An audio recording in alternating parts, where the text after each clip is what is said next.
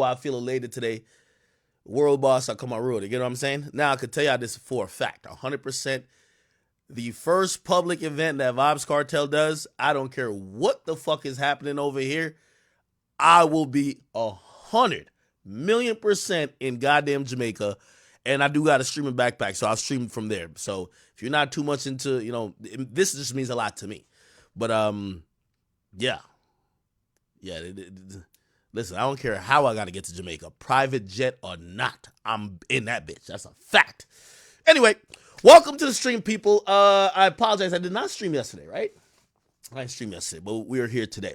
A lot of other stuff happening in hip hop. Obviously, I just told you why I'm a little bit excited.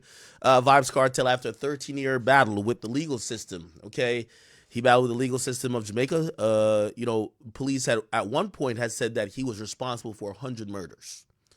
Now, for those who are we're not familiar with how Jamaica works, it's like how many of these other countries who are third world countries or, get corrupted by drugs and all these other things work because they don't have too much of an economy. Uh, it's not called gangs, but it's like almost like factions of people. And he was called basically like a leader of a cartel. Okay, by the way, his name is Vibes Cartel. He looked up to the cartel, but he was trying to do it in the musical sense, as he said. Anyway, the police believed he was responsible because he controlled like he was like the kind of the not leader, but one of the guys that had some power that influenced the most violent gang in Jamaica called the Klansmen. And yeah, they believe that he was ordering murders. So not only was he a prolific artist, he was the most popular artist by tenfold. What Drake was maybe in 2018, that's what Vibes Cartel was for since 2009, right? 2 years after that, he did get arrested for murder. They believe that he oversaw a murder done by his cronies, and they locked him up for murder. He went through the biggest trial, the longest trial ever. And by the way, I know some of y'all are gonna try to equate this to Young Thug a peon, the cartel. Okay, Vibes Cartel was with these niggas, killing niggas. Okay, allegedly. I don't know if this is true because he about to be free, but he was like hands on. Okay, and I'm not happy about murder, obviously. But yeah, essentially, not only was he the biggest artist in the world or the biggest artist in that country, Jamaica, he had political influence like that usually a government wouldn't like for an individual who they don't control to have, right? He's doing shit in the community where people he's legitimately a threat, whether he's doing crime or not. I guess I say all that to say, he gets arrested, goes through the longest trial ever. He does get found guilty. He gets found guilty because they believe he's a leader. Everybody else got 25 to life, which means that after 25 years, they could have got parole. They gave him 35 to life. They felt he showed no remorse. They tried to get appeals in Jamaica. The courts all said no. Again, keep in mind, when the verdict for, and I ain't disrespecting, I know some of y'all really endeared to Young Thug. I'm not disrespecting Young Thug when I say Young Thug doesn't even pale in comparison to this guy. They had to dispatch the army to quell all of the local vicinities when the verdict was happening. If Young Thug get found guilty or not, a nigga won't even throw a stone. Let's be clear, right? Come on, right? So they just didn't want political unrest. They didn't want people to riot. There was thousands of people out. So they locked him up. He's been locked up since September 30th, 2011. His trial ended, I believe, in 2013 or 14. He tried to get an appeal. They said no.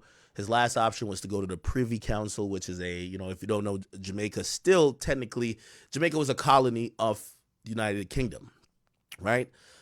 Even to this day, even though it's a little bit more not formal these days, the Queen is respected in Jamaican culture. Like in the Jamaican Constitution, since it's gotten independence, it doesn't say fuck the Queen, but it acknowledges the Queen. So essentially, because it's like this colonial imperial country, what happens is that if you exhaust all the legal Like, let me make this a little bit shorter for you. England or the UK can, like, they don't really interfere in Jamaica activities. So they're not going to be like, yo, change this law. Jamaicans, they got buggery laws on the books. 2 men, 2 women, homosexual activity could not be seen in public to this day. Okay? Ain't nobody trying to change it. That's how Jamaicans give it up. I'm sorry. Okay? Are there gay people in Jamaica? Of course. Have Jamaicans become a lot more tolerant to gay people? Of course. But the laws on the book say if 2 niggas is kissing in public, y'all going to jail. That's a fact. The UK is very tolerant of homosexual activity, definitely even in public.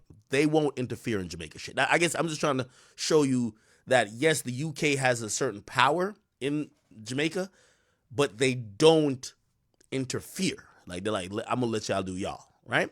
And it should be that. If you listen to the story of Jamaica, it's kind of a story that you will even resonate with in the United States.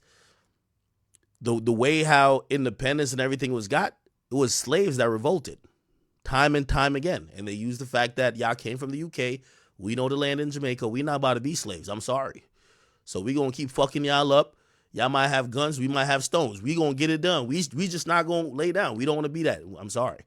And clearly an agreement was made. They're like, all right, we're going to leave y'all the fuck alone, but y'all got to respect us. And that's kind of how it's been. However, I guess I say that to say, in certain cases, the UK does have authority, right? And it as Jamaica was a developing nation, when it came to the court system, if you exhausted, there's no Supreme Court. There kind of is, but there isn't. The Supreme Court for Jamaica would actually be the UK. So they would ultimately rule what needed to be done, right? And essentially, his case went to the Privy Council of his conviction of murder. Sloppy case. It's a very sloppy case. The case was, this is Jamaica. This ain't motherfucking, like, I don't know, whatever city in America. They arrested a nigga. They claimed all the evidence was on his phone because he was recording conversations of, yo, we're going to kill this nigga like this. Yo, you chop him up, whatever. By the way, the nigga who they killed, they never found. They never found the guy. The rumor is that Vybz Kartel and his people, they killed the guy, chopped him up, and brought him to a local funeral home that they paid off, and they cremated the body. The body was never found. So the guy, that was one of the big things, is like, how you going to prosecute these guys for murder? We've never seen this nigga again. Like, actually, one of their arguments was, how y'all know he dead? That's like an interesting thing. It's like, wait, how y'all even know he dead? Maybe that nigga on vacation. However, the reason why they knew he was dead is, I played one of these songs. You might not get it, but Vybz Kartel, the song's called Real Bad Man. And he says in the song, he says, leave one alive because somebody got to cry. Basically saying that if you're going to kill him, you got to leave one, because it's mostly sending the message. You got to leave one person alive. So the way he got caught was that 2 niggas disrespected by, like, stealing some guns, and he killed one, and he was sparing the other. So the other who saw the other nigga die was supposed to be like, yo, Vybz Kartel is not playing. He is killing niggas. We better stop fucking around with him. That guy ended up being a snitch. Okay. That guy was on the stand saying, nah, it was Vybz Kartel and his homies. Yeah, I watched them. Yeah. Because they can't find a body. So that guy became the guy who said, nah, he dead. I seen him dead. Because what happened is, after they held one guy to watch the other guy get murdered, and then once he saw the other guy get his wig split, I'm not trying to disrespect, he took off. He ran. When he ran, Vybz Kartel sent his homies. They called him and they said, bro, we're not killing you. We killed the other guy already. We gonna leave you alive. Bad idea. You know what I mean? Obviously, Jamaica don't got Tesla cameras like motherfucking the Fulio case. Bad idea, because that nigga ended up being the chief witness that testified on him. So he was the one who corroborated the whole, the state, or not state, the country's argument that, no, the guy who we can't find is dead. You get what I'm saying? And here's the thing. A lot of evidence was on his phone. He was on the phone talking about, yo, yeah, I heard the news. I guess they were talking the day the guy got killed. They said, yeah, the news reached the town that the dude got killed. It said, Vibes Cartel says, don't worry, they'll never find that nigga. Basically almost hinting like, yeah, I know he dead, but y'all never find the body. So that's one of the reasons why he allegedly got, well, not allegedly, why he got charged and then subsequently got found guilty. Here's why he's coming home. This is after 13 years. The legal process is, again, it's mostly reasonable doubt, even in Jamaica. And it has to have, you have to have due process. They had his phone. His phone was very integral. Vibes Cartel was sending all type of voice notes. I don't know what he thought it was. He would tell him like, yeah, we gonna chop his body up. You know what I mean? He would say all type of wild shit, right? He had a video of niggas swinging a pickaxe, and he's like, yo, watch how you swing the pickaxe. There's a video on his phone of them plotting a murder. Be like, yo, you grab, it's called a ratchet knife, but it's like a knife that folds in. It's called a ratchet. It's like a ratchet knife. Jamaican, we call it a ratchet. Anyway. He's telling the guy, so you gonna come underneath and stab him in the neck. Just you stab him in the neck, you hit him with the pickaxe. Like, they got the whole shit on video. So it's like you would normally think, oh, you're fucked. Here's what happened. This is Jamaica, people. The cops get the evidence. The phone is key. These motherfuckers put this shit in evidence. These niggas start making calls themselves to their bitches. They start going through to see if they can find no videos of him fucking hoes, and because he had leaked a video of him fucking one of his artists. Yeah, that's another wild shit about it too. This is why this guy's like, bro, I'm telling you, the craziest movie gonna be made about him. Imagine Rockefeller, except imagine like 4 or 5 female artists on Rockefeller, and Jay-Z wrote every lyric for them. This nigga Vibes Cartel was so talented. He would write everything for all his female. Like, they weren't talented. It was just bitches. Like, he would just write everything for them, write everything for him, for himself, he would record 4 or 5 songs a day, write 5, 6, 7 songs for them, and still have time to go in the street and go get niggas clapped. This nigga was like, yo, I ain't gonna lie. He had more 24 hours in a day. Okay, so anyway. The police the police are using his phone while his shit is lodged in evidence. He's in jail. They're using his phone, this and third. When it's brought up in Jamaican court was like, well, y'all have to show us that the police using your phone tainted the evidence. Now, if you think about that in American courts, my nigga, you can't use evidence against me if you're using my fucking phone. Like, how's my phone evidence? Like, nigga, you might have planted that there, right? Nobody agreed with that saying until the UK court dealt with it. So the UK court was like, yeah, that's a fact. Yo, y'all used the nigga's phone. Like, what's wrong with y'all? Second thing, actually, that's not even the reason why he got out. This is how Jamaica is, right? You got to imagine, this is what I was saying about third world countries. Vibes Cartel, like, I remember he has a song called Ben's Punani, right? Now, he was the first person, like, you know, obviously now it's updated cars and shit like that. He was the first person to bring a S-Class Benz as an entertainer to Jamaica. So that's why he has songs called Ben's Punani and this and third. And that was like such a big deal. Why do I say that? An entertainer in Jamaica, because Jamaica isn't that rich, is almost like, I won't say, obviously not like a Pablo Escobar to Colombia, but you're like a big drug dealer at that point, right? Like, you know what I mean? Obviously, you could think about Christopher Dutta's Coke, who was the drug dealer, at least for Jamaica. But when you're the guy who's the most lit musician, you're the Drake of Jamaica, you have mad money, and everybody else is really poor. So what happens is you could kind of almost create your own type of lifestyle in your own community. And that's why you get so many gangs that will do anything you want, because you're the guy with the money. They go to the trial, right? They go to trial. First of all, remember the guy who I said was a witness? They couldn't find him way before, because they would have killed him, like 100%. He would have been dead.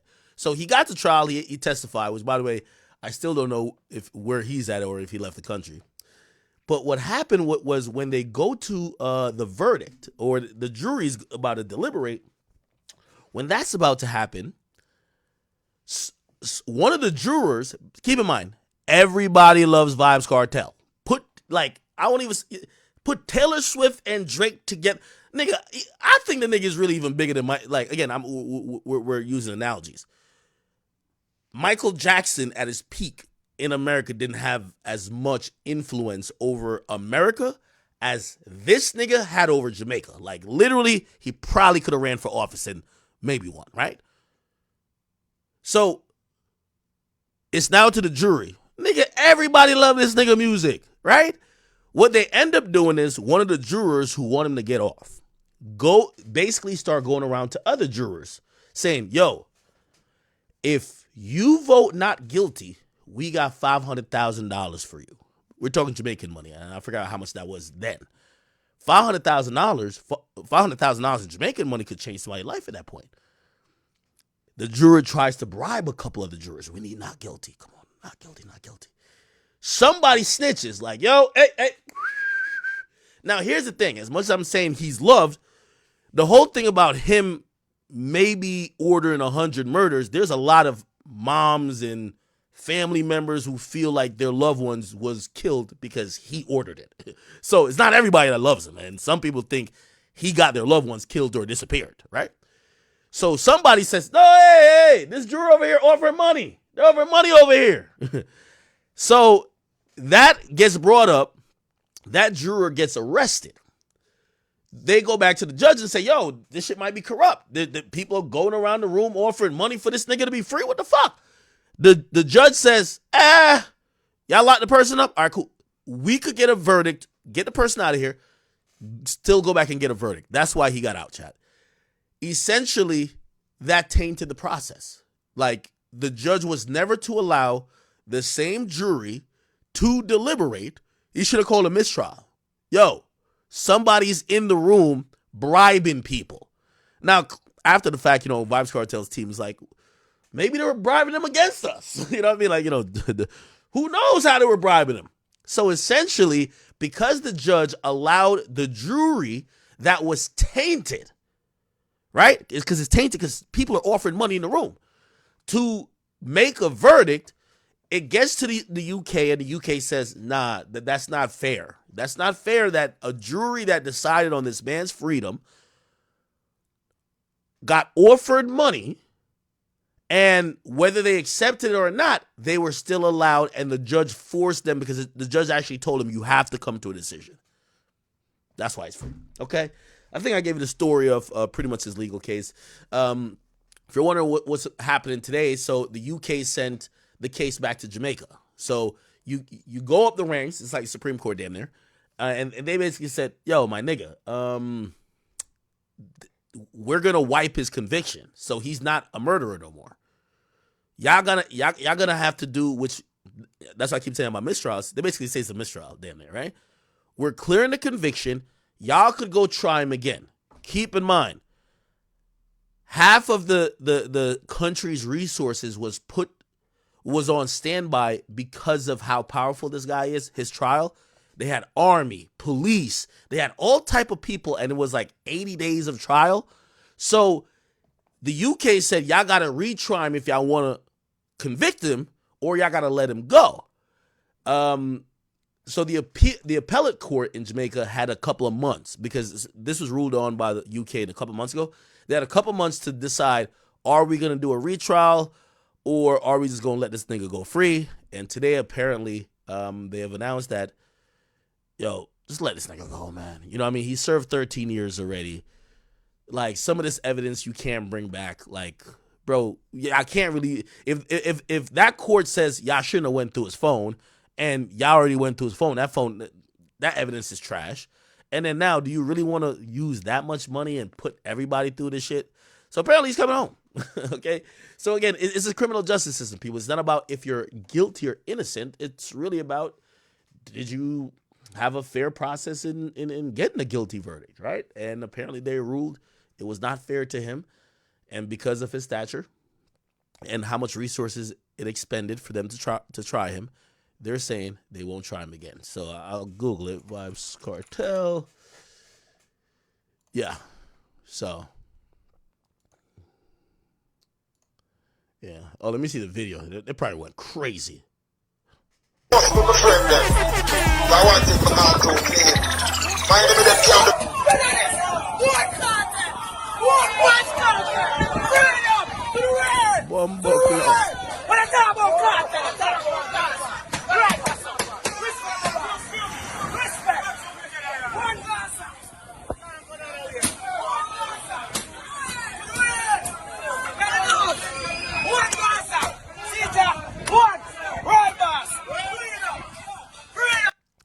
call Vibes Cartel the world boss. Okay, so yeah, they ruled against a retrial. So him and his co-accused, which surprisingly, none of the guys with him. There was another guy who's an artist, and there was 3 other guys. There's really like 5 people. None of them snitched. Like nobody snitched, and apparently, all 5 of them are gonna come home. Okay. When Observer Online visited Waterford, that's a popular place in Jamaica, known as Gaza, before the verdict, the streets appeared to be scanty. It didn't take long for crowds to start gathering. Yeah. We're probably going to just see wild amount of videos of just Vibes Cartel. Yeah, it's probably going to be going crazy. What is this? That a DJ Vibes Cartel artist, dancehall artist has been free. Hold on a second, my viewers are subscribed. Okay, yeah, it's gonna be like pandemonium in the goddamn streets. I'll show you videos later, but yeah, essentially he's been freed. You know, I mean, let's relate it to the Young Thug thing, right? Let's relate it to the Young Thug thing. There's a possibility that if this trial, which I don't think it will get to a mistrial, but if it does get to a mistrial, let's say in the next 6 months or a year, it's very possible, especially with what's going on with Fonnie Willis, with also, like, I believe it's about to be a changeover of that DA's office pretty soon. They might say, yo, we're not going to pursue another trial. Like, it's just taking too much money. Do you imagine how much money is taken for the YSL trial? The YSL trial, literally, they got to give lawyers to like 8 people. They got to house, feed them, give him clothes. They got wardrobe budgets because these guys, they can't show. None of the defendants who are locked up in the YSL case could show up to court in jail outfit. By the way, that's like, I forgot what case that kind of established that precedent. Yo, you're prejudicing the jury. Like, if the jury sees somebody with handcuffs and like in motherfucking like prison outfit, you're probably gonna think, well, nigga, they're already where they're supposed to be. You get what I mean? So everybody's allowed to show up in suits or, you know, shirt and tie, you know, something respectable that at least when the jury sees them, they don't see them in handcuffs. They don't see them as a guilty person. So Fulton County's, they're spending a grip on that, right? By the way, I guess since we're here, I could just update you fully on the YSL thing. And again, World Boss, come on road, isn't it? Like, we're gonna be talking about this much more, but we do have a bunch of other things to talk about as well. Anyway, there is an update on the YSL case. It says Judge Whitaker, this is the white lady who's now taking the bench. You know, they filed a motion for Young Thug's release on bond because they're like, oh, finally we get that, the nigga with the earring in his ear, Urine Glanville, we got him out the way. Maybe this new judge will be like, yo, shit, this kind of been so unfair for y'all, Young Thug, like, I'm gonna give y'all a bond. But apparently she denied Young Thug's motion for bond. By the way, this is Young Thug's 5th or 6th motion for bond. And she said that she will not reconsider unless there's a real legitimate change in circumstances. Keep in mind, by the way, this is what she said. I'm not going to reconsider bond.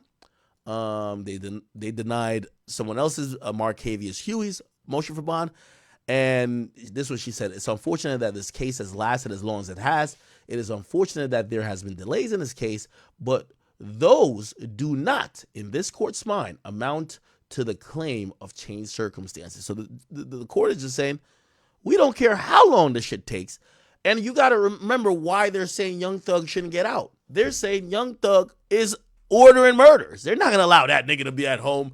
You know what I mean? Probably that nigga probably ordering a murder off his iPad like his Uber Eats.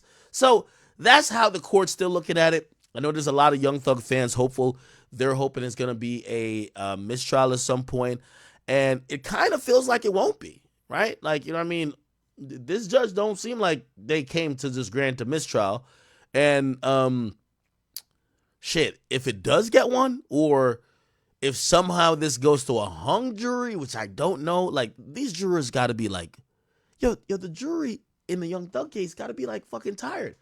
Yo, keep in mind, when they got put on, sworn in as jurors, essentially they were told, yo, check this out. This shit might last 2 years. 2 years? What? Nigga, I got a job. Nah, it's okay. We're going to give you, I forget how much they're giving these people a week. It's not a lot. It's like maybe $300. You know what I mean? Like $300 a week, right? $300 a week for everybody. Bruv, you know, if you had a really decent paying job, you're getting way more than that. So now you got to commit a year of your life. Now, granted, I think there's something that says your job can fire you if you're like a full-time worker, this and third, if you get called for jury duty. But if you're a temp worker, they could get rid of your ass. You get what I'm saying? So some people got to make those decisions. Damn, can I really like be on this jury for all this long? Okay, cool. That's all happening. Then the whole thing where Brian Steele and the other attorneys was like, yo, y'all did some shit that we don't fuck with. You know what I mean? And everybody, now they're saying about this ex parte meeting. And now we get the recusal of the judges. The jury hasn't been back in court for 2 weeks. So now you're at home, not getting paid, just sitting, waiting for the court to tell you when to show up the next time. I don't think they paid them for the days they don't show up. So, and maybe not everybody could just go back to their job for like a week or two and be like, oh, well, I don't know if I'm going to be here tomorrow, depending if they call me. This is like a clusterfuck, right? This shit is like the worst thing ever. Let's look at, let's see. Let's look up law and crime. I think we could probably we're not going to do a long update on the YSL trial, but essentially Young Thug still denied bond. Let's see if we can get a quick update. Can we get a quick update? No. By the way, we do have some Diddy stuff to talk about. We got some Diddy stuff to talk about. Let's see, YSL. Okay, I'm getting the YSL. Okay. I'll just search YSL trial. It should be an update. Here we go. Well, tonight, new motions in the YSL RICO trial from the prosecution and defense as the trial gets set to resume what's its third judge on this case. Attorneys for Jeffrey Williams, also known as Young Thug, filed a motion requesting bond. Williams has been in custody since his arrest in 2022, and Fulton County prosecutors are asking to limit defense attorneys' comments made to media. Just last week, Judge Paige Reese Whitaker laid out a new set of rules. Whitaker stressed that the trial will be moving ahead, full speed ahead. A ruling will be made on a number of motions as court picks up on Tuesday, July 30th. Well, today, defense attorneys in the YSL RICO trial expressing outrage over a... Here's this. Yo, it appears that the lawyers for YSL, especially even Brian Steele, is like, bro, this shit is taking so long. Like, you know, this new white judge said, yo, if y'all got...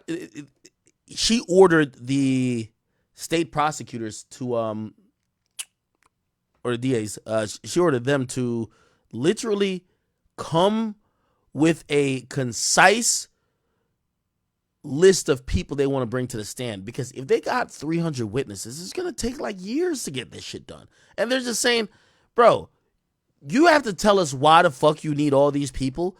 Because I get it, it's a RICO case, this and third, but come the fuck on. So even the judge is saying, yo, we got to make all this shit concise, right? If you don't need someone, if you're going to have 5 people come say the same thing, like just use 1 or use 2, right? If you're going to have 10 people prove 1 point, just use 1 or 2, right? That's what the judge is saying. He doesn't want this to be long. But here's the thing now. So what's happened now is the lawyer for YSL and Young Thug, they're attacking the process more. Just they're trying to get this mistrial shit real bad, hoping that this has been such hell, kind of like almost like the Vibes Cartel thing. It's like, this has been such hell. If we get a mistrial, y'all just won't refile again, and we could let these niggas go home, right? Or they'll be like, oh, you know, we'll just get a plea, time served. So there's a second apparent call for a mistrial. Here it is. Second private meeting where the case was discussed without them. They allege the comments made behind their back are disparaging and inappropriate and possible grounds for mistrial. 11 Alive's Grace King joins us live tonight from the Fulton County Courthouse. I know, Grace, you have been following this case very closely over the last several months. Why could this new transcript be a problem? Well, there are several portions of it that Judge Paige Whitaker said she'd be, quote, a little hot under the collar about if she were still a practicing attorney. She's going to take that into consideration as she rules on this final outstanding mistrial motion. What have I said? I don't know. Obviously, I don't know what to say right now either. On Wednesday, revelations of a new ex parte meeting sparking disappointment and outrage in the courtroom. This is gross. This is disgusting. But it's all starting to make sense. Attorney Max Shart expressing his frustration over the contents of this transcript. In it, now recused Judge Ural Glanville asked the state what they want him to do and what they think he can do. Assistant District Attorney Adrian Love responded, saying that is the exercise, that is the homework for tonight. Steam's been coming off my bald head all night. Nothing about this is okay. He and attorney Doug Weinstein highlighted portions they felt were inappropriate, like a line referring to outside agitators and everybody else trying to influence the case. Myself and my fellow outside agitators over here, I assume that they are upset as well. I don't think, honestly, I don't think that reference was to anybody who is a member of the bar. The state, after listening to these allegations, raised concerns about professionalism in the courtroom. Being called co-conspirators is not something that I would expect to have heard, no more than I would expect to level a assertion that Mr. Shart is a defendant. Whitaker asked everyone to take a deep breath as she considers this transcript as part of a motion for a mistrial. If I determine that that is such, that there was coercion that is unconstitutional or structural error, then I will grant a mistrial. Okay, so she's basically saying, if I feel like the prosecutors and the judge were basically trying to figure out how they could send these black men to jail, and they weren't trying to operate in a fairness on bias in the pursuit of justice neutrally, she's going to grant a mistrial. Now, that's interesting because I'm going to be honest with you. I do think there's going to be a lot of blowback from this. If she says that Judge Glanville, who, by the way, here's the thing that people believe also is like stacked deck against Young Thug. The Glanville dude that they took off the case, he's the chief judge in that courthouse, right? So in that courthouse, Fulton County, the Superior Court of Fulton County, he's the chief judge. All judges, so this white judge now, if she gets a case and her case, like say somebody say something's wrong, whatever, he'll also review some of her cases and he'll have say on her cases. Now, again, if you slam him, I don't know if he's down to retire. Like some people feel like he's about to retire or whatever, but still, people have egos. Yo, if you my colleague and you go on record and say that I am colluding with the prosecutor, do you know what that means? That it means much more than just for this Young Thug case. Other people who had the judge is probably going to say, hey, I had the same prosecutor and the same judge. I want to know if they had any ex parte meeting without our defense attorneys. Maybe this guy who is the chief judge of this courthouse, right, has fucking colluded with the prosecutors mad times to send mad people to jail.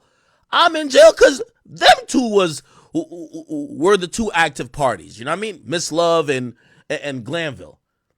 A lot of this comes with precedence, right? Like, you know what I mean? When they find out one cop lied, like anytime they find out a cop lied, even later in the future, usually that's good grounds for appeal for other like, you know, defense attorneys if they want to be like, oh, the key witness that was a cop, we found out they lied then. Well, this is kind of a similar case. If they lied then, and we believe the jury used their testimony because they're a cop, we think that they should have not been qualified to even testify. Because they testified, we think that we should get an appeal. See, matters. So again, I'm wondering how all this is happening. A bunch of people have feel like it won't get to a mistrial, but we will see. We will see. Let me play one more, and then here we go. We were made aware, leading to the recusal of Judge Glanville, that there was an ex parte meeting that occurred on June 10th, Monday, June 10th. We were not told by the state, we're not told by the judge that had occurred. We found out about it luckily, and by happenstance, we then demanded a transcript. We complained about said ex parte, inappropriate ex parte meeting. At no point, when the court finally acknowledged that there was an ex parte meeting that occurred on Monday, June 10th, at no point did the court or the state at that point acknowledge, oh, by the way, there was another ex parte meeting that occurred on June 7th. We sat there after finding out about one ex parte meeting and having to drag the truth out. We sat there and the state. Now, and I know some of y'all think I'm like anti-Young Thug. I'm definitely not. You know, I'm just trying to also be realistic for y'all. I think this is a very good point. So here's the thing: you can't undo something that's already happened, and a lot of times in these court cases, it matters about what is heard or seen in open court. Now that usually means that when the trial is happening and it's on official record and the jury's in the room. Now, here's the thing. This is why these ex parte meetings matter. Well, let's say YSL Woody was going to say either A, B, C, or D, or maybe not say nothing at all, or potentially was down to just get arrested. If y'all coerce him to not do what he was going to do, and y'all almost like forced him or threatened him in this ex parte meeting, then he gets on the stand and says E, F, G, H. Well, you can't reverse it in the juror's mind. They didn't see A, B, C, D as he allegedly wanted to do or say. They saw E, F, G, H. So how could it be fair? Y'all basically made this nigga say some shit that the jury seen, and the jury that y'all keep, even though, you know, this is like a wishful thinking. They'd be like, when you go home, don't look at the case, don't Google nothing, blah, blah, blah. Jurors probably do, but still, you can't erase something from a juror's memory. Shit don't work like that. So they do have a good point about this, like, mistrial shit. Like, bruv, the whole thing is about YSL Woody's testimony. It's like, dog, like, if he told y'all privately, publicly, his attorney saying that he wasn't going to testify, or he told y'all that, oh no, I'm the one who did the killings. If y'all threaten him that he doesn't do what he was going to do, but he does what y'all want him to do to not get in trouble, and now we realize that meeting should have never happened, but the jury heard what he said, and what he said is in y'all favor, and it hurts the defense. I don't know if that's fair. I'm going to keep it a bean. And their co-conspirator, the trial court, were silent about the first ex parte meeting that happened on June 7th. What happened in that meeting on June 7th? The state went in and disparaged defense counsel. The state, with no one else there, trashed a fellow member of the bar, Mr. Melnick, trashed another fellow member of the bar, Caleb Bumpus, presumed the guilt of all these individuals, including my client, Shannon Stillwell, and all but accused myself and Mr. Steele of being co-conspirators in this YSL enterprise. And the judge agreed. And the judge... Okay. So now we're getting to the meat and potatoes of this. Essentially what this whole thing is. And I actually do believe this, right? I think the judge is frustrated that he has the longest case ever in Fulton County history. I think the prosecutors feel like, hey, listen, the RICO Act was supposed to get the guys who push the buttons but never pull the trigger.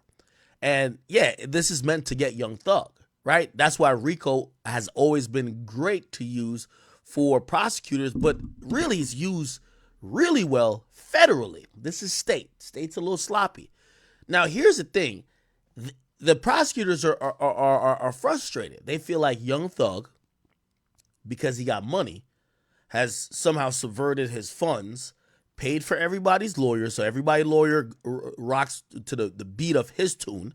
But even the witnesses who they thought was going to snitch, Young Thug basically is infiltrating, or Young Thug basically have them saying everything that he needs them to say to get off. So they're frustrated. The judge is frustrated too. The judge is like, fuck. So they're having this ex parte, which means, missing someone, which is the defense. They're having this meeting to say, bro, I think all of them are in on this shit. Yo, how come our witness we talked to for months never said none of this? He was cool. Now we get in court, he's switching up. How come every time when Brian Steele says something, 4 other attorneys co-sign it? They're not even looking out for the best interest of their guy. It feels like they're just ganging up on us. Young Thug is using his bread to basically jump us in court. And the judge he's supposed to be impartial, but he's watching the shenanigans. He's like, I'm gonna lie, you're right. What could I do to make this fair? You know what I mean? You're not supposed to have those conversations, even if that's the case. Well, what they're supposed to do is to find the evidence of Young Thug doing witness tampering, not to fuck with, not to make up these theories that are unsubstantiated. If you think Young Thug got YSL Woody and all these other attorneys, whatever, like moving around like a puppet, find the evidence. Execute warrants that you can see. Obviously, here's the thing too. It's hard to do because there's attorney-client privilege. It's kind of like with Tory and Kelsey. They asked Kelsey, yo, Kelsey, who paid for your lawyer? Kelsey like, I don't know. I forgot. How you forgot who paid for your lawyer? Man, lawyer fees are expensive as fuck. Trust me, when they send you that bill, you know who damn well wires you the money. Here's the thing. She says she don't remember. She's not lying. It's not like she said, oh, I did, and then you could prove she didn't. That's perjury, right? She said I don't know. Now, the prosecutor in that Meg case was like, nah, Tory's paying for this shit. Tory's setting all this up. Here's the thing. They would never catch Tory on it. Why? Tory would be a dumbass to call on the jail phone to either her lawyer or her himself. You're caught. So you know what probably happens? Whatever Tory talks to his lawyer, that could never be admissible in court. Attorney-client privilege. Now, Tory's lawyer could do the dirty work. Tory's lawyer could be like, you know what? I know this other lawyer. And this other lawyer, me and him, we've worked cases together before. I'm going to bring him on. We'll just say we suggested that she gets this lawyer. Or no, we won't say we did anything, but I'll suggest it to her or, whatever. And you're in the clear. And once it's this lawyer, all attorney-client conversations are privileged. How they going to find out? They can't find out nothing after that. So that's what people kind of think. But, these prosecutors here are thinking the same thing with Young Thug. But you're not going to catch him doing none of that. So they're fucked. They're frustrated. That's it. They're just frustrated. We're like, damn, I know Young Thug is using his money to fuck up our case. He's controlling our witness. He's controlling the other defense attorneys. Fuck. And the judge is seeing it, but the judge can't do nothing. The judge kind of want to help them too. Said in his ex parte meeting, yes, I've observed these things. The judge presumed. By the way, you know why the judge was also mad too? The one that got recused, Glanville? Because it kind of proves that theory and thought. Why would Woody's lawyer snitch on the judge about an ex parte meeting to Young Thug's lawyer if they weren't working together? But here's how it works in court. You can't control what the fuck Woody's lawyer has conversation with, and also you can't force him to basically show if he's ever had conversations with Young Thug's lawyer, even though by the mere definition of them getting that information, and they were the only people that weren't a part of the court staff or the prosecution that got it. Yeah, Woody's lawyers talked to Young Thug's lawyers. That's what happened, and gave the info. So that's why Glanville was so mad. Like, tell me who said it. Tell me who said it, because he want to sanction he wanted to sanction the Bumpus girl, which I think was she was stepping in for Melnick, I believe, in representing Woody. So he wanted to sanction her, but he needs them to say it because technically it could have been a court staff, even though they wouldn't. Like, why would they do it, right? It could be the prosecutor, but why would they do it, right? So that's why the last judge was mad. And yeah, it's all a game going on here. The guilt of all the defendants. The judge presumed the guilt of myself and co-counsel, Mr. Steele. And all this, people have been saying to me throughout this whole trial, why does Judge Glanville have it out for you? And it never made sense. And I don't assume bad motives of anyone. Why did Judge Glanville, when you did nothing wrong, try to throw you in jail? Accuse you of cussing him out in open court when you didn't do anything? Why does he always tell you, yell at you, tell you to sit down and be quiet? Why does he cut you off at every opportunity? Why did he try to throw Brian Steele in jail for 20 days for doing what was right? And I didn't have an answer. And then yesterday I received, and I appreciate that, Judge. I appreciate someone finally being open about what's going on here. And I received a transcript. And in that transcript, the trial judge, who's not only assuming the guilt of my client, but is assuming the guilt of me and my friend, Mr. Steele. This is gross. This is disgusting. But it's all starting to make sense. It clicked when I read that transcript last night. This is not okay. Nothing about this is okay. These gentlemen have a right to a fair and impartial judge. And I appreciate the fact that you are going to be a fair and impartial judge. But the reality, Judge, is that they don't have a right to a fair and impartial judge starting on witness 76 of a trial after 9 months or whatever it is. They have the right to a fair and impartial judge from the beginning. And this is absolutely gross and disgusting. And the bottom line is, there's a lot more discussions that need to be had about this.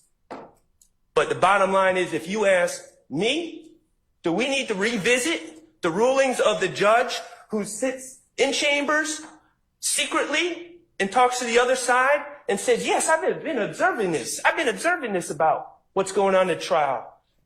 The judge that says, not only I'm going to meet with you on Friday and on Monday, but if we need to talk during the weekend, yeah, we can do that. The judge that suggests handing Mr. Copeland a list of questions.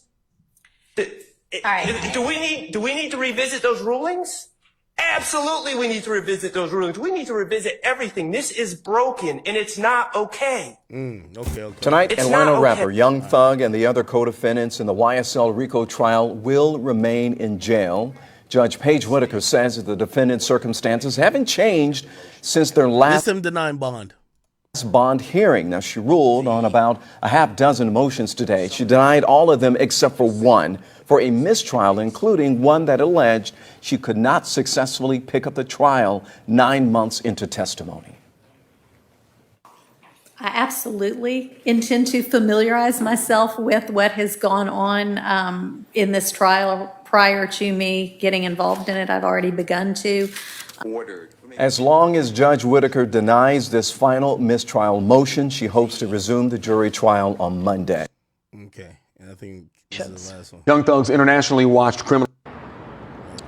Extreme doubts about the ability of this case to move. I'm going to deny the state's motion. Attorneys for Jeffrey Williams, a.k.a. Young Thug, filed a motion to remove 2 prosecutors from this case based on a private meeting on June 10th between the former judge, the state, and a key witness. Defense attorneys argue the meeting was improper, while prosecutors disagree. That they all intimidated. Okay. All right. So I think we're getting the gist of this. Essentially, we're still in limbo, and we're not back on track to start this trial back again. It's all about, it's going to be several motions flying. Motion to mistrial, motion to this. Oh, there's another second ex parte meeting. So this thing is not going to be resolved soon unless this judge again grants a mistrial, and then we could see, will they be tried again? So we will see, bro. We will see. Okay. Anyway, I don't know if you guys seen this, but apparently the the third suspect, actually fourth, because there was already 3 suspects arrested in the murder of Fulio. The 4th suspect, who's actually a trigger man, just got picked up, right? Here we are with, let me see if I can find it, with Jacksonville Sheriff's Office, who did the sting, who picked him up basically it was after midnight of the day that they announced, that this guy was basically wanted. Okay, apparently, actually, it's Jacksonville Sheriff's Office and the U.S. Marshal Service. They said they tracked Rashad Murphy to an apartment complex off Collins Road. Okay, he was wanted for murder. Which, by the way, look at this right here. Look like they threw gas, or I don't know what they did, but they went in through a window here. Now, this was interesting. Apparently, this guy was threatening to kill himself and was making multiple FaceTime calls, basically saying he's not giving himself up. It's kind of so ironic that these guys are willing to take a life. No, they don't even blink, no thought about it. But if it's time for them to get arrested, and again, just even go stand accountable, because who knows, maybe he gets found innocent. There's talking about they rather kill themselves, right? Such is the streets, right? He was wanted for the murder and Tampa shooting death of Charles Jones, also known as Julio Fulio, last month.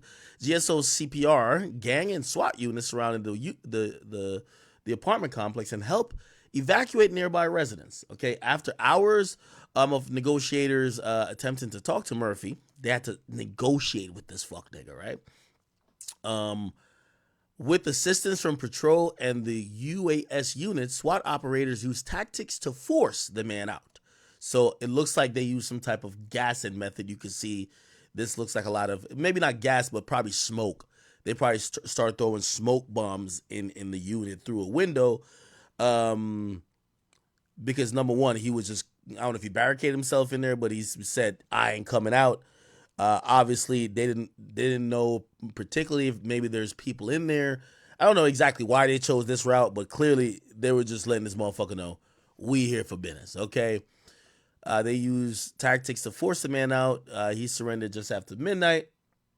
He's the 4th person arrested in the Tampa case. Detectives continue to track another suspect, Davion Murphy, and apparently that's the last person, right? JSO is continuing to work closely with Tampa police and other partners to investigate the case and protect our streets, and they have something about Crime Stoppers. So let's actually play this video in its entirety. Let's see.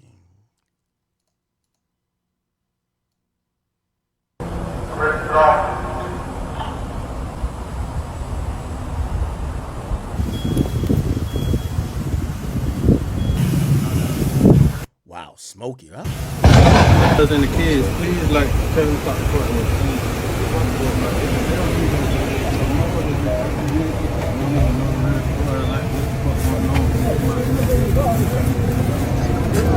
I'm talking about the broadcast. Come right now.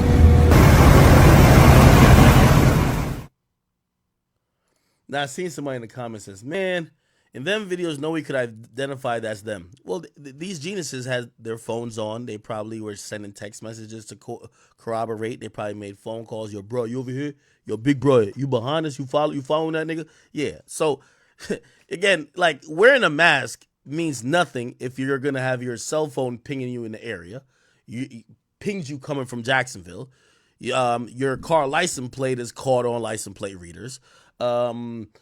You are setting up via text or through multiple calls. Like, it's pretty easy. Like, we have technology these days, you know what I mean? Like, a fucking shiesty doesn't absolve you from a murder, right? That's the greatest thing. I think police are probably saying, these fucking dumbasses think that because we went through COVID that we're in a shiesty, they could never get caught.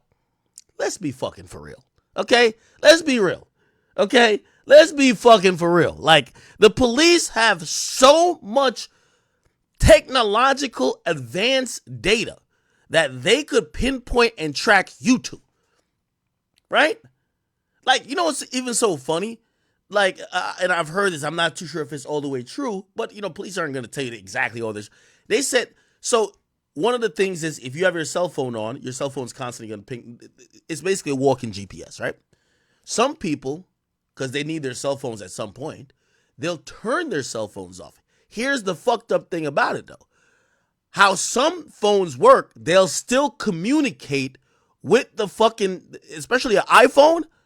Like an iPhone will still communicate with the tower just at especially if it still has battery power, just at a lesser frequency, but it'll do so for the GPS Find My iPhone function, right? You ever see what they say like, oh yeah, you can find a iPhone even if it's off?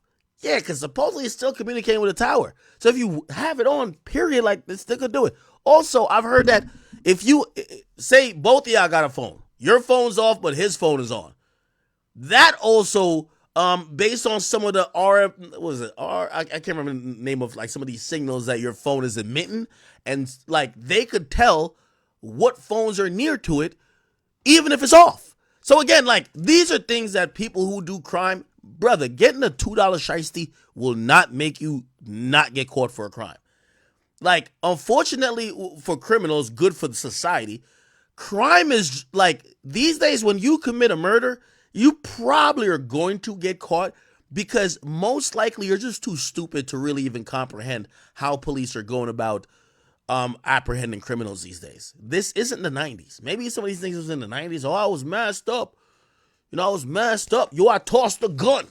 Nobody can find me now. All right, maybe. But we're in like 2024. Like, my nigga, Tesla's got cameras. Holiday Inn's got cameras. And even if that's not it, nigga, you got cell phones in your pockets. You got all type of shit. Your bitch got your Find My iPhone GPS locator thingy. Like, come on. Like, what do these guys think they're going to do? All I'm just saying is that I hear, and by the way, I believe the sheriff's office when they said these guys went through great lengths to like not get detected. But I'm going to be honest with you. I think the majority of people who do crime these days are too dumb to do it. The police are just operating on a whole different level, like a whole different fucking level, right? And they have a reach to everything. Don't talk in vanish mode. When they send a subpoena to Meta is gonna give up what you said in vanish mode. It works like that too. Oh, your Telegram? Okay, maybe Telegram, the company, can't or they won't retrieve whatever you said because it's supposed to be like encrypted.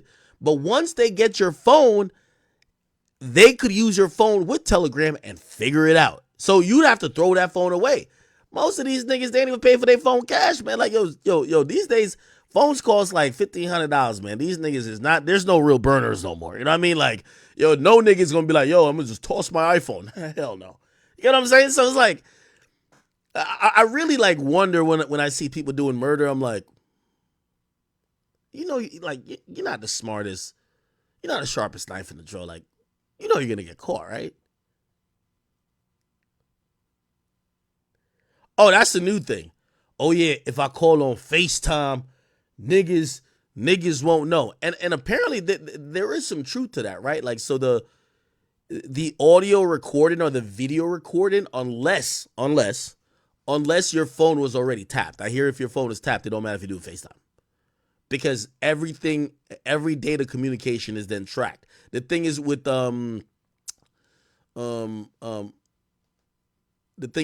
allegedly with regular calls,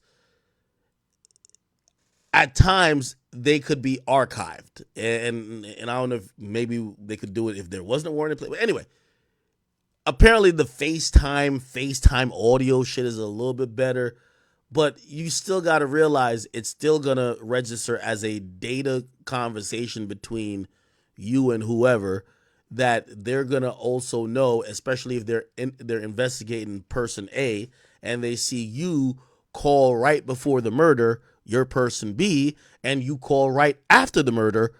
Again, they're probably gonna say, let's go holler at this other person. So I still don't get it. You know what I mean? I still don't get it. Like, I'm not trying to give tips to criminals, but I'm like, if you're one of those criminals who really were trying to get away with shit, you should not talk on the phone at all. You should be talking in person, not around an Alexa. You should, like, again, you got to be somewhere where there's no electronic equipment. Half of these things just like monitor and almost like in a very subtle way, in a very subtle way, just like snitch on you. Like, I mean, they're usually good for, like, for example, like certain either Ring cameras or certain shit. Even Alexa has a partnership with Ring. Yeah, it'll activate at certain times. There's a certain way how to get that audio. So again, I just think people are too stupid to do crime. You know what I mean?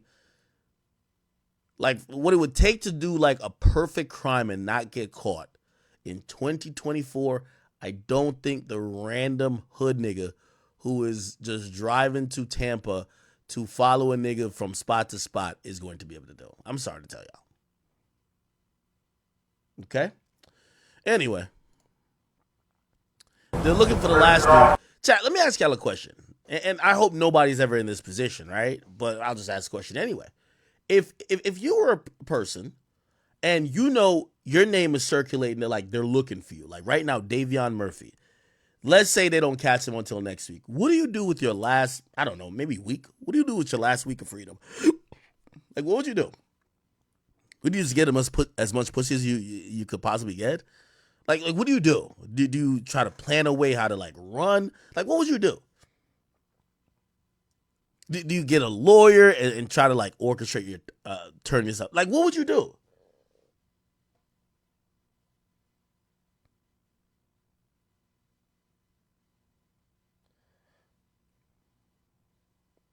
Somebody says, go old school, get a closed circuit walkie-talkie, range up to 50 miles. Well, it depends on what you say closed circuit is, because, you know what I mean, a lot of these open, I guess it's open circuit, like, you know, they have these pages that just capture police radio, right? And that's like public police radio communications.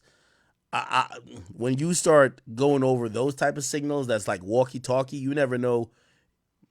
Your voice could be on some random person who's tapped into that signal, who just has a server that just records every communication for the last 3-4 days. Somebody said buy a yacht and go in the ocean. These things is broke. Somebody said go to Mexico and learn Spanish. Yeah. Somebody said spin again. Hide in an abandoned building. What? Somebody said show the video with him with the Bible in his hand. Who? Not this guy, Rashad Murphy? No way. No way he had a video with a Bible in his hand. No way he would do that.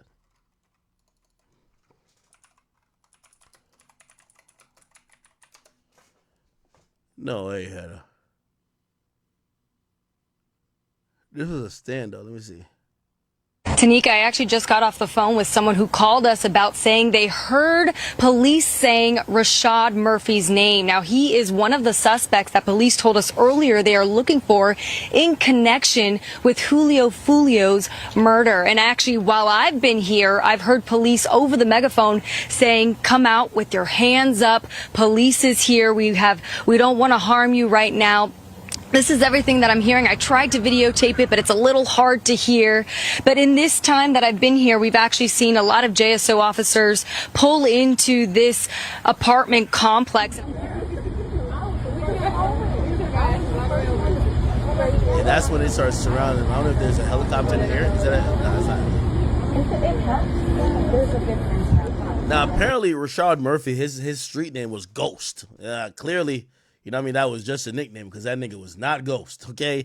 If you did a murder and they got your face up there saying that wanted, we need this nigga, maybe you should probably live up to your name and become Ghost. You shouldn't be just chilling, getting your dick sucking like an apartment complex. You should probably want to be somewhere that nobody can find you, okay? So clearly he wasn't Ghost like that. Yeah.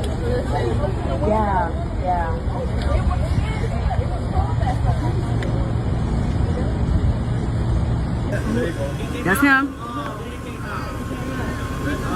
They got him.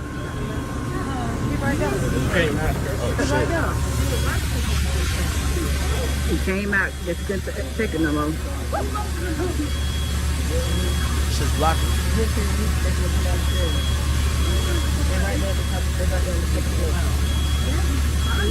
have to bust the door?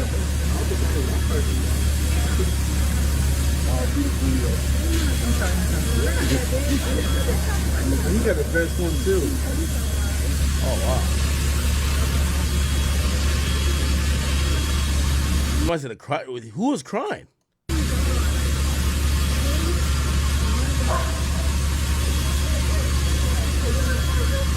He was crying.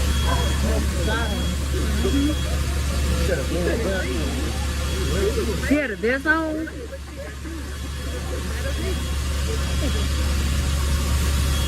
Now we have to look. We have to look for the other brother.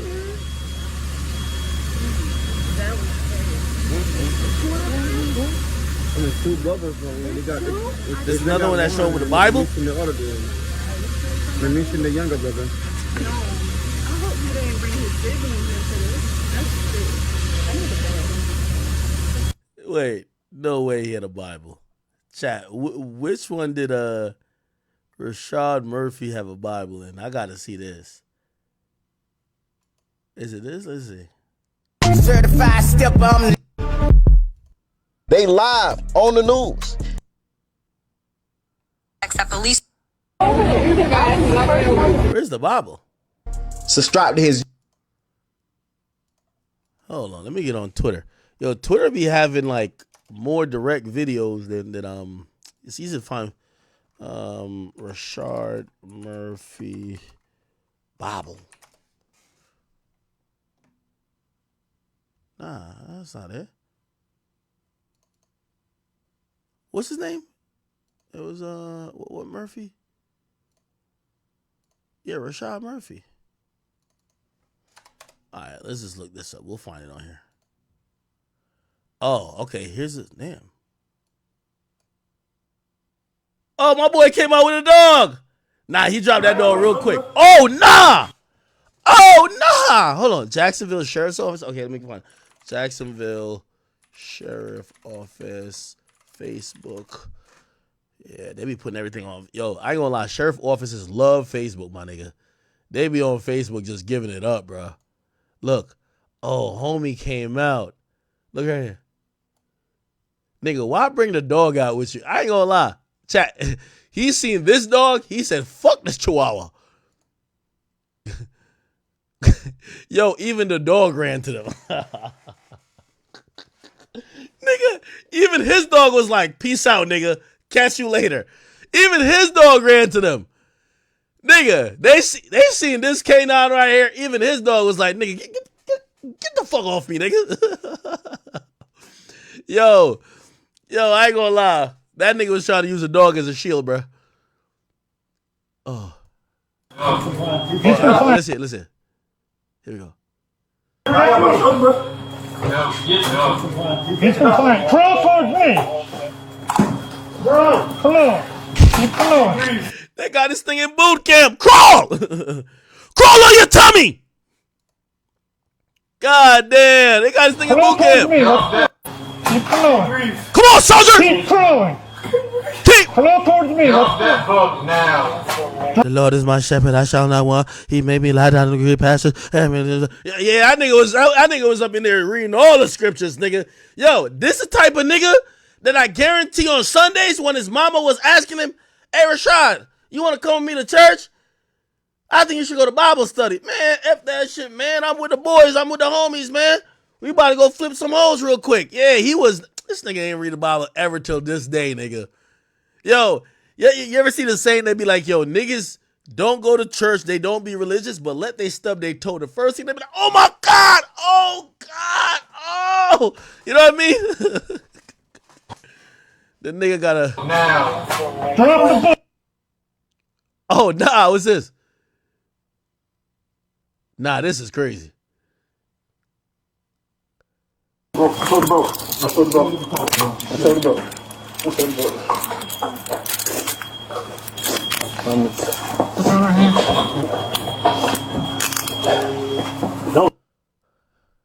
Damn.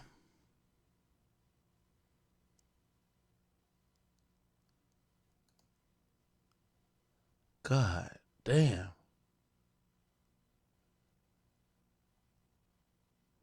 That boy was about to get his hair done, man.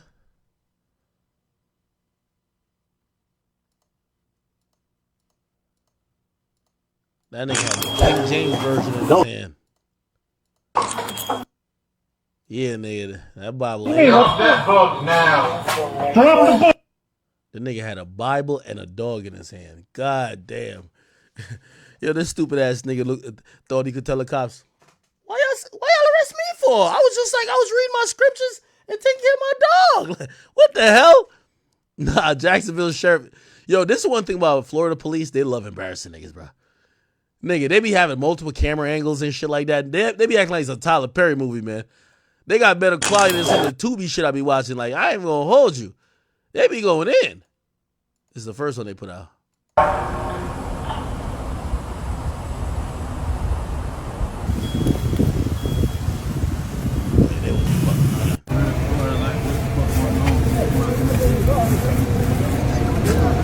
talking about the broadcast right now.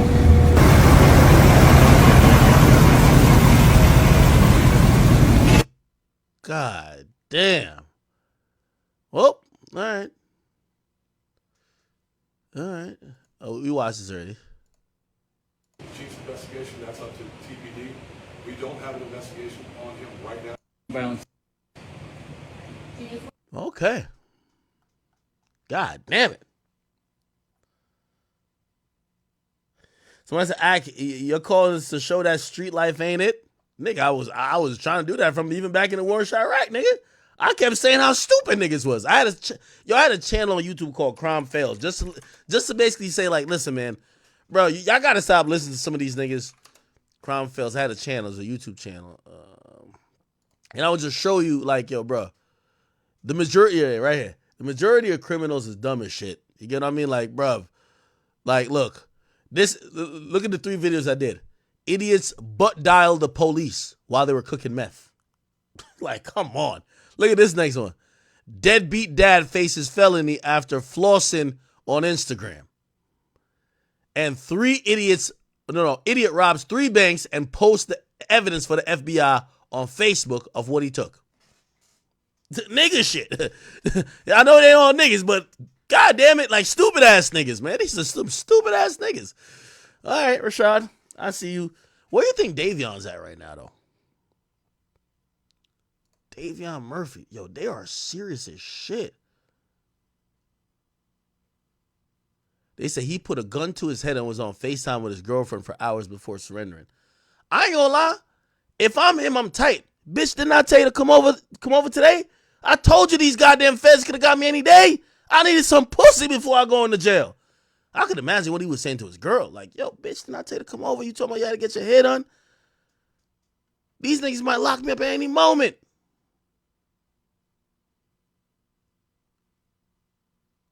What's this? Let me just click out of this. I don't know. It might be porn. My boy had a Bible with him. Okay. Any other videos? I guess that's it. Yeah, they're gonna capture the last nigga soon. I heard we do have some update on. Remember that girl?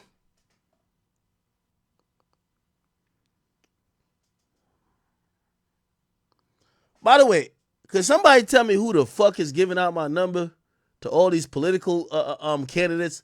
How the fuck, nigga? As soon as I open my phone up, I'm geeked. I'm like, oh shit, who texted me? Hey, this is Kamala Harris. Bitch, I didn't give you my fucking number. Fuck is you texting me for? She text me, email me. She be doing the most. This the first hoe that got all my information that I didn't solicit or give my shit to. Nigga, she texts me every day. If you don't speak against the abortion pill, what the fuck? What this got? What? How you get in my phone? How she get my shit? And I ain't gonna lie, it's not only her either. How is Uncle Trump texting me? Nigga, Trump texted me 15 minutes after he almost got assassinated. I'm like, huh? How the fuck? What the hell? Bruv, I kid you not. I'm gonna read the last text. I don't know how they got. Let me read this shit. They be on some shit. Let me read this shit right here. I got to search for it. Nigga, they be texting you mad direct. Let me read one of these bitches.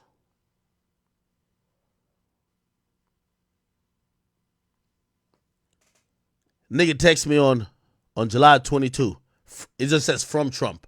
Bye, Biden. 1 million signatures needed. Be the first to read my full response. Like, huh? Like, what the hell? How the hell? I did not tell that nigga to text me. How the nigga got all my information? Both of them be texting me. I kid you not. I wake up this morning, and I'm looking through my email. It says, "Hi, this is your president nominee, Kamala Harris." I'm like, what the fuck, bitch? How you texting me? I didn't tell you to text me. No, she emailed me. That's what she did this morning. I was like, yo, this is getting out of hand. That happened to you too? They texting you too? Yo, Gene. Yo, what's going on, bruv? All right, anyway, cool.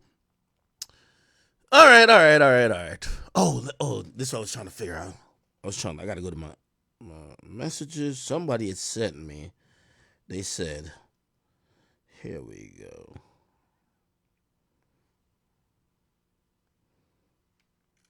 Oh, my boy Drizzy over here celebrating the world boss. Oh, come on. I ain't gonna lie, man. When y'all think the Drake and World Boss song coming out? That's kind of interesting. I wonder if Drake know the politics like that. Now, granted, hold on. Drake celebrating World Boss freedom. I'm making a post. Let me tell you some politics behind it. I wonder if Drake knows this, but Drake probably knows this. Drake be tapped in with culture. Y'all want to hear some tea? Here's a tea. I know it's kind of sus for me to use that language, but it's okay. Here we go. So Drake just posted, I think we'll just go to a story and find it. Right, let me post it here. So if you go to story, he posted Vibes Cartel. He says, "Boss, free up now." You get what I'm saying? And he says, "Adija." Okay, that is Vibes Cartel's first name. Then he posts him rocking this shirt, and it says, "Free Cartel." Obviously, he's supposedly free now, right? And I forgot. I think this says up to the time. Is this says up to the time? Up to the time. Yeah, I think up to the time. Free World Boss. Okay, cool. Now, here's an interesting thing about this. Now, first and foremost, y'all gonna have to tap in with me for this, right? So Vibes Cartel, remember I told you he's like this menace. Like, a lot of people said like he's evil. He's a good musician. I don't know if he's evil. But they said that he was ordering so much murders, one of the people he ordered to be murdered was one of his own artists. Guess who his artist is? Popcorn. So if you could go on YouTube, it came out during one of the that gang they say he controlled. It's called the Klansmen, right? One of their guys, or some of the information that came out in their trial, because they got arrested too, in some other unrelated shit, it came out that Vibes Cartel ordered them to kill his own artist, Popcorn. Now, obviously, they didn't kill Popcorn because he's still alive. Cartel ordered murder, right? But yeah, it says Vibes Cartel ordered a hit on on an entertainer, which is Popcorn, says eyewitness, right? Now, here's the funny thing about this. I don't know how this works, but look like Popcorn somehow forgave him. If that's true. We don't know if it's true, right? He must have forgave him because Vibes Cartel recently, by the way, there were some songs thrown back and forth between like Vibes Cartel and Popcorn, even though they were protege, you know, they're on that song, "Where you get that new clock, said daddy," right? From there, Vibes Cartel goes to jail. People looked at Popcorn as like, yo, like, why you feel like you're not supporting the boss like that? And it's a strange relationship. Anyway, he posted Popcorn not too long ago, and Popcorn been speaking highly of him. So it look like they're kind of cool now. I don't know if, again, we don't know if this is true.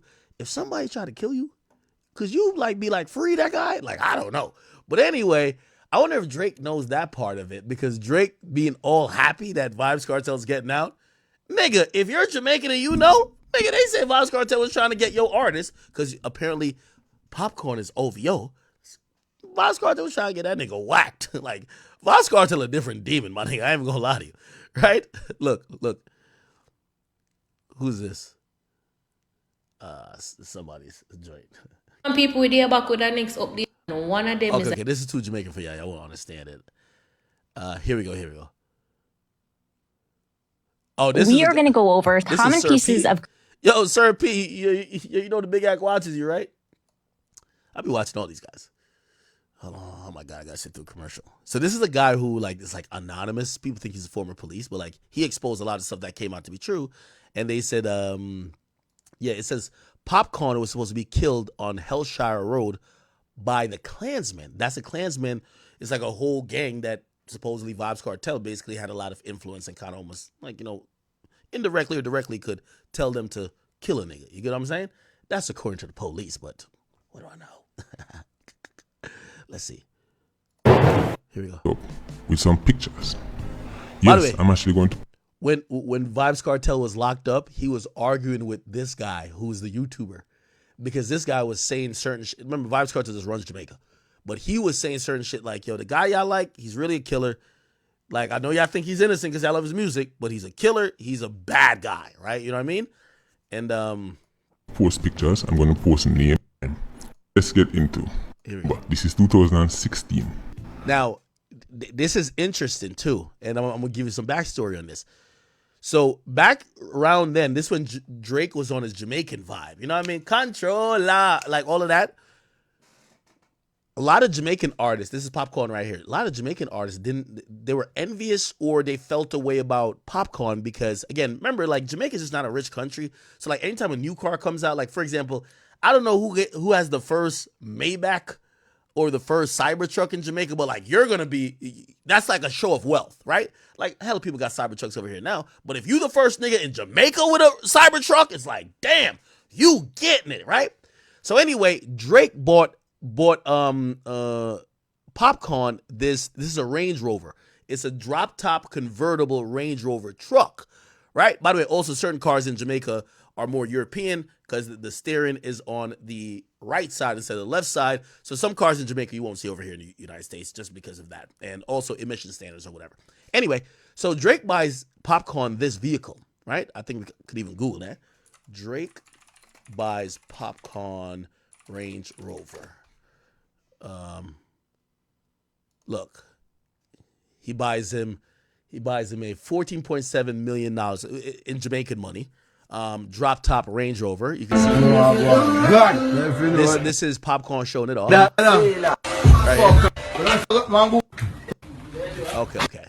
Now, a lot of artists start taking aim at Popcorn for that. I'm gonna tell you why they started taking aim at him. They started saying, "Yo, you Drake's bitch." Obviously, because Drake ain't buy them nothing. But they're also like, yo, you like a hoe. That nigga buying you shit. Obviously, his thing is, yo, y'all just mad because the biggest artist in the world fuck with me, right? Anyway. By then, he was already in jail for about 5 years, right? Okay, so this is 2016. Cartel's in jail for 5 years. I hope you guys could. This guy uses a voice changer because he doesn't want people to find. Like, this is Jamaica. Like, niggas know that you on YouTube.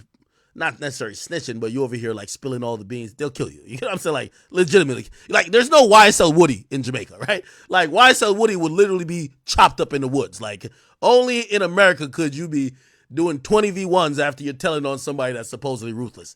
You go tell on you even a YouTuber, and you over here talking shit about Vibes Cartel, you're gonna be in the morgue, my nigga. You get what I'm saying?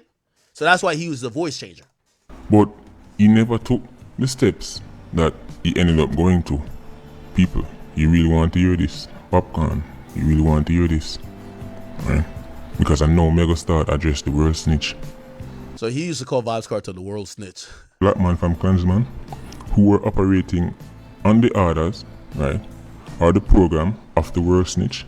So I gotta like translate. I think I could get it, but he's calling Vibes Cartel the world snitch. The reason why he's calling him a snitch, he's saying that when Vibes Cartel got caught, Vibes Cartel told the police, hey, I know where these Klansmen guy that he kind of controls, I could give you where they stash their guns if you let me go. Allegedly, not much proof to this from what I've seen, but that's why he's saying, yo, y'all look at Vibes Cartel as the biggest gangster who ever lived. You know, it was infamous that like, yo, bro, he got sentenced to life. He took it like a man, just kept it gangster. He walked out of court. He throws up this. This is like, it's seen as West Side over here, but it's for West Bank, which means Gaza in Jamaica, right? So he's throwing up a gang sign after he came out with a guilty murder conviction. Don't give a fuck. Everybody's like, this is the biggest gangster who could be. Like, he's up there. So he's a gangster and the best musician, right? This guy is saying the guy y'all look up to is not that guy. So he's been trying to like debunk the myth, or what he says is the myth of Vybz Kartel. And those men were going to take your life that day?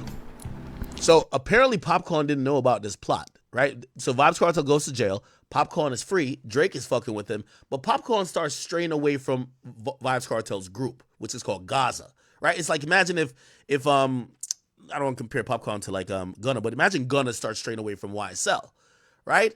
And essentially like, he's like, yo, nigga, now is the time we need you to rep.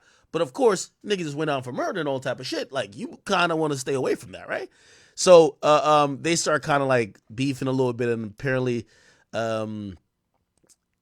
this wasn't known to Popcorn that someone was going to kill him, and it came out in the trial of some other niggas. Anyway, let me play.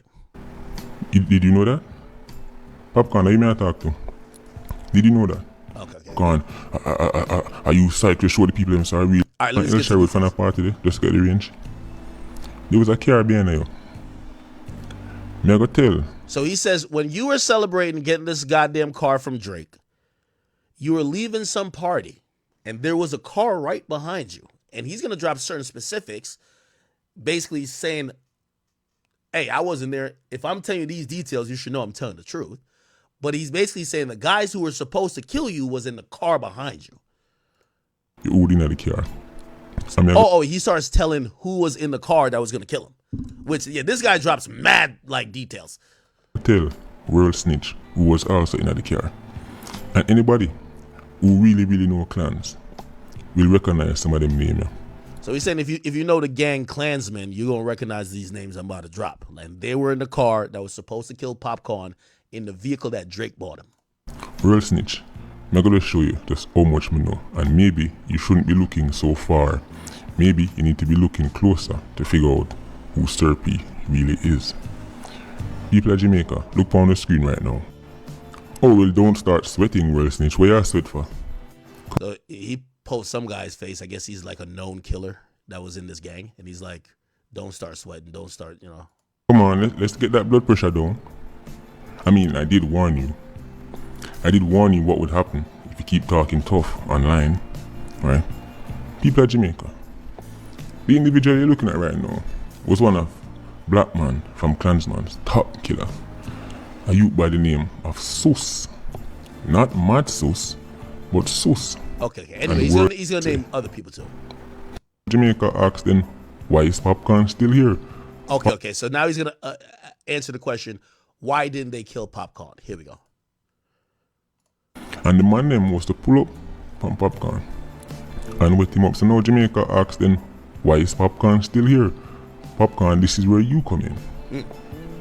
Do you remember back from that event? The police pulled down upon you and draw you out of the line and gave you an escort and you left because the brody clog up. Okay, so supposedly, again, I'm trying to just, for the people who don't understand, or don't know the context or can't understand the lingo, basically they said Popcorn is coming from an event. It was like a party or club, something like that. And he's in this vehicle that Drake bought for him, but they're saying that Vybz Kartel ordered for him to get killed that night. So there's a car who kind of hops out behind him. However, in Jamaica, it's different than, like, I don't know I live in, New Jersey. Like, if you're in a heavy city area, there's mad roads, like, it's like fucking intersection after intersection. A lot of times there's like one main road in Jamaica. You get what I'm saying? There's not like 4 roads intersecting constantly. So this clogged up with cars and buses and taxis that's taking people from this event. So Popcorn is sitting in traffic, right? And yes, even the superstar, he's sitting in traffic. The guys who want to kill him is right behind him, right? They're not going to just kill him right then because they also want to make sure they get away, but they're right behind. They're tailing him like good. No matter how long we take to get out of this bottleneck, we going to kill this nigga. And apparently, the guy is saying the only reason why Popcorn is alive is that the police saw that the artist, who obviously is a high-profile guy in Jamaica, was like, yo, get out of the line, and we're going to give you a police escort, and that's the only reason why he survived. That's allegedly the story, which I'm going to be honest with you, that story would have me shook. I wouldn't want to have nothing to do with a motherfucker who was trying to do some shit like that. But I don't know if it's true. We don't know. But it is Jamaica, people. Come on, Popcorn. Reason amongst your brethren. You don't have to come public. Talk to your... Whichever prayer your mother pray for you in the morning time, tell her never stop. The world snitch send man to take your life because him say you are informer. But that wasn't really in business, because that was the case. Okay. When him drop All right, anyway. Crazy kind of shit. So I guess I say with Drake posted yo, free World Boss, or like World Boss free. Obviously, everybody who loves Jamaican music loves Cartel. But I do wonder, and if you have to be Jamaican to know this, it's kind of like understood that possibly Vybz Kartel had ordered for this dude to get knocked off. And by the way, Vybz Kartel was in jail, but that's how powerful he is. So he could be in jail and order for a nigga who's a big musician to be like, yeah, kill that nigga, right? Obviously, Popcorn, knew it after, it came out in trial for these other guys. He's never really spoken on it, though. And it's one of those things where Vybz Kartel is so popular that I'm going to be honest with you, you could see, I think, like, this is how Jamaica is, and I'm not saying Vybz Kartel is this, but Jamaica could see 1,000 dead people, and you could see Kartel with a smoking gun, and Jamaica's going to be like, all right, they must have did something. All right, Kartel, next song. Let's hear the music. They love the nigga that much. Like, no matter. So basically, Popcorn is not gonna go speak out against. Like, the nigga been running music from jail. Like, nobody's gonna speak against Vybz Kartel. He's just that powerful. Like, whether it's jail or not. So yeah, he might have tried to get you clapped, but fuck it. You know what I mean? You still here, so just let it be. You know what I mean? Which is Popcorn posted him, of course. If Popcorn didn't post him, it would probably be a problem. You get what I'm saying? Now, will it ever be the same? Ooh, yeah, of course. He posted it. Kartel now a free man. 13 years of fight on Win Bumbo Clot International World Boss Day. You now know. Apparently, well, actually not apparently. It's about to be Jamaican Independence Day pretty soon. Yeah. And by the way, about 85%, 85% of Popcorn fans are Vybz Kartel fans. So technically you can't go against Kartel no matter what. No matter what, right? Like, Vybz Kartel thing is Gaza. He has this thing called Unruly. And you don't even see nobody even talking about that shit. Now, granted, if you're not Jamaican, you never really know about what I just told y'all.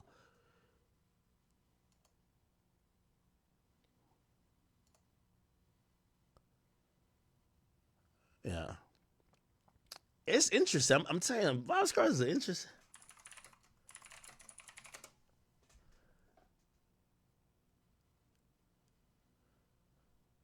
There was a video. There's a video that came out. It's kind of like a depressing video.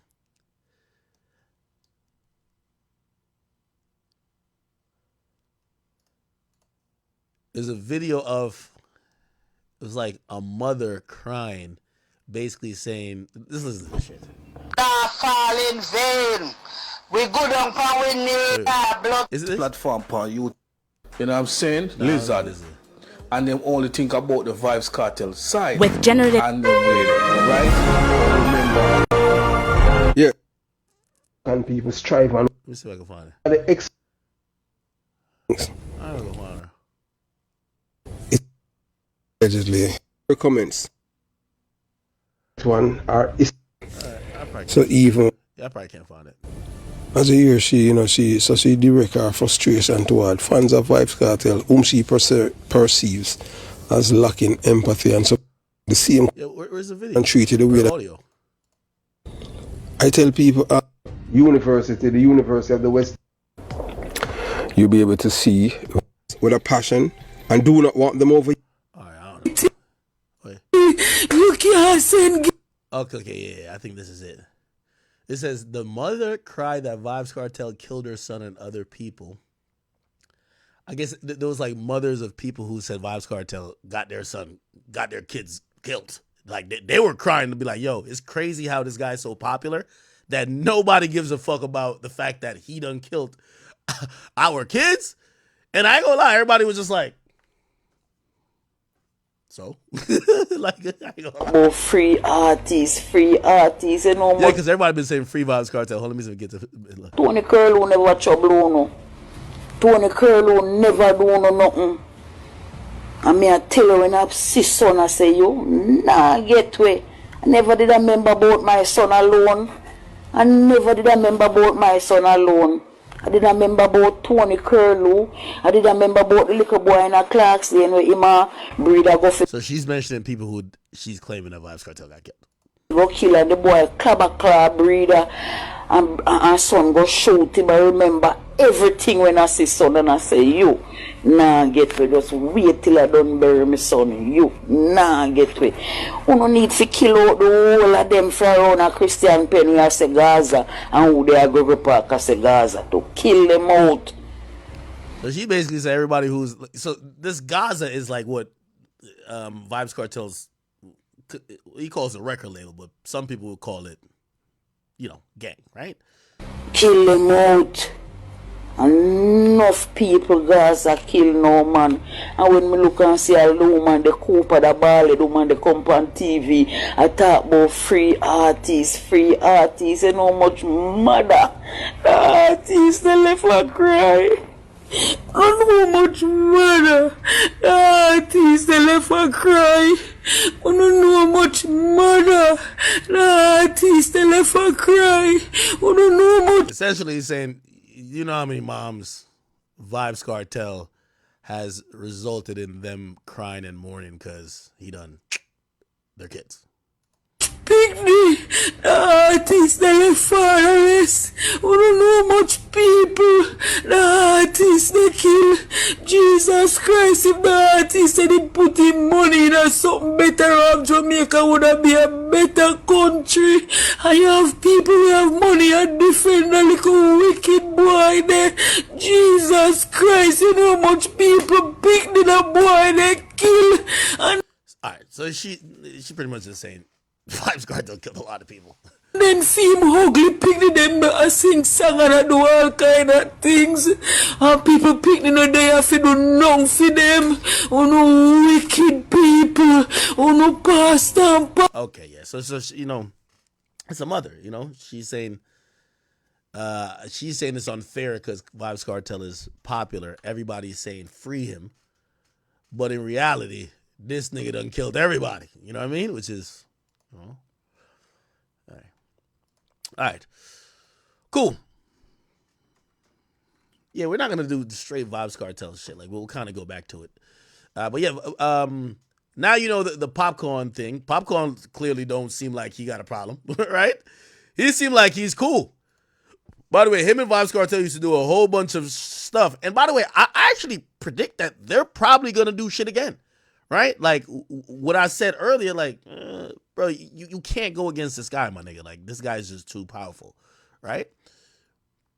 Anyway. So Popcorn says free him. Drake says he's free. Yeah, I'm telling you, he's gonna sell out some crazy shit. I ain't even gonna lie to you. I'm reluctantly saying this. I think because of how much power he's coming out with, he's gonna have so much power. So much power. You're probably going to see someone try to either kill him or they're going to try to give him another murder charge, right? For some other shit. Because, like, the society that marches to the beat of the drum that he's doing, he's been saying the government's corrupt. Basically, it's now been proven that he's going to come out a martyr. Y'all locked me up for 13 years for murder. And the courts basically said, I ain't do it, right? Even though I ain't do it. I'm the person who's the true representative, and that's been like his music. That's why he has so many people that follow him. He makes music for the inner cities, like, he makes music for the ghetto. So they feel like he's the ghetto spokesperson, and the majority of the country is the ghetto. So now you just martyrize this guy, and he's coming back free? Lord Jesus, I'm telling you, the government can't handle this nigga at this point. So somebody said only Jamaicans care. Yeah, I don't think it's like a worldwide thing like that. But I'm just trying to give you it's in a microcosm of Jamaican culture and just how one person could be so influential on one country that we gonna see what happens. You know what I'm saying? Let's see. Okay, cool. Back to some other shit. If we're talking about Drake, I guess we could talk about Drake. Couple updates about Drake. It's been told, and I'm reluctant to even believe this shit, but I'll kind of go along with it for the sake of argument. They say Drake got somebody. I didn't even know this nigga was in I didn't even know this nigga was in what do you call it again? Was in TDE, but a guy named Sir. His name is Sir. He tweeted out. Apparently, he's a TDE artist. Right? Let me go look at his bio to make sure. Sir, what's his Twitter? Inglewood Sir. Obviously, you know Inglewood is a place in California. Inglewood Sir. Yeah, it says TDE right here. You can see it right here. It says TDE. That's the location. Anyway, apparently he went to Toronto and he tried to have a concert at the same place. I think the place is called Victory or History, actually. It's called History. Drake is a co-owner or ambassador of the place. Obviously, Live Nation books events there for people, but Drake is one of the people who supposedly have a lot of influence or is a co-owner there. Inglewood Sir says, so sorry to my Toronto fans. The show has been canceled. We're working on rescheduling for a later date. Then Schoolboy Q basically jumps in the mix. He says, ha! Take your ass home, boy. Sing on a bus. It's over with. And he then says, they don't like us, with the laughing emoji. Then he says, for those who are wondering, we were sold out. It was canceled by the venue. So they're saying that the venue, History, and I don't know if we can pull it up. History. Toronto venue. Let's see if we can go to the website and see. We can't really. Can we go back like retroactively and see concerts? Yeah, we can't really see that what was up there. Look at all events. Yeah, they won't show anything. Yeah. Okay, I was trying to see if I could see his thing on the list. Anyway, regardless, I think we could probably even Sir History Toronto concert.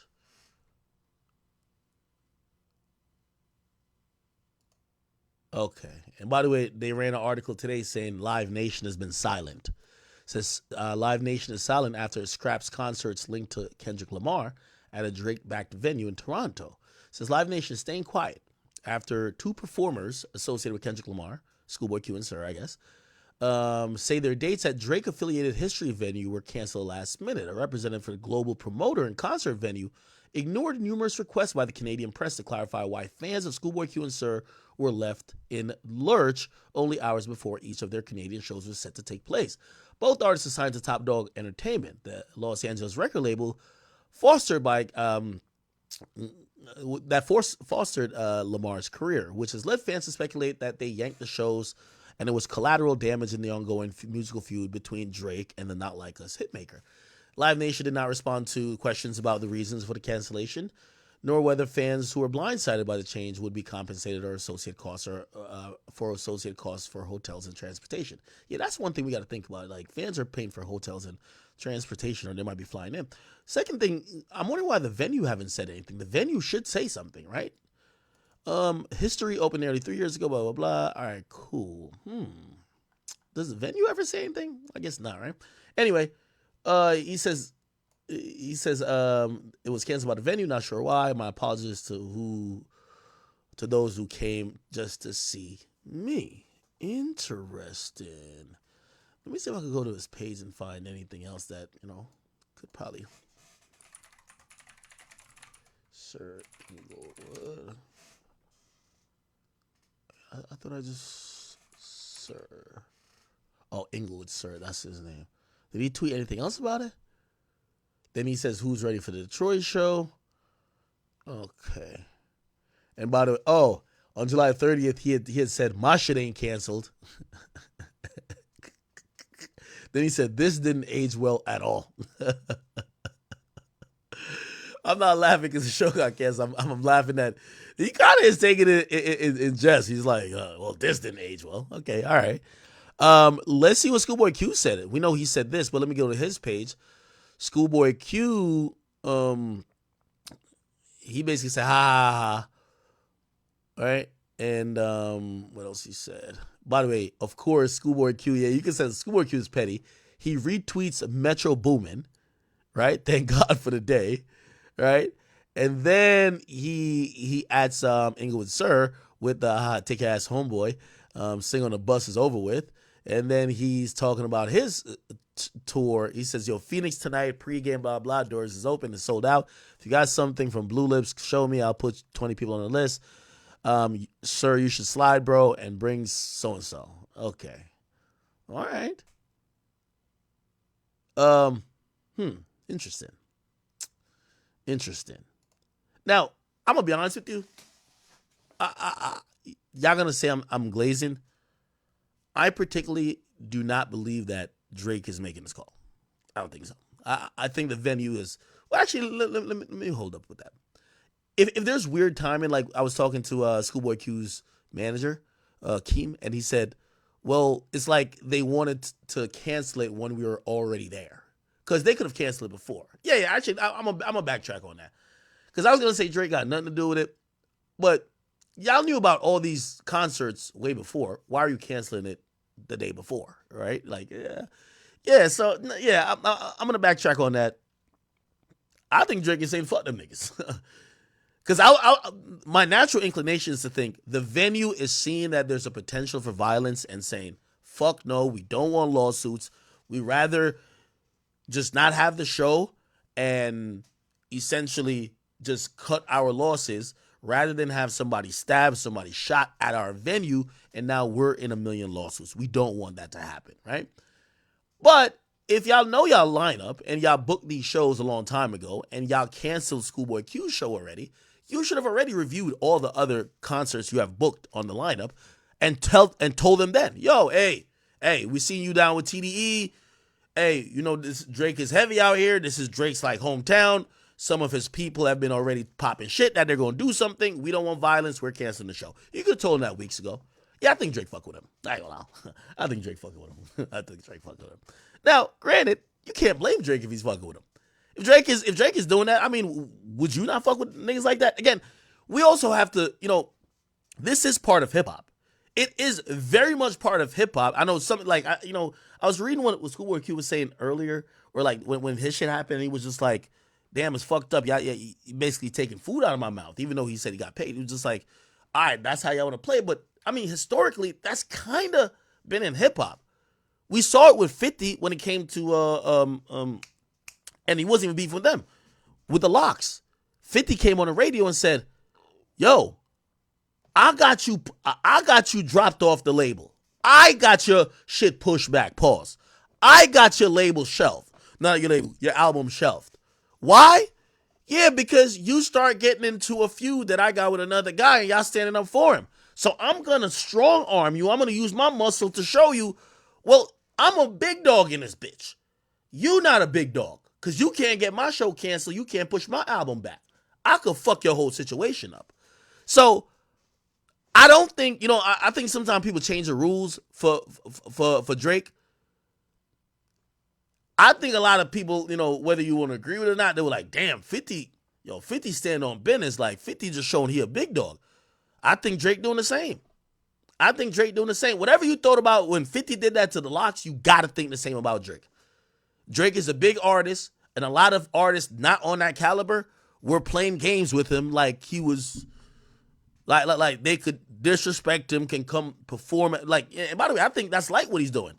Y'all are all getting paid, right? Because remember, Live Nation has to come up with a legit reason to not pay you for the event, right? It's usually a tour that is probably all encompassing, and they already promised you this amount of money. They can't deduct it from you if some last minute shit happen and it's not, and you show up to the venue, it's not you, and it's not like, I don't know, like some other act of God. Like, they're canceling it. So they got to pay you. So all these guys are still getting paid. I don't know if I could really blame, I can't really blame Drake, but I don't think these artists are losing like that. Now, here's the thing that I really think could happen. Bro, y'all do realize, right? And I'm just talking about what hip hop has historically been. Like, hip hop is, like, remember when people said that every time, like, Jay-Z never really got over the fact that that Nas allegedly beat him in the battle. So you know what Jay-Z used to do for years, even after doing the whole thing where he signed them and shit? Jay-Z would drop an album every time Nas would drop. Every time Nas dropping, Jay dropping. Right? That was like a thing for a while, right? And people were like, damn, that's like ultimate hate, because you kind of just like trying to dim his light by overshadowing him. Bro, you do know that Drake could do the same. Like, legitimately do the same. Right? And who are we to say, if we're talking about maybe Jay doing that to Nas, we're talking about what 50 did to 50 did to the Locks. We can't look at Drake and create new rules. Like, bro, he's playing the game the same way. Now, granted, you might say, well, that's pussy if you do that and then you're not like, you might be like, oh, well, 50 would stand on business. 50 like a hood nigga, gangster, whatever.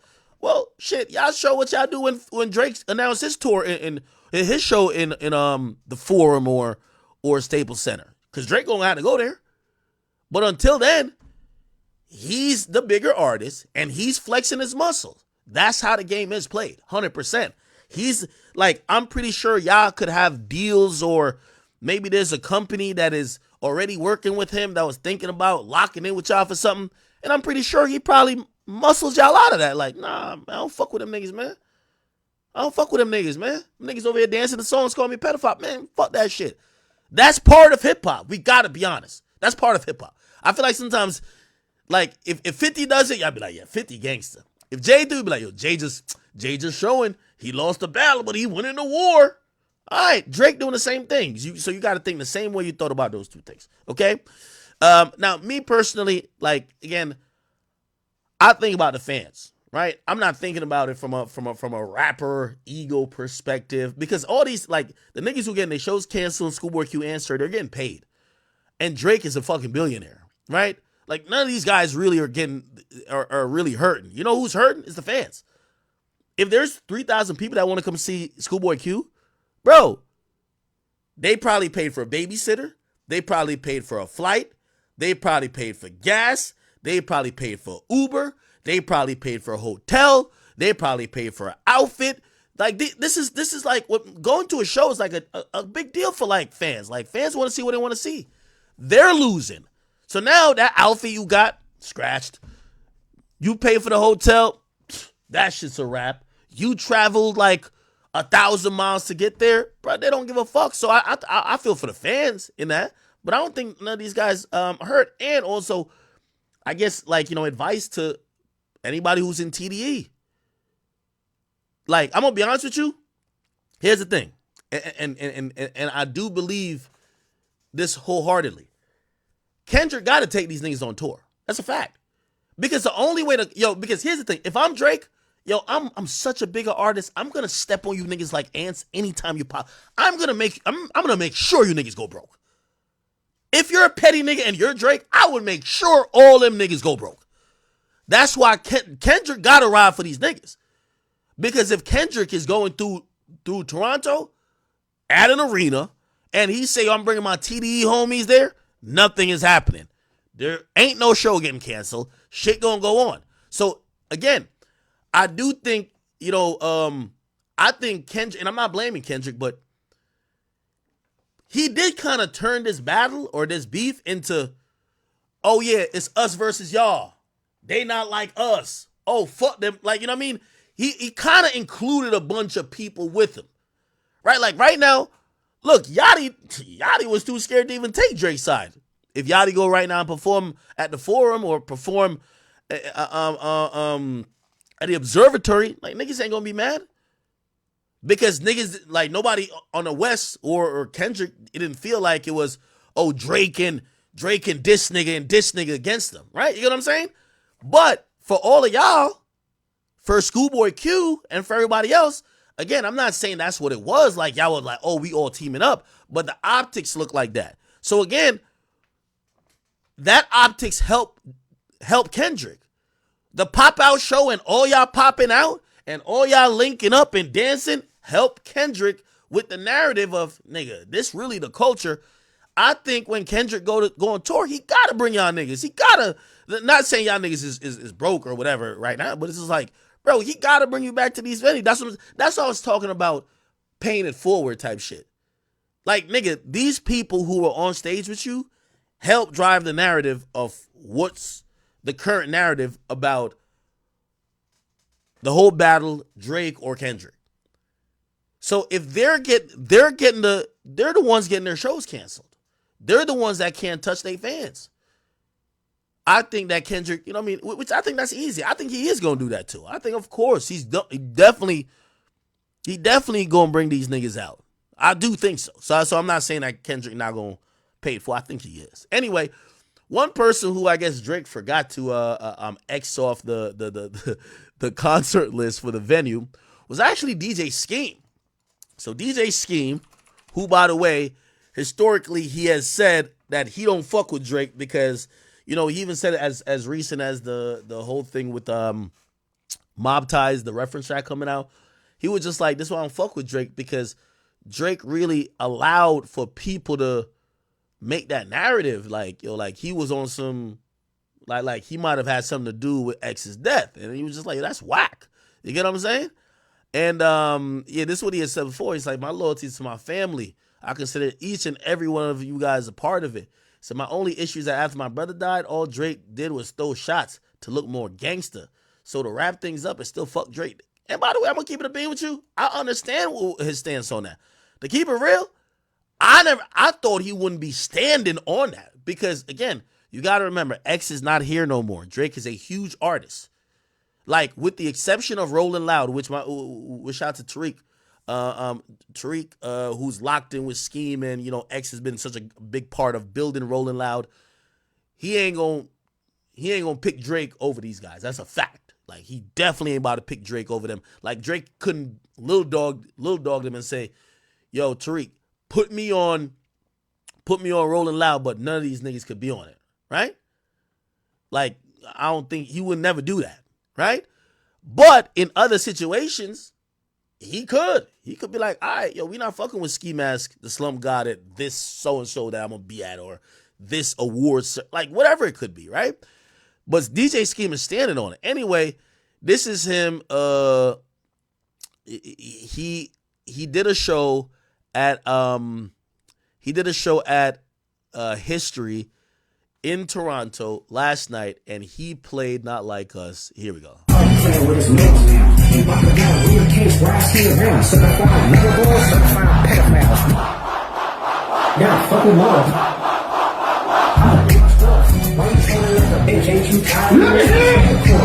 By the way, also, because some people might be like, damn, yo, Scheme, like, I don't know who else was on this bill. I don't know if Ski Mask was on this bill, or I don't think it was just Scheme. Bro, that group of fans that like Scheme, that like Ski Mask, they're all X fans, even in Toronto. And yes, even X fans in Toronto, bro, they're not going to be mad that you're playing a song dissing Drake, because they don't like Drake neither. Like, X fans kind of don't like Drake. Like, let's keep it a beat. X fans are still salty at Drake. So when people are like, damn, how could this happen? Yeah, it's pulling from the fan base that don't like Drake already. You get what I'm saying? Now, does Drake probably consider them a threat? Probably not. But the fan base, like, X fans ain't fucking with Drake like that. You know what I'm saying?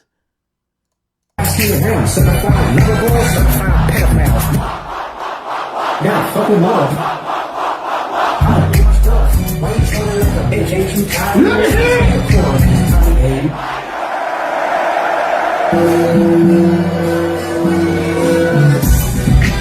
not like us.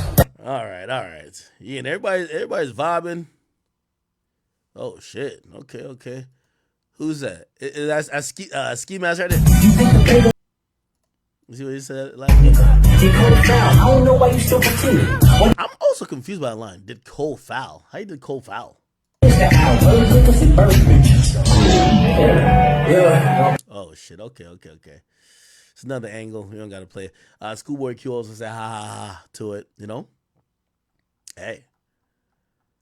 I'm gonna be honest with you, bro. I think Scheme stood on business. You can't be mad at Scheme for that.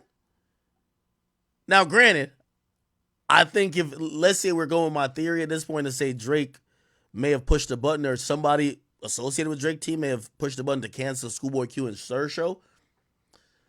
I don't know if DJ Scheme is going to get another concert like this. You know what I mean? And also, I'm going to be honest with you, I personally do believe that this creates tension where if you one of these OVO goons and niggas been like, yo, say OVO and all that type of shit. From what I be hearing, I hear that nigga Drake rolls through with like, you got to imagine, think about like a festival. If Drake going to Coachella, they going to give him like 70 passes. That's what happened with what's that nigga name? That got beat up by Russ. Used to be a little pump, Smoke Perp. So Drake gonna come through with 1.5 million people. And then you gonna have 3-5 people with you.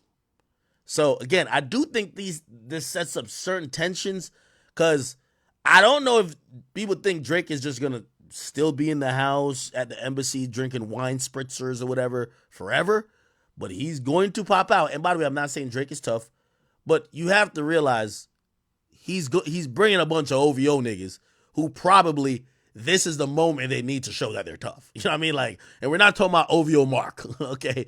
Or like OVO, somebody said OVO Bartholomew. Like, y'all niggas is wild. But, again, shit, I heard about the situation. Again, you know, he rapped about it. I think I said this 1 million times. That's why the Tory situation allegedly happened, right? Tory allegedly, you know, they were at odds a bit.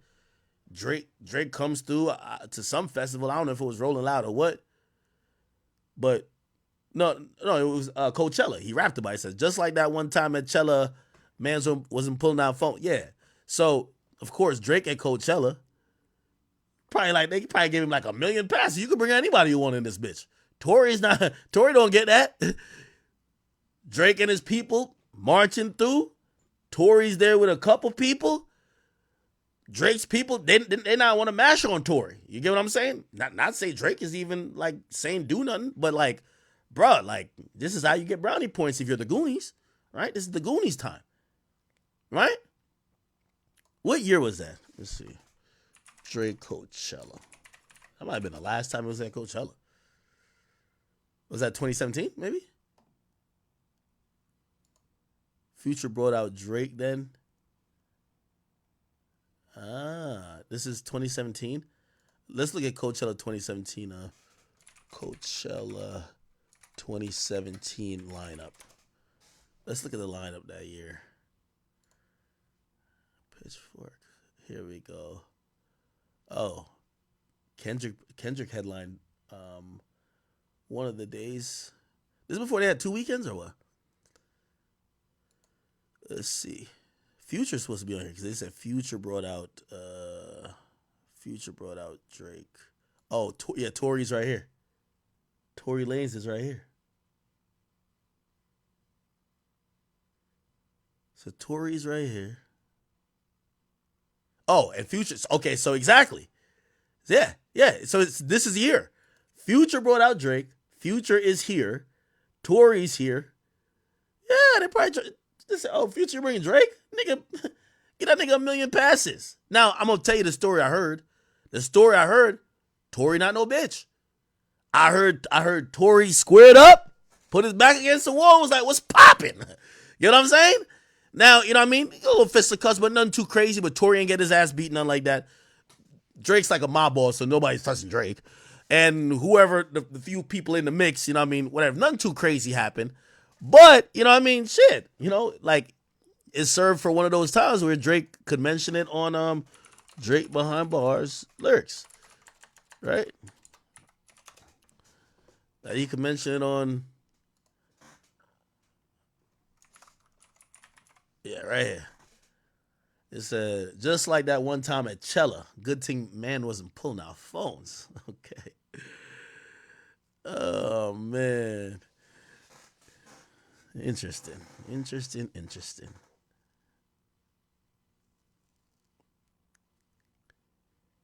Yeah.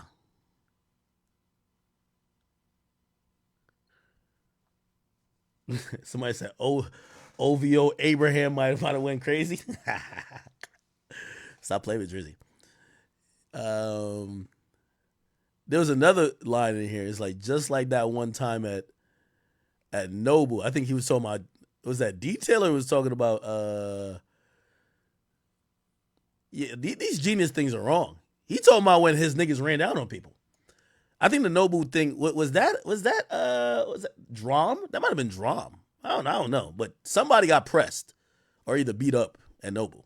Just got to figure out when or who. Who was that? Just like that one time at Noble, man. So he basically bragging like, yo, we get active. We not about to just videotape it, but we'll see y'all niggas. Who was it? That wasn't Serena husband. Stop it.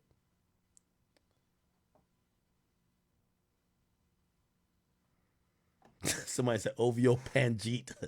Yo, y'all wildin'. OVO Toby. Yo, man. I gotta stop. Somebody said you get no points sending other people. Well, that's kind of like the rap thing. Do you think if Lil Baby sees somebody, he's running down? Or is he like telling like the waste man that is around him, like, go get him? Like, come on. It's like Meek and Safari. Like, you think Meek was about to like, you know what I mean? Like, the most Meek did was crack his knuckles, nigga. That's as much physical as he got, right? Like, come on, bro. Somebody said OVO Arnold. Yeah, I better stop playing with Drizzy, man. Stop playing with Drizzy. Okay. All right. So not, and by the way, I'm not shocked that this crowd going crazy. As I said, this crowd is just, you know, they fuck with X. Like, you know what I mean?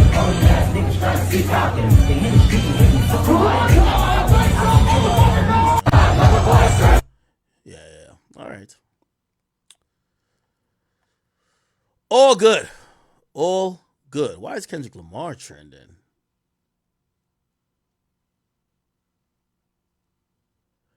Kendrick Lamar, Not Like Us, has surpassed 600 million streams on Spotify. Congrats to him.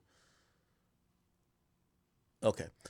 Let me see if I could and by the way, DJ Scheme had responded to Schoolboy Q, who said ha, and he says, got you always, OG. You know? So it looked like, you know, a lot of people don't like Drake right now, man. We're gonna have to see when Drake starts popping out. This is what I predict. I think Drake, all that I'm gonna go in Delilah shit, which by the way, fans are so weird. Fans pulled up all of Drake's lawsuits, like all over the country. They looked up every public court in places that he usually is. They pull up all of his fucking cases, and apparently there's a case at Delilah of Drake and his crew allegedly beating somebody's ass. So there's an assault case. It's civil, so it wasn't criminal, but they're suing Drake for some money. So people think that Drake can't go back to Delilah anyway because apparently him and his crew beat the brakes off of somebody.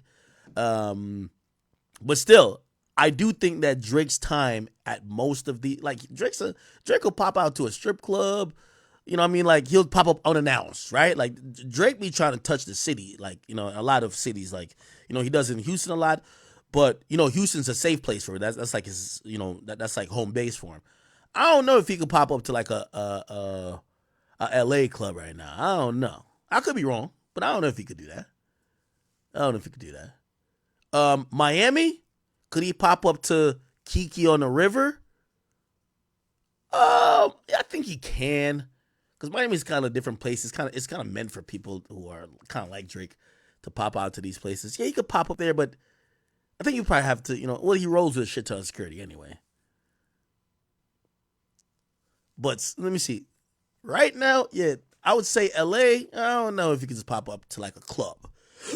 Now, granted, I think Drake could have a concert everywhere, because I'm sorry, a couple hood Negroes is not going to shut down the Staples Center. All right, we've never seen it. Okay, and that's what I'm trying to see if it's going to happen. If I will know that TDE or Compton or Bompton or whatever y'all talking, I know they mean business when Drake is set to perform at the Staples Center and they said this show is canceled.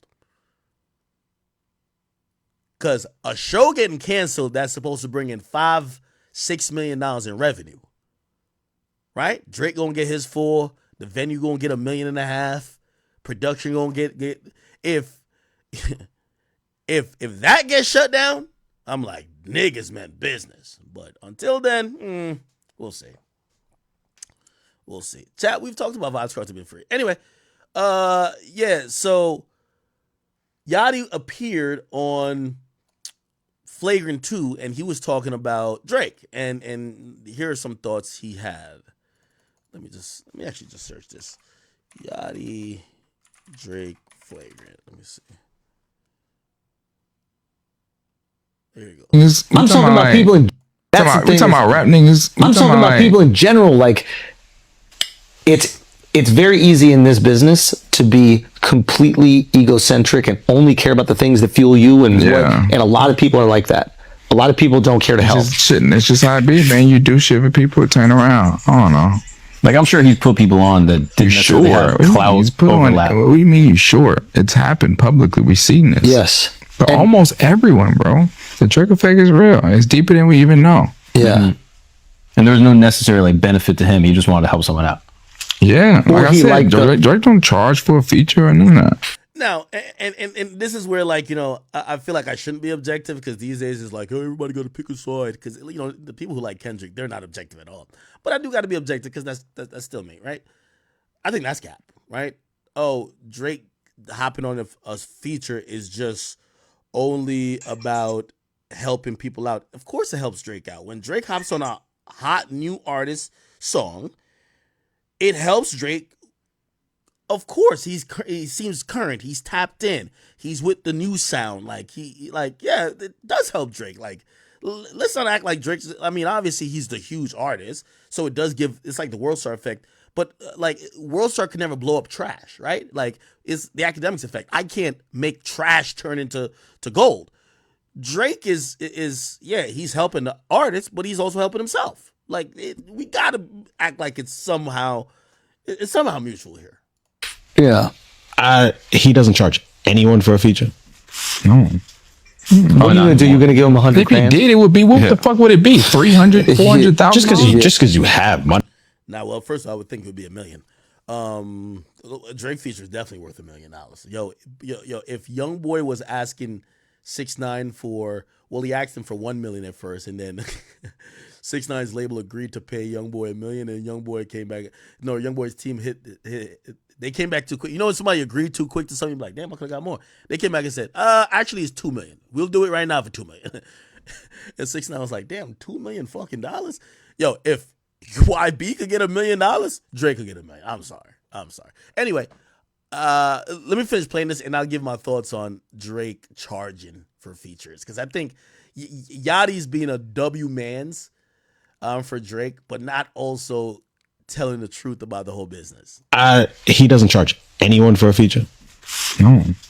What are you gonna do? You're gonna give him 100 If he did, it would be, what the fuck would it be? 300, 400,000? Just because you have money, that doesn't mean you don't want more. But he's just a kind person. But then you got to do a track. He's just a really kind person. He really is. I've never seen someone give like that. He's a very giving person. Well, it's insane. Yeah. Yeah. I think that he's still that. He's still that. Okay, I'll pause it here and I'll say it. Bro, Yachty's capping a bit. Listen, if you do a song with Drake, and by the way, let me not exclusively just say it's about Drake. If you're a artist who is on the come up and you do a song with a bigger artist, here's how it's gonna go. Usually, sometimes, unless you got some big budget, they won't charge you. You're right. And also, here's the thing why Drake wouldn't charge. Because no one could solicit a feature from him that he doesn't want to do. Right? Usually charging is, hey, I don't care to do a song with you right now. You're asking me for a verse. You got to pay me to do it. Drake is picking the songs like, I want to do this song.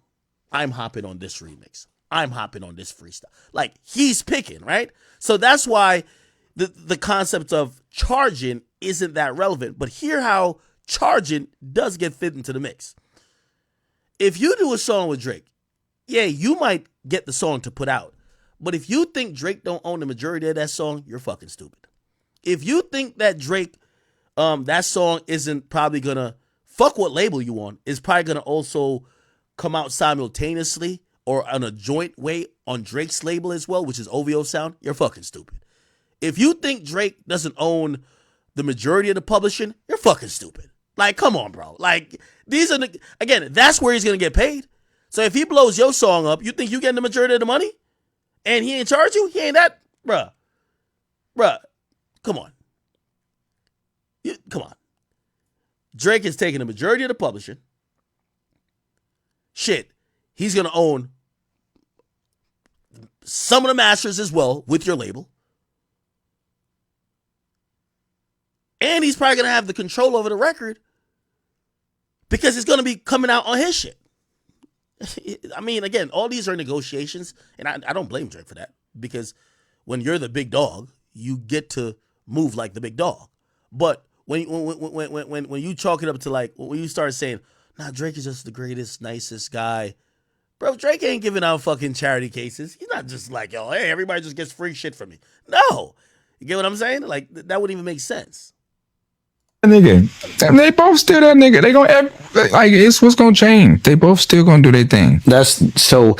I remember everybody was talking, right? Everybody's like, "Yo, it's over." This and that. And I was at where the fuck were we? We were at like a nightclub or something like that. Mm-hmm. And this is like the beef is starting to kind of come down a little bit. And it's not like the DJ was trying to play Drake. It was just a party, and you played the hits over the last decade. Mm-hmm. And the way that the crowd was reacting to Drake, it was like there wasn't a beef happening. Yeah, because in reality, bro, outside of the people who care about hip hop, bro, nobody gives a fuck at all. They just want to party. There's some beautiful girl they want to dance with, and they want to dance to Drake. Yeah, God's plan is gonna come on, and then you're gonna fucking dance to it. Yeah. He didn't give a fuck. Really? No. He was genuinely unfazed. I'm gonna be honest with you. I think Yachty plays it so political.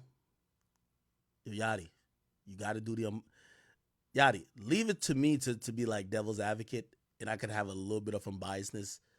You're Drake's friend. Y'all be drinking mojitos on an island in Turks or near Turks and Caicos, bro.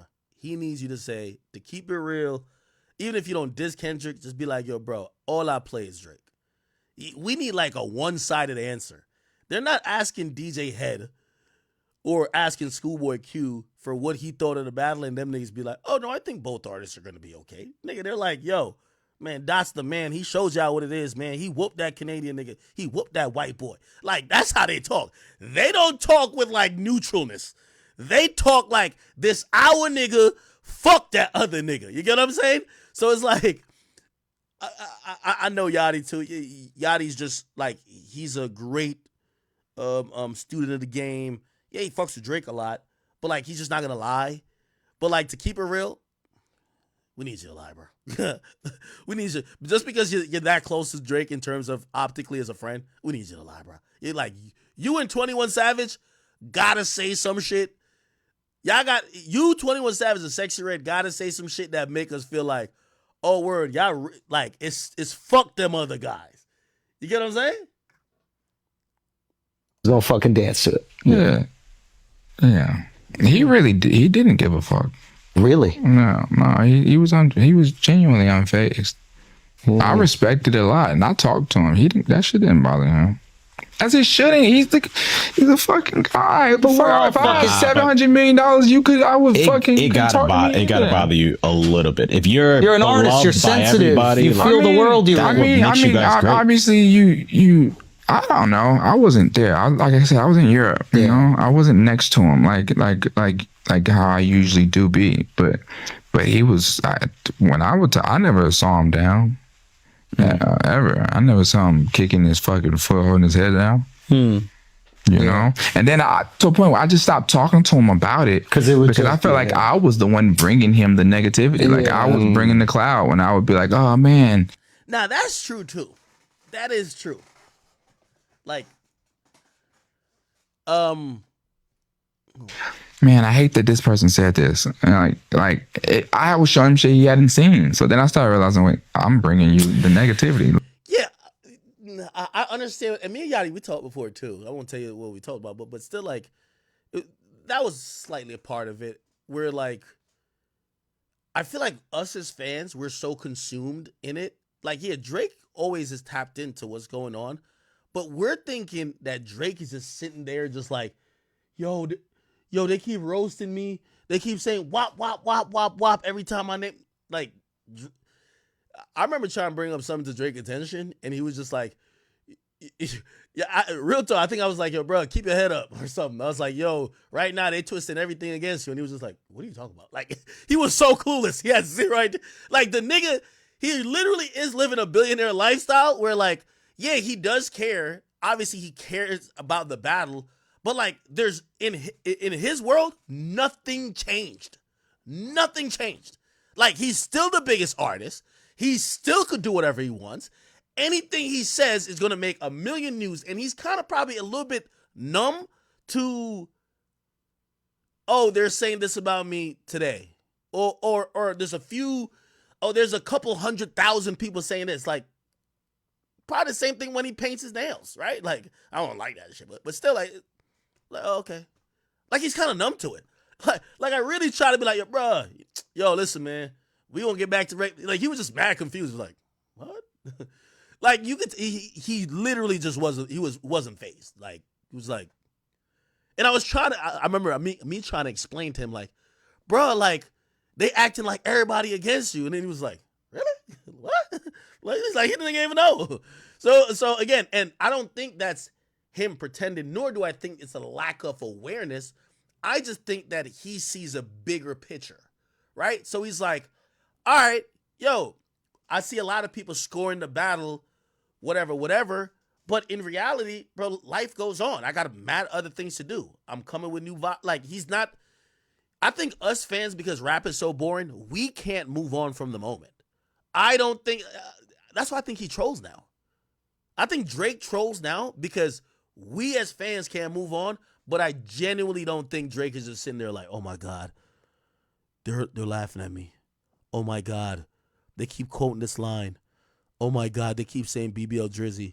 I really, honestly. Now, granted, I know y'all said turn the mic up. I think that last thing I played was just too fucking loud.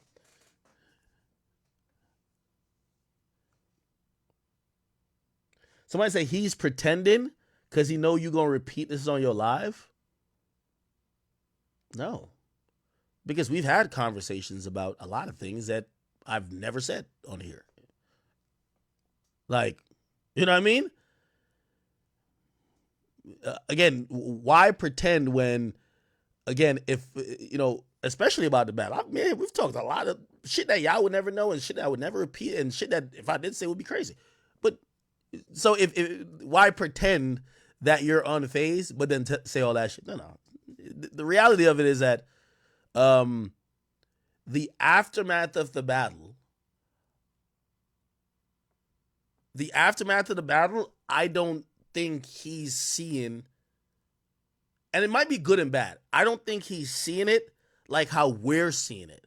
Like, we're seeing it like, yo, oh my God, like, yo, niggas, this song be going up at certain events. When just listen to me for a second. I'm not glazing on. I'm just trying to explain why I think in his world, there's nothing like, he's like, okay, all right, cool. Yo, homies just start lying on me in the battle. All right, whatever. Someone got shot in my house. yo, I had to sidestep for a second. All right, fuck it. But I'm gonna get back to doing me.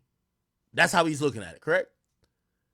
In our world, we're just thinking about other shit, but thinking about it. When Drake goes out, nobody plays Not Like Us. He never hears a song. He has to literally go on Instagram to fucking hear that song. Nobody would ever troll him. Everywhere, every place he would go, like, just lays down on the floor to, like, yo, walk on my back, like, to bow down to him. He goes out, his music is played 80% of the time. Even if he's not there, it's still played 80% of the time.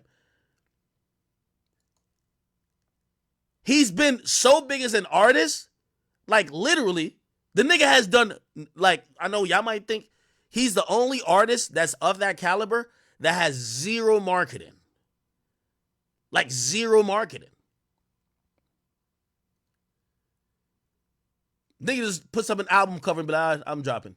That's it. But that's how much bigger he is than every other artist.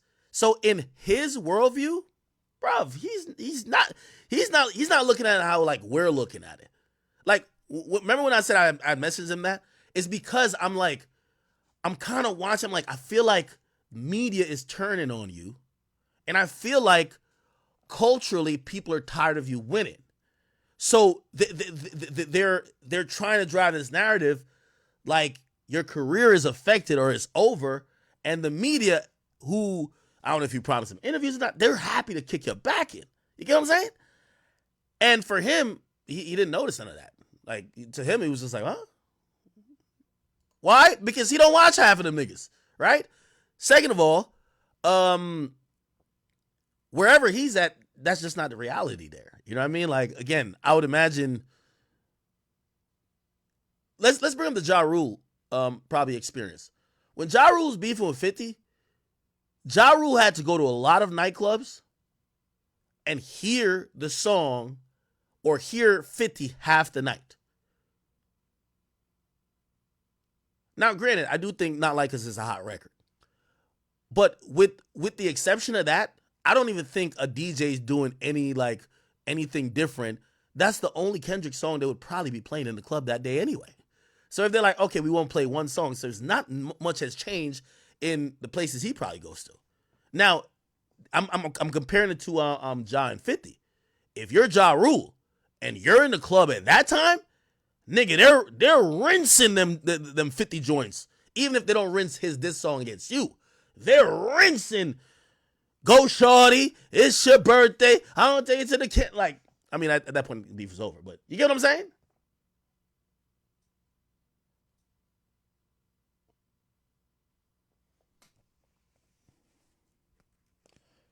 Nautica says, but he was mad about Joe's opinion. When was he mad about Joe's opinion?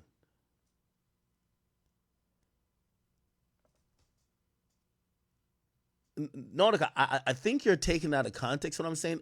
Drake is not out of touch. Like, the dude is very well in tune. That's how you remain number one. When he was mad at Joe, I believe he was mad at Joe reacting to his album. And he was mad at Joe because he felt Joe randomly start chalking up an album critique to, oh, it sounds this way because you've been fucking young girls. And you could imagine if someone's critiquing your album. Matter of fact, he told me that verbatim, which I've repeated before. He's like, I don't care if Joe says he doesn't like my album, but when you fucking say my album isn't to your liking because I'm fucking young chicks and hanging out with young dudes, kind of sounds weird. Kind of make like you're making like a thing, like a narrative. You get what I mean? And of course, I'd be mad at that too.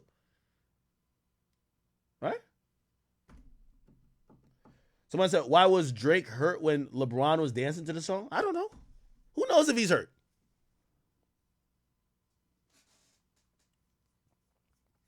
See, Drake hasn't spoken on those things. Like, if Drake was hurt by that, he never said nothing. Okay, yeah, he did like some little subliminal shit, right? Like, he did do some subliminal shit when what did he do? He posted like a bunch of like basketball players and left out LeBron, right? But I don't know what that relationship is, so I can't tell you. I don't know how he necessarily feels about DeMar. Now, I could tell you how I would feel about DeMar DeRozan. I don't want to be friends with that nigga no more. if we were ever friends. A nigga would be like, "Oh, he's still my man's," and then he's like over here, wow, certified lover boy, certified. Nah, hell no. But that's me. You know what I'm saying? That's just me, brother. Okay, I forgot that. All right. All right. Did I finish playing the whole Yeah, but yeah, I understand that also where like you don't want to ignore it completely and then you don't seem like an authentic friend who's seeing shit. Right, that's true. Yeah. But I just realized that his energy wasn't down. So I wasn't gonna try bring him down. Okay, yeah. I don't think he's down at all. And there was no necessary like benefit to him. He just wanted to help someone. All right, let me see. I'm trying to see if there's other parts. See, that's right. We could this was so funny right here. Marketing? I sent a song to Kai to leak. So once again, he's clarifying. Kai also clarified. Drake did not send a song to Kai, and shit, I confirmed with him. He said that was some shit for Yachty. That was for the Concrete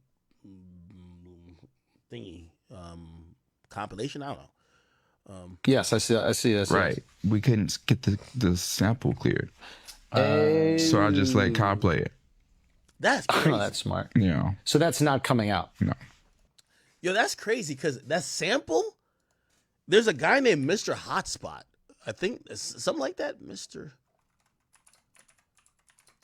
Yeah. Yo, this is an influencer.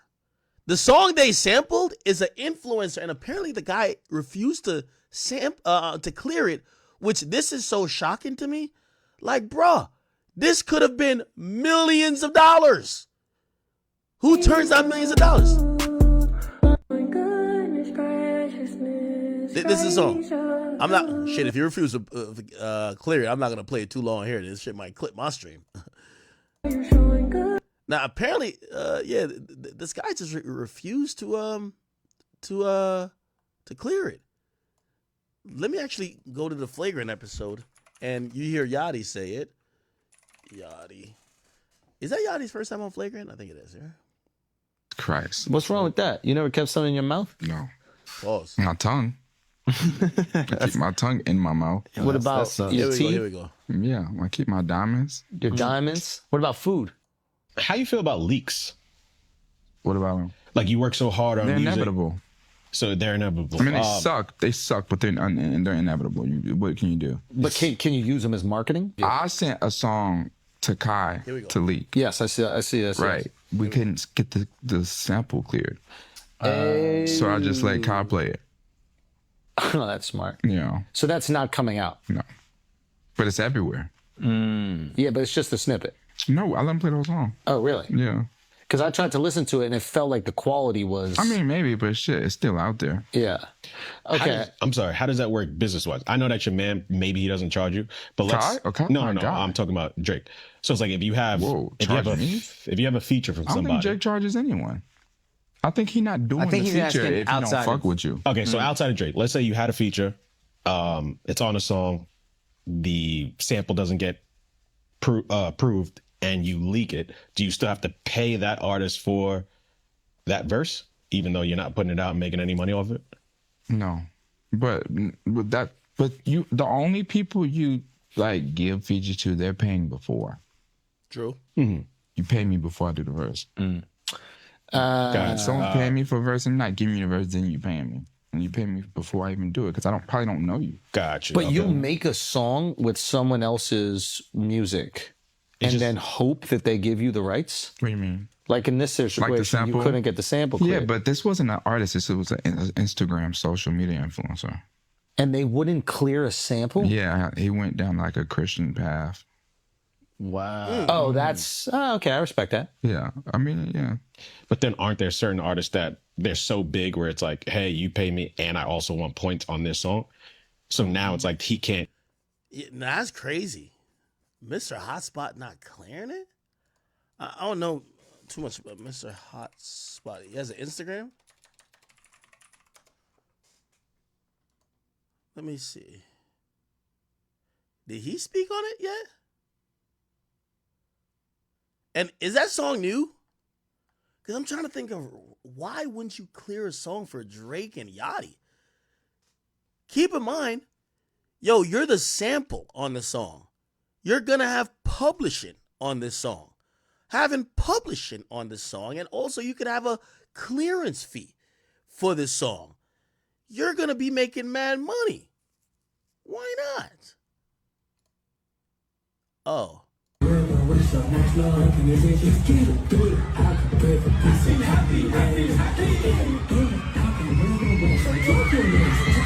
Oh, he performed for kids. Or maybe he really just on some positive shit.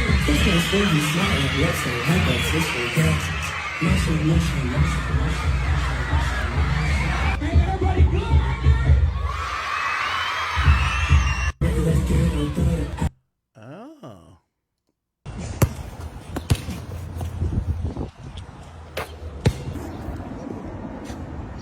Oh, look like he's a wholesome guy.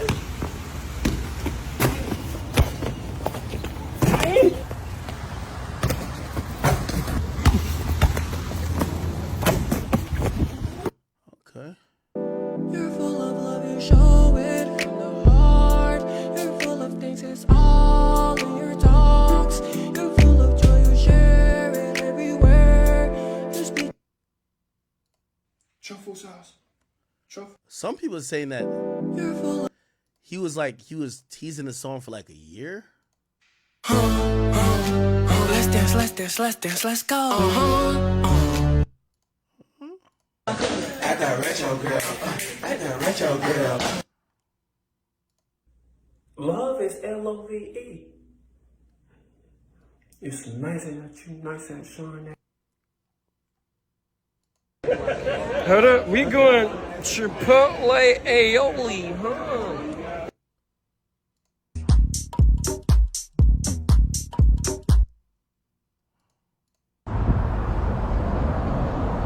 Hold up. That's you looking at this currently?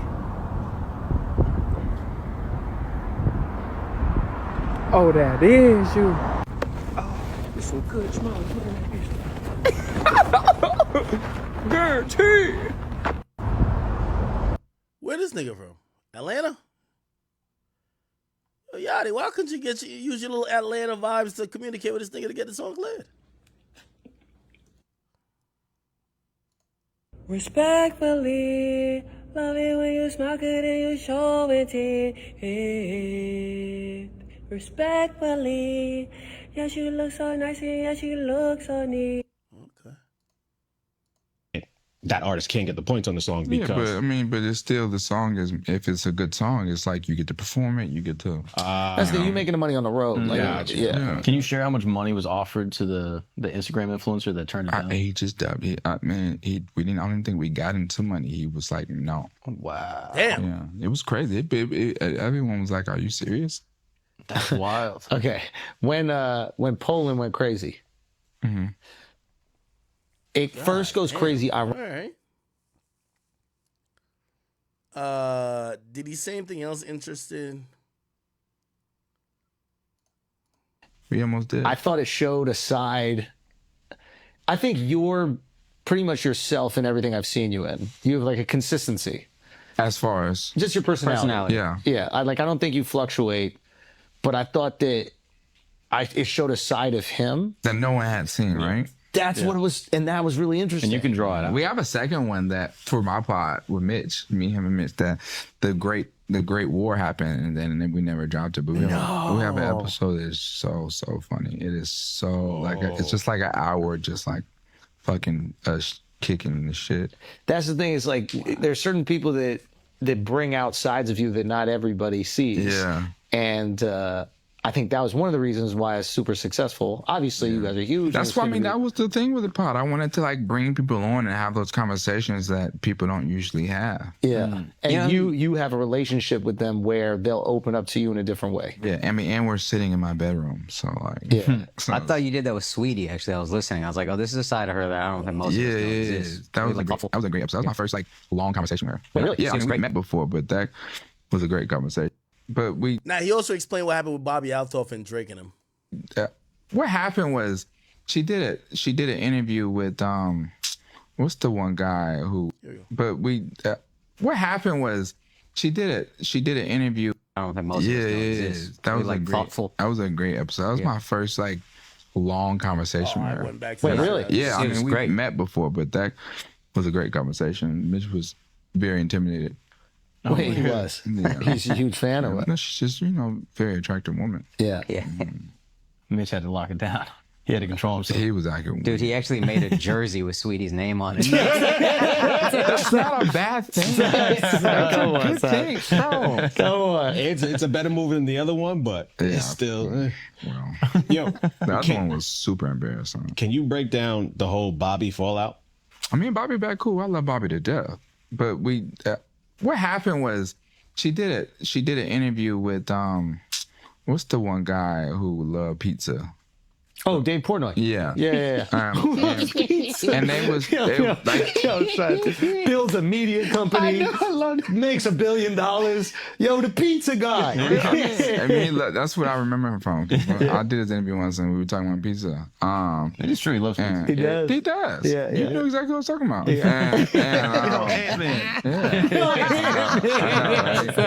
And they were just talking crazy, kind of. They weren't talking crazy, but they were like, oh no, she was just saying the way she was talking, I ain't really fuck with it.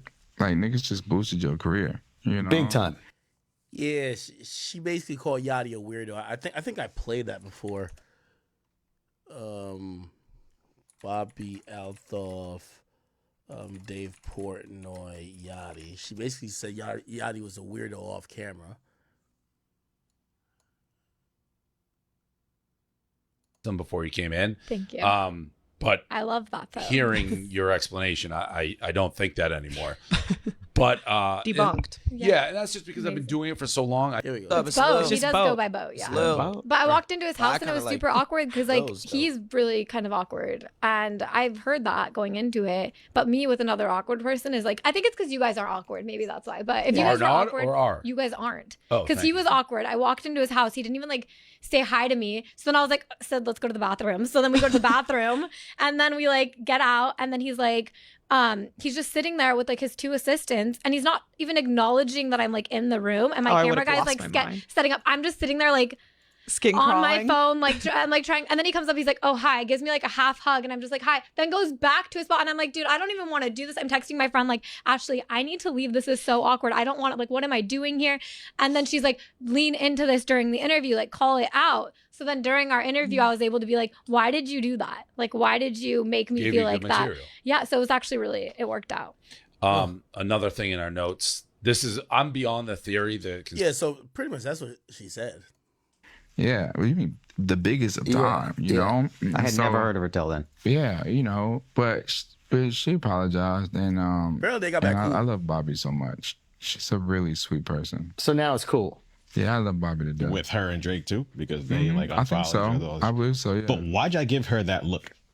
Because to everyone else, it looked like she was an industry player. That's just how similar me and him and her are.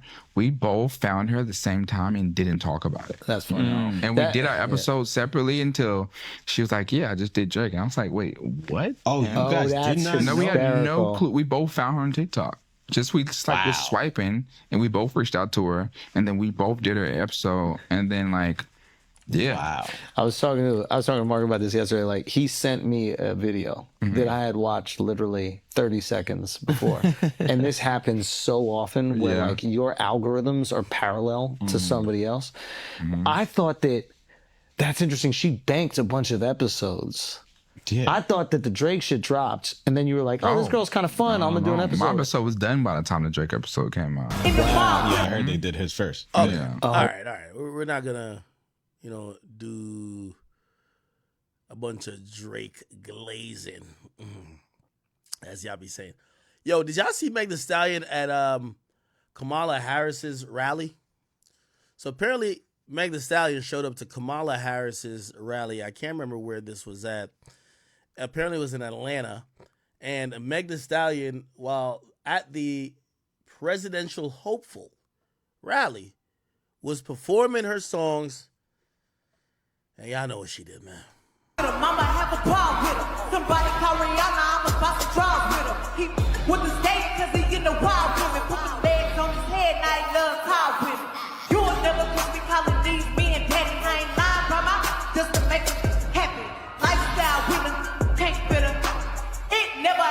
if the what's happened. I'm a hot girl. I do hot. Till the shit come on my outfit. Don't say quit, cause I ain't thirsty. These dudes mad. They wanna hurt me. I'm a hot girl. Women put my legs on his head and I love high with me. You'll never catch me calling these men daddy. I ain't lying, grandma. Just to make them happy. Lifestyle women can't fit her. It never happened if the what's happened. I'm a hot girl. I do hot. Till the shit come on my outfit. Don't say quit, cause I ain't thirsty. These dudes mad. They wanna hurt me. I'm a hot girl. Wow. Anyway, so she started twerking. Apparently, this is a movement, Hoes for Harris. Hoes for Harris. I mean, honestly, I see everybody like appalled. I would invite Meg Thee Stallion to nowhere where she couldn't twerk. I mean, that's kind of like part of her shtick. Like her gig is like, you know what I mean, shaking ass, you know, doing the shit on her tippy toes when she bends down and act like she's riding penis.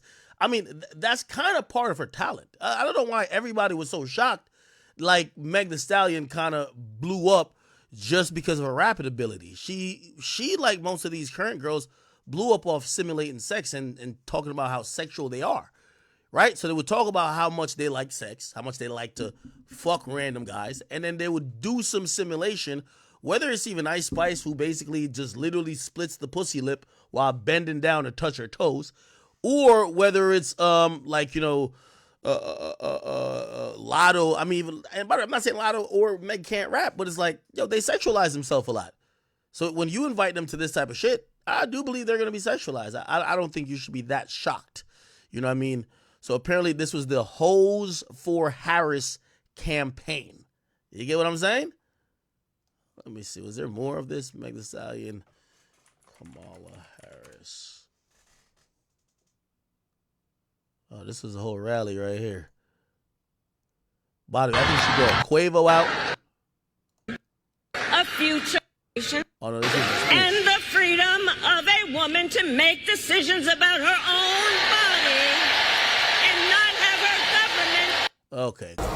Now, in the crowd love their body. Real hot girl. And if you want to keep loving your body, you know who to vote for. And I'm gonna keep it a bean with y'all, chat. Like, if you're trying to get a bunch of niggas to vote, man, this is the type of shit that you would want to throw on stage. Like, bro, you in Atlanta, like, I'm sorry, like, I'm not that mad at her, bro. Yo, like, these motherfuckers, just twerk for these motherfuckers, man.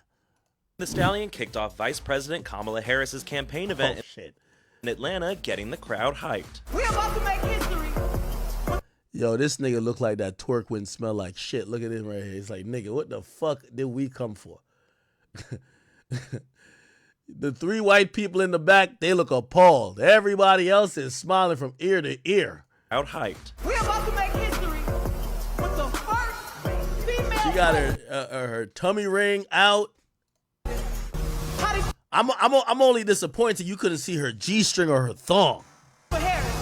She even shared some backstage fun with the VP. What do you have to say to the American people? We are not going back.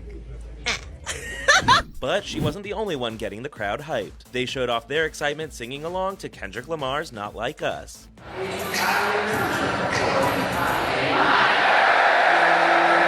Nigga, this is Atlanta, man. If I'm a Democratic candidate going to Atlanta, probably give y'all a drag show. Bring out the drag queens. Like, bring them out. I'm gonna have a twerking contest, like wet t-shirt contest. All right, let's bring up all the adults. Like, yo, let's bring out mad popsicles. Let's see who could do a dick sucking. Yeah, this is kind of par for the course. I'm gonna keep it a bean with you. Like, there's nothing else I expected. Another musician who showed They Not Like Us. Shit, I'd bring out Quavo just so he could do the dab. Yeah, I'd do all that shit. Like, my nigga, you're in Atlanta. Like, look at this crowd right here. Do these niggas look like they about to show up to the poll other than for anything but stimulus checks, my nigga? I'm sorry. Showed up for Kamala. If y'all don't know me, I go by the name of Quavo. I've been giving out coupons at the door. Quavo, who lost his nephew and Migos partner Takeoff to gun violence, helped introduce Harris to the crowd of 10,000 people. And you can't understand the struggles of gun violence if you're not in the field or in the heart of it. Nah, this is some bullshit right here. The rappers who all rap about guns is showing up to a Democratic rally where Democrats want to ban guns. These niggas love rapping about guns, but now they got gun awareness and they're at a rally talking about we need gun restrictions. Come on.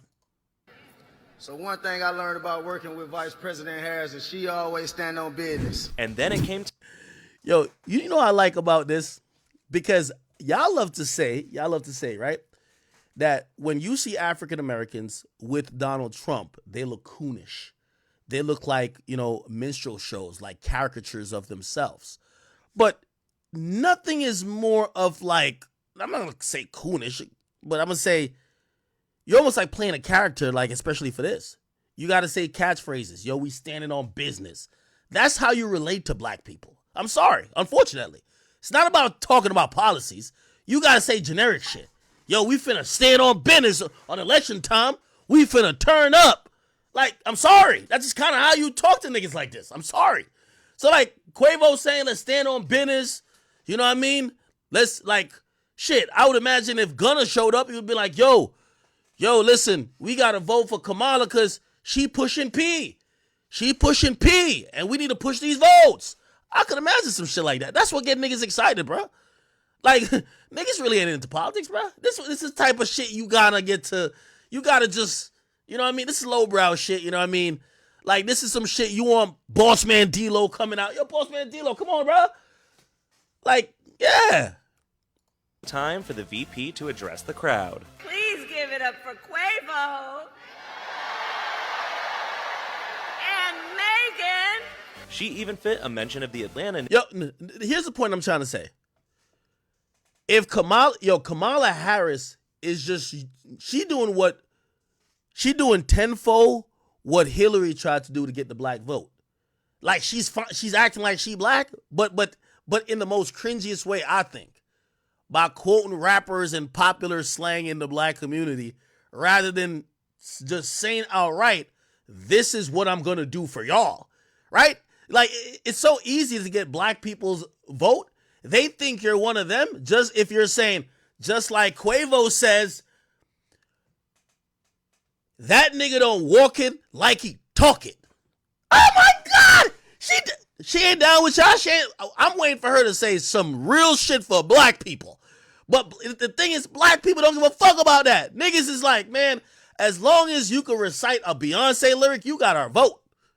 That's how they've been treating, that's how Democrats, I'm not only saying Kamala, that's how Democrats been treating black people for the longest.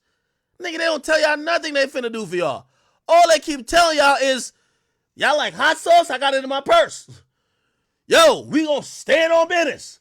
They just repeat catchphrases and niggas, like, you see the hip hop community? Because we do it around white people too, especially around white people. Anytime a white person knows anything that's like, we thought it was like, oh, I thought only niggas knew this shit. We love them. Like, we get them all type of passes. So, I think Kamala Harris is pretty much the same as Biden. But I don't care about her bringing out twerkers and rappers and her quoting lyrics. Like, I don't care. I want her to say, ma'am, you should know that the drop-off in votes from Biden to you is that you're a black woman. You should come with some shit to really rally black people to vote for you. Maybe you should come with, hey, listen, black folks, I'm coming with A, B, C, and D just for y'all. I'm rocking for y'all. Y'all got to get me up in this bitch because I'm bringing the policies for y'all. Now, she has a checkered past. Again, I really don't give a fuck because I think she's just like Biden. So I keep telling everybody, if you voted for Biden, you should vote for her. Like, right, she's nothing of that difference, and I don't think she's that much of a downgrade. I think she's an upgrade from Biden. Biden was a senile, like, fossil, nigga. Looked like he was falling apart every minute. He was falling apart. You get what I'm saying? So I think she's an upgrade. I just think that she don't got to do the corny shit to pander too much. You know what I mean? Like, leave that for the other niggas, man. Like, yo, just speak directly to us. Speak direct. We know you black. We can see it. We can see it. Like, we expect Trump to do that, right? Trump not black. So Trump trying to find a way to relate and communicate with black people. So that's why he's like, oh, my favorite rapper, Lil Pimp, right? He's trying to relate, but yo, you a black woman, bro. Just tell what you got in store, bro. We want to vote for you. We want to support you. We want somebody black up in there, but we want somebody black up in there who gonna actually hold it down for black people. Now on some Barack Obama shit, where it's like, yeah, that nigga could dance good and he could play some basketball, but that nigga looked like he was up in there to help the LGBTQ more than some niggas. You get what I'm saying? So I think she should lean into that, but I could be wrong. Still don't chase who I'm kind of rocking with this here, but I'm definitely down to listen. I'm down to listen to what she got to say. Native into her speech. Donald Trump, on the other hand, has been talking a big game about securing our border, but he does not walk the walk. Or as my friend Quavo would say, he does not walk it like he talks it.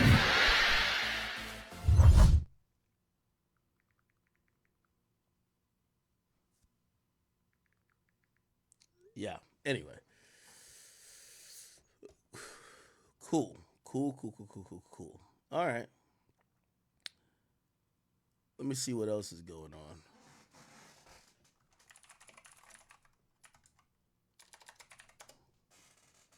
Oh, by the way, the first video of Vibes Cartel being free is actually out. Look at my nigga Vibes Cartel.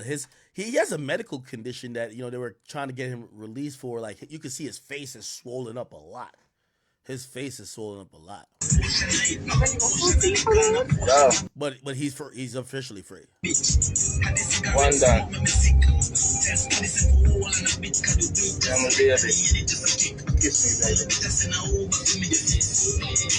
And they say, "Kiss me, baby." I don't know where this lady came from though, but apparently she was overseas. She fell in love with him without meeting him, and she came a couple times. She visited him in jail. He married her, which I think because he married her, he could get this conjugal thing. I think so. So I'm guessing maybe he was fucking her on the side. You heard me? You get what I'm saying? And yeah, no, she's sticking around. She did an interview before. Shout out to my man on stage. TV Vibes Cartel. Y'all think that's real love? Probably real love, huh? Yeah. This week's episode of... Essentially, she came... I'll play this part and you'll be able to see. Here we go. Stage with Winford Williams. Before. Yeah. For the same reason. Thanks for coming. Okay, and Jamaica for you. Is this your first visit? No, it's my second. Second, you've been here before. Yeah. For the same reason? Yes. Oh, yeah? Okay, good. So you know a little about us. So how, apart from the Addy and who he is in the flesh and so on, we're going to get to that. The Jamaica to you that you saw for the first time, how did that match up, the reality now, being here, to your perception, how you felt about Jamaica coming in, what it would look like, and so on and so forth? Well, so apparently like a year ago, or two years ago, it was her first time ever coming to Jamaica. like when I watched Jamaica on Instagram and stuff like that, it seemed very lively, like everyone was lively, there's always some sort of music going on. Yes. And it just seems like everyone knew how to live. Mm-hmm. So now that... The reality is different? No, it's not different. Yeah, I can see how people are so alive and people are really nice as well. Okay. Yeah, so it's just nice to be part of a culture where it's not just going from work home back to work. I can just see there's, music all around me, people enjoying themselves. You gonna ask her how they met? So I like having that around me. Oh, nice. Yeah. So that first visit was only a visit? It was a 1-week visit, yeah. Yes. And now you're actually residing in Jamaica? Yes. In Kingston? Yes, I am. And that has been how long? I came here on the 15th of August. Okay. Oh, so you've been here since summer? Yeah, so it's just over 2 months. Oh, yes. Yeah. Nice. Okay, so, and the visit now. Could you get into the visit? The first in the flesh visit. Oh, that was the first time she met Vibes Cartel there. It was amazing. Yes. Just being able to, be up close with him without any barriers and being able to hug him. And, we took some pictures as well on that visit. Oh. And it was a lot longer than the usual visits we have at the prison. So it was a nice time. And I got to see him twice as well during that visit. So apart from all of the nice pictures and everything, did you get the time you wanted with him? Did you get enough time? Hey, shit. She love her man.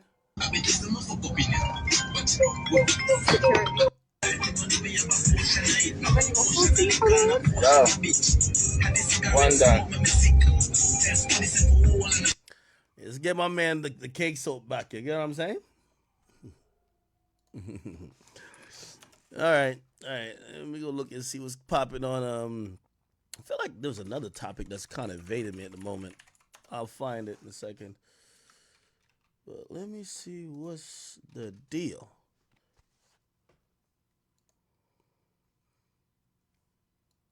So President, Amber Rose really like Trump, bro. Like really like Trump. I don't know if she getting paid or nothing, but she fuck with Trump heavy. Okay, Gilbert Arenas just proposed to some chick.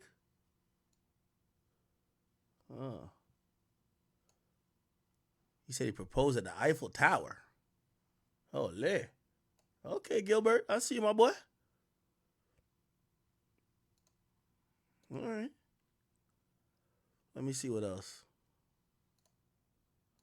Okay. This is Trump being interviewed at the National African American Black Journalists Convention. People did not think it was appropriate for you to be here today. You have pushed false claims about some of your rivals, from Nikki Haley to former President Barack Obama, saying that they were not born in the United States, which is not true. You have told 4 congresswomen of color who were American citizens to go back to where they came from. You have used words like animal and rabid to describe black district attorneys. You've attacked black journalists, calling them a loser, saying the questions that they ask are, quote, stupid and racist. You've had dinner with a white supremacist at your Mar-a-Lago resort. So my question, sir, now that you are asking black supporters to vote for you, why should black voters trust you after you have used language like that? Well, first of all, Now, I ain't gonna lie. She did grill him, but I'm gonna keep it a bean with you. If Trump could survive a bullet, he could handle his questioning. I don't think I've ever been asked a question so in such a horrible manner. First question. You don't even say, hello, how are you? Are you with ABC? Because I think they're... A lot of people did not think. Yo, my boy Trump is too funny.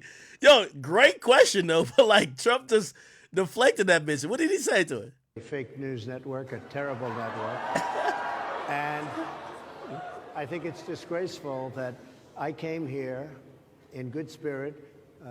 I love the black population of this country. I've done so much for the black population of this country, including employment, including opportunity zones with Senator Tim Scott of South Carolina, which is one of the greatest programs ever for black workers and black entrepreneurs. I've done so much, and and I say this, historically black colleges and universities were out of money, they were stone cold broke, and I saved them, and I gave them long-term financing, and nobody else was doing it. I think it's a very rude introduction. I don't know exactly why you would do something like that, and let me go a step further. I was invited here, and I was told my opponent, whether it was Biden or Kamala, I was a fake news network, a terrible network. My opponent was going to be here.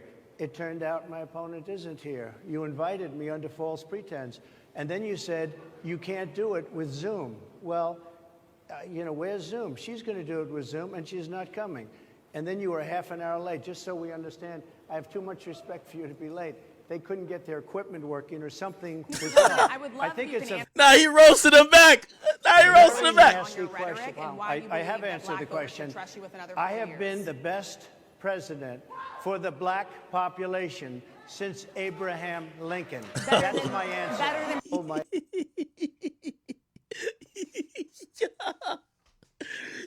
Yo.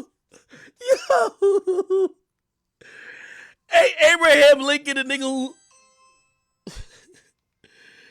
Oh, man. Hey, Abraham Lincoln, the nigga who, like, abolished slavery and shit. Shit. Hold on. I'm gonna let y'all watch this shit real quick. I gotta deliver it real quick. Your name is Trump. Nah, this is too funny. My nigga Trump is too funny, nigga.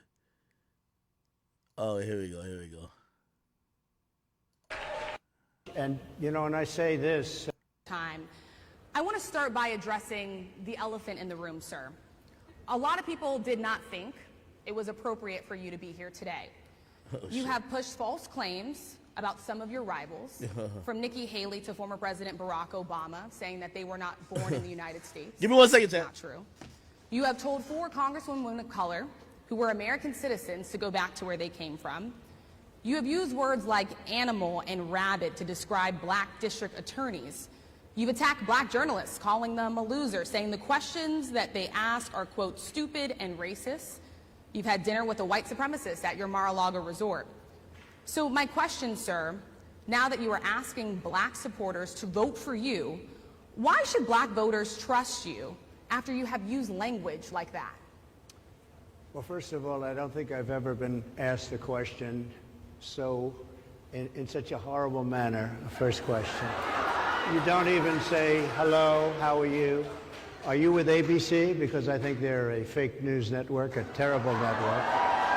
And I think it's disgraceful that I came here in good spirit.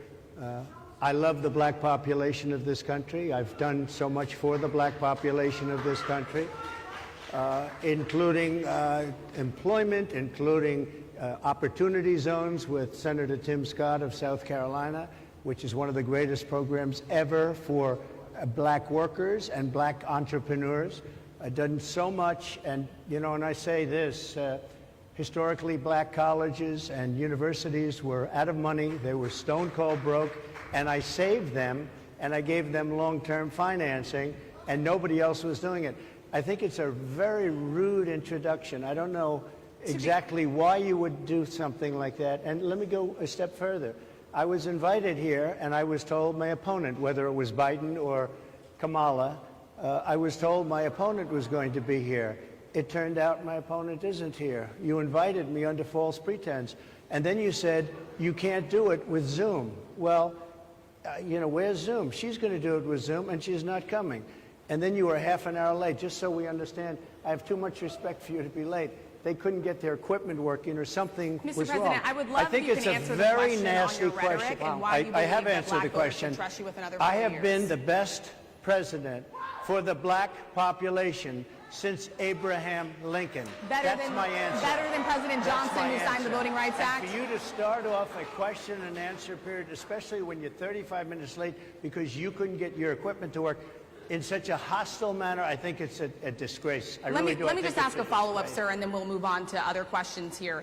Some of your own supporters, including Republicans on Capitol Hill, have labeled Vice President Kamala Harris, who is the first black and Asian American woman to serve as vice president and be on a major party ticket, as a DEI hire.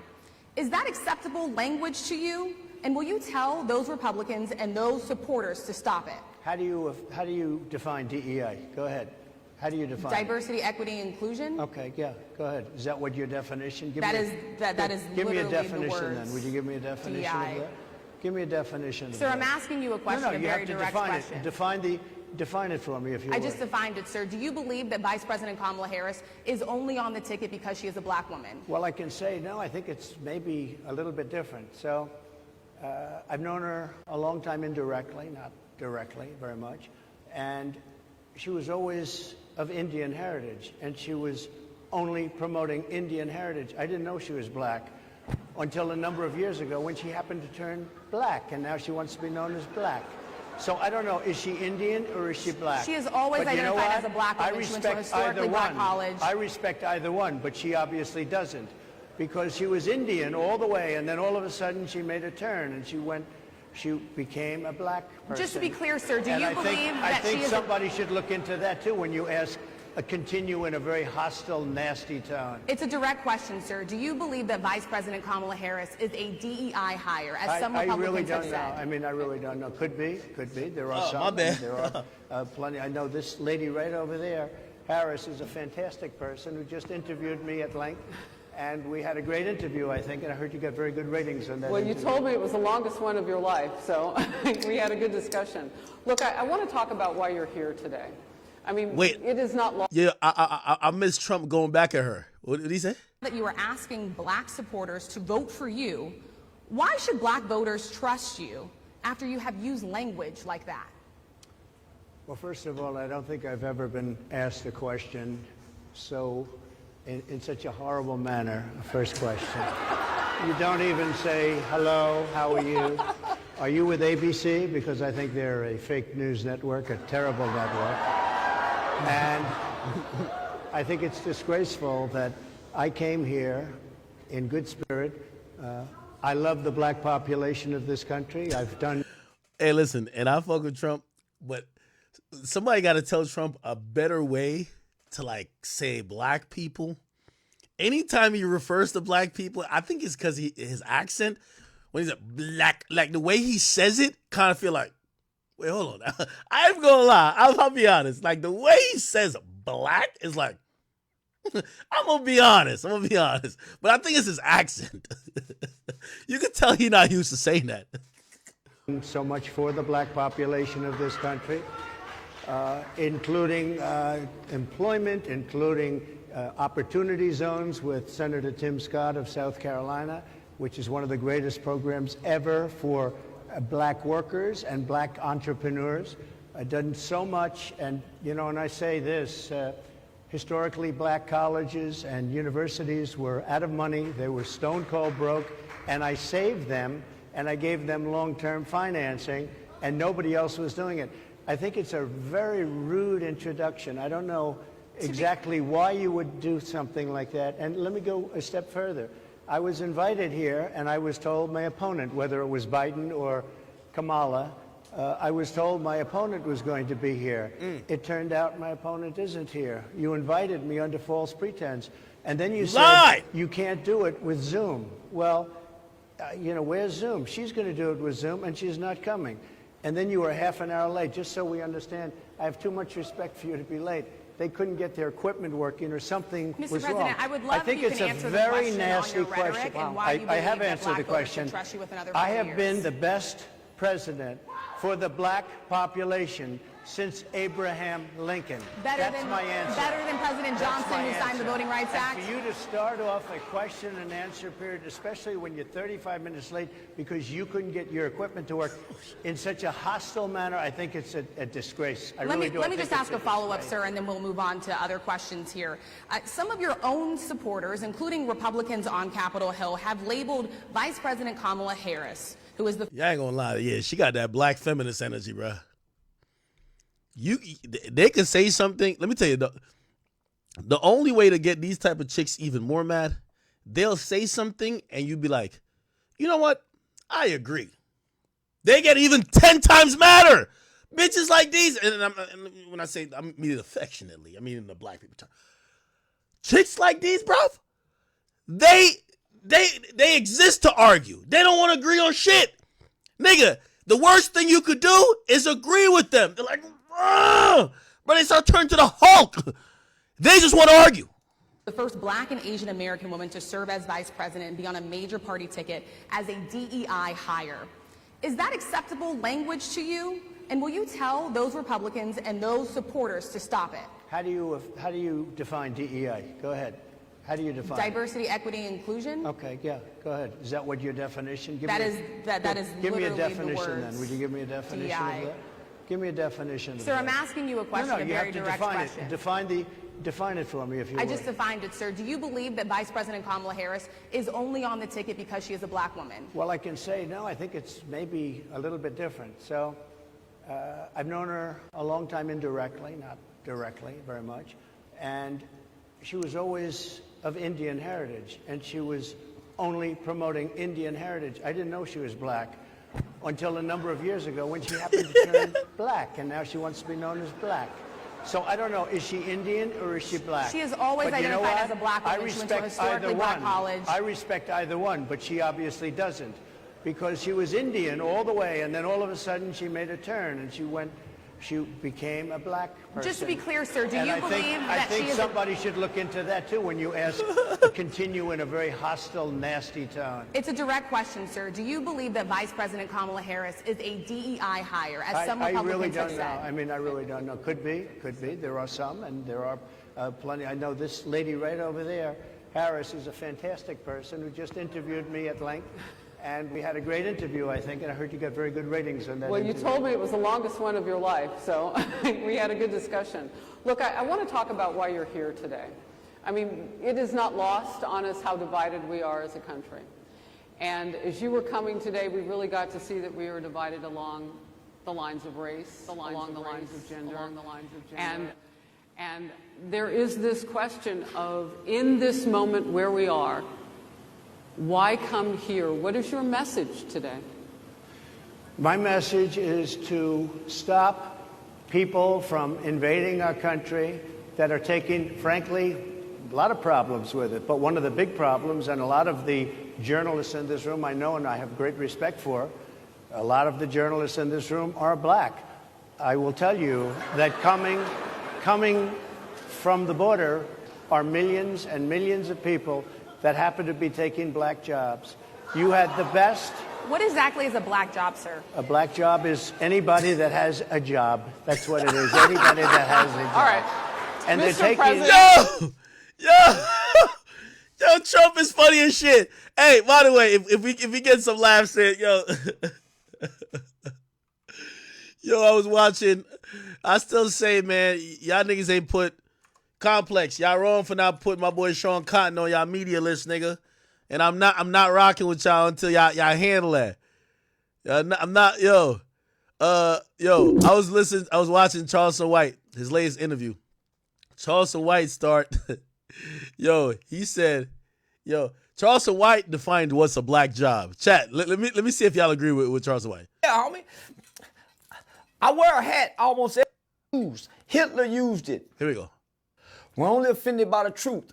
That's why stereotypes offend us so much, because most stereotypes are true about us. Watermelon, chicken. Put Joe ass to, cause Joe can't beat him with that bush. Ain't no white boy. He don't want his daughter date no nigga. What's wrong? Nah, homie, we got it wrong. They got it right. Hold on. I got cousins who help me. I got friends who. Hold on. It's who you know. Yeah. But he ain't good enough to play it no more. If they ain't winning out, they just go steal, just get up homie. They can be. I know people who steal, sell drugs. I was dying laughing when this nigga said this recently. This nigga was defining. He said they're all black jobs. Y'all gotta listen to this nigga. Charleston White is a fucking natural born comedian, my nigga. I kid you not. Hold on. I gotta find it. Yo, this nigga is funny as shit.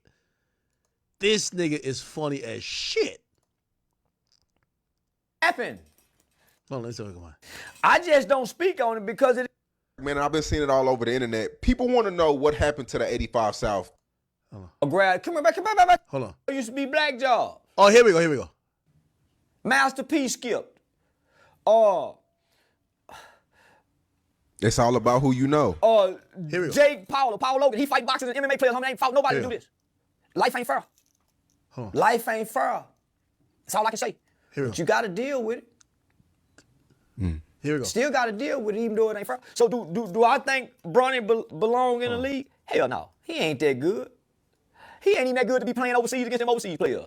Bronny need to be a high school assistant basketball coach or a PE teacher somewhere. Here we go. This thing is. But he ain't good enough to play it no more. Here we go. Nah, man. Did you watch the debate between Trump and Biden? Listen to this. Yeah, I watched it. And Trump mentioned black jobs. Listen to this. What's a black job? What's a black job? Yeah, he was pretty much saying that immigrants are coming over from Mexico. I'm finna tell you, nigga. See, construction used to be black jobs. The construction job, the Mexicans that you see laying the concrete, doing the tar, riding the machine, them used to be black jobs. Then they started letting the illegal immigrants come over. They started taking the job. That's why you don't see number of Mexicans now. What's another black job? The cashier, the nigga that's cooking the fries at McDonald's, the burger flipping nigga at Burger King, and the drive-through window. Them all used to be black jobs. Now, who you see now? Illegal immigrants, whether it's Mexicans or what. What's another black job? Listen to this shit. Detailing cars. What? What's another black job? Standing on the corner begging. What? Like you seen all the immigrants, but except the immigrants, they got a new game. They standing on there with flowers. That's a fact. They said that, yo, that little Mexicans be standing right there. Yo, they be trying to offer me all type of fruits. I'm like, I don't know if you cleanly, nigga. They be having the fruits cut up and shit. They be having flowers. Yo, you be in the car trying to shake them off like, but the girl that you driving with looking at you like, you bitch ass nigga, you ain't ever get me flowers in the last 3 months. You ain't gonna get me these shits. You like, trust me, they do be having them flowers. That's a fact. Roses. The nigga just standing there with a rag wanting to wipe your windows. That's a black job. What's another black job? Working at the grocery store. What? All them were black jobs. If nothing else, nigga, me and you could get them jobs during the summertime as teenagers and kids. Now you got the adult grown illegal immigrants making this $9, $10 an hour. When that used to be the summer job for the black kids.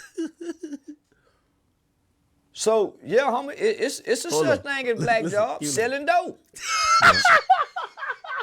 That nigga said selling dope is a black job. I'm done with this nigga Charleston White, man. That nigga said selling dope is a black job. Stealing. He said stealing. No, he said selling dope and stealing. Nah.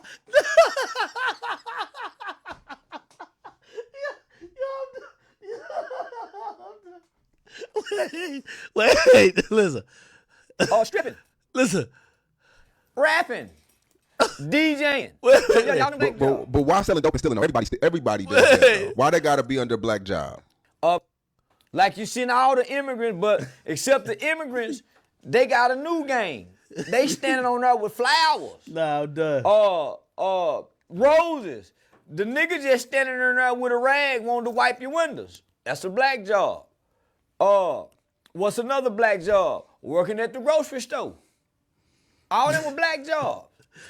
If nothing else, nigga, me and you could get them jobs during the summertime as I'm laughing because it's funny. I'm not laughing because I agree. Now you got the adult grown illegal immigrants making this $9, $10 an hour. When that used to be the summer job for the black kids. So, yeah, homie, it's a such thing as black jobs. Selling dope. Stealing. Stripping. Rapping. DJing. So, yeah, y'all them black jobs. But why selling dope and stealing, though? Everybody does that, though. Why they got to be under black job? Because I know black people do it for a living. Even if they ain't winning out, they just go steal, just get up like, homie, they can be rich. I know people who steal, sell drugs, rob, and can make more if they got up work and went and got a white man's job. What's a white man's job? Corporate America. Nah, you fucked up for anything that requires you to wake I do not agree with this, by the way, but I'm going to be honest with you, the nigga is funny.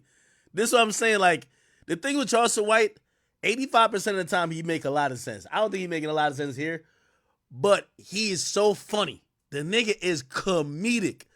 Like, I'm glad he gives me some credit for inspiring or at least, kind of, inspiring the thought of him going to comedy, but this nigga's too funny, bro. Because the conviction he got behind these things, he not even tell it like it's a joke, but this shit is hilarious. Wake up in the morning and leave out your house? I know a lot of black people that work corporate American jobs. Them white people jobs. But why can't they be black people jobs? They not black. Only low-level paying jobs are black people jobs. What? Because you only see black people getting no job, predominantly. Nah, that's crazy. Yeah, people were offended with that as well.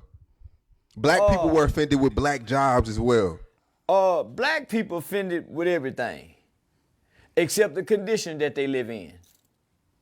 Everything offends black people except their reality and their condition that they live in.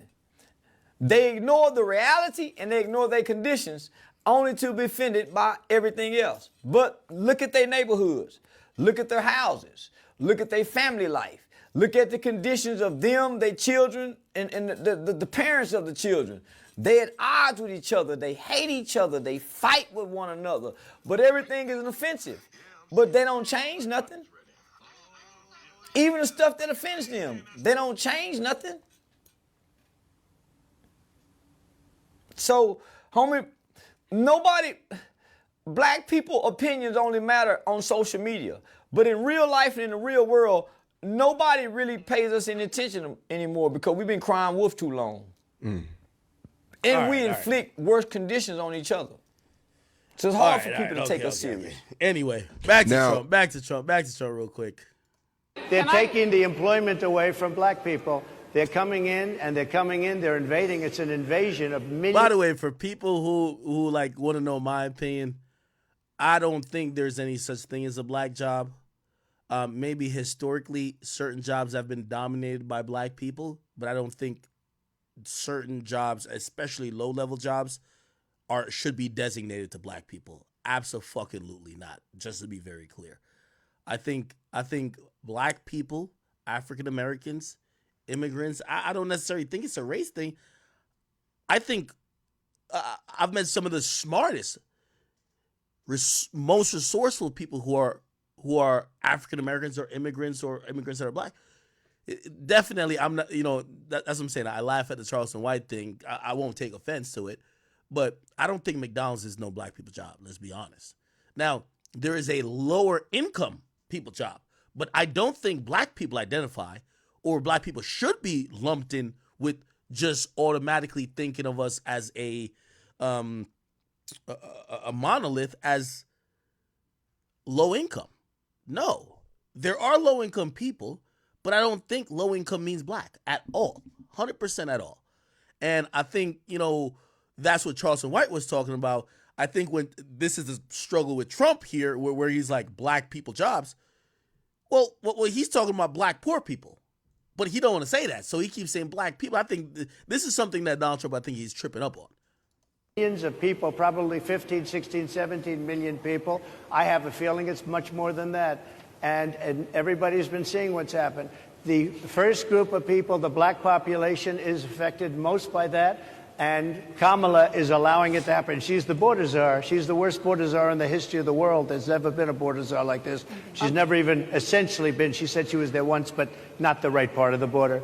Yes, so I'm agreeing with some of y'all. And listen, again, I don't know how I'll take my political view or whatever. Like, I'm not no dick ride of nobody. Like, I kind of try to go with who I think is better for the next 4 years after the last 4 years, because that's the thing. I think the pendulum usually swings. I think if we have 3 consecutive terms of Democratic rule, we're probably going to need a Republican. I think they actually have. I think they balance each other out pretty good, and I think if we have 2 consecutive ruling of like say a Republican, we're probably need a Democrat, because they both miss certain parts that represent the whole population, right? And they don't really change from their ideals and their policies, which, again, in times of war, I want a Democrat up in that bitch. No, not a Democrat. I mean a Republican up in that bitch, 100%. If we really squabbling with some nations, I want a Republican in there, because they love strong military and they love giving them other countries their ass to kiss. You know what I mean? They're not into like fucking just, they love small government. Cool. So that's in times of war. In times of domestic social unrest, you want a Democrat up in there, because you're going to have a nigga like Trump, you're going to have like a Republican say, we stand with the police, or they're going to say stuff that's just not going to make the people feel good, right? So then you need a Democrat. So again, bro, you're not, I think anyone's an idiot if you're just one party. You should kind of go with your gut. Half of my voting shit is going to go with my particular situation, whether it's my thoughts towards abortion, taxes, this and third, and the other half of what I'm going to use to decide is going to go with what I think the country needs, right? Because now we got a forecast. But I think the people who are always Republican or always Democrat, I think y'all are pawns. I'm going to be honest with you. You get what I'm saying? Like, to keep it real, who knows? Like, shit, I think Trump should probably get this time around. But shit, depending on how we do, we might be like, yo, let's get a Democrat back up in there instantly. You know what I mean? Like, again, it shouldn't be Like, people vote party lines, and I think that's the problem. Vote your interests, but also vote what you think the country needs. And at different times, we need different shit. So she was a border czar. She's done a horrible job. These people are coming into our country, and they're taking black jobs and Hispanic jobs, and frankly, they're taking union jobs. Unions are being very badly affected by all of the millions of people that are pouring into our country. And one thing, as we discussed, many of these people are coming in from mental institutions, from prisons, from jails. They're gang members in other countries. Other countries are setting loose their prisoners. They're opening up their prisons and their mental institutions. And they're... Yo, somebody donated and said, Ak, you know it's a black job. He said, yo, hip-hop media, that's a black job. Ty says community service, that's a black job. Yo, what's wrong with y'all niggas, man? Stop it, bro. Taking their bad people, drug dealers, gang members, and they're bringing them into the United States. And by the way, their crime rate is going down, and our crime rate is going to be a disaster. Mr. President, I want to get into how you address some of the issues with black communities. And I say that plural because we live in communities of color that are different. We're not all the same. We don't vote the same. We don't think the same. Sure. It's not monolithic. So as you come here today, I want to talk about something that bursts, and this is the weight of the inflation on this country right now. The nonprofit Money Management International recently released data. All right, we ain't trying to get that deep into it. We just trying to get some jokes. I ain't gonna lie. They say it's 58 years, but I think it's much. Someone from Illinois, an unarmed black woman, was shot the other day in her home by a deputy sheriff. The deputy has said... Ooh, okay. Now they told about police shooting, which is, I think, Sonia Massey. I think that's what we're talking about. Let's see how Trump reacts to that. ...been charged with murder. You said police would get immunity from prosecution if you win. Why should someone like that officer have immunity, in your opinion? Immunity? Immunity. I don't know the exact case, but I saw something, and it didn't look good to me. It didn't look good to me. Are you talking with the water, right? Yeah, well, police unions are not backing this person either. Okay. But again, why would... They're going to be charging the officer. I guess they're charging the officer. So why should he receive immunity? Well, he might not. I mean, it depends. It depends on what happens. I'm talking about people that are much different cases than that. We need people to protect ourselves. And by the way, in Chicago, as an example, Trump, you got to answer this question because, like, even, I like Trump in again, totality in terms of a candidate over, well, Biden's damn near dead, and now it's Kamala. But, yeah, I think because he talks shit so much and he's a funny guy, yeah, when you say immunity, like, people are thinking you're trying to say blanket immunity. And I'm listening and I'm reading between the lines. He's saying, okay, the guy, like, he says, he's talking about for different cases. We get that, brother, but you blatantly say all the time, immunity. You need to say, no, I'm going to back qualified immunity, but I'm not giving blanket immunity to murderers who have a cop uniform on. I think he definitely does need to say that. 100%. I agree with anybody who, we need him to say that, because when he's saying that immunity shit, we know who he's trying to get. He's trying to get police officers, family of police, people who are pro law enforcement to vote for him, but then people who might be victimized by the police, like maybe the black community, right? Or not maybe the black community, definitely black community, and especially in situations, and we're not talking about all situations, and I think this is where he's about to jump out of the question, but I said, well, in Chicago, there's a lot of killing, so we need police to do their job. You're right. Half of them niggas who's doing the killings in Chicago, they're scums. They're gangbangers running around just shooting niggas up. Yes, police need to be empowered with the idea of if they pull their trigger or if they do their job, they won't get charged with those particular people. But Sonia Massey, am I saying her name right? Sonia Massey or Sonia Massey? If she doesn't do shit and gets murdered, fuck an immunity for a cop. That nigga need to burn at the stake. And you have to make a very distinction. And I think that's where Trump lacks a little bit, because that's how people think you empower, like, racist groups, right? Like, you know what I mean? Where, like, you'll say something that kind of go in their favor, and then when people ask you to clearly denounce something that also might represent some factions of whatever groups, you skip out of the question. You gotta denounce it. You gotta say, brother, you know exactly Trump. Trump, you're tapped in, my nigga. You know what that fucking cop did. You should say, hey, listen, what I'm talking about with immunity ain't that.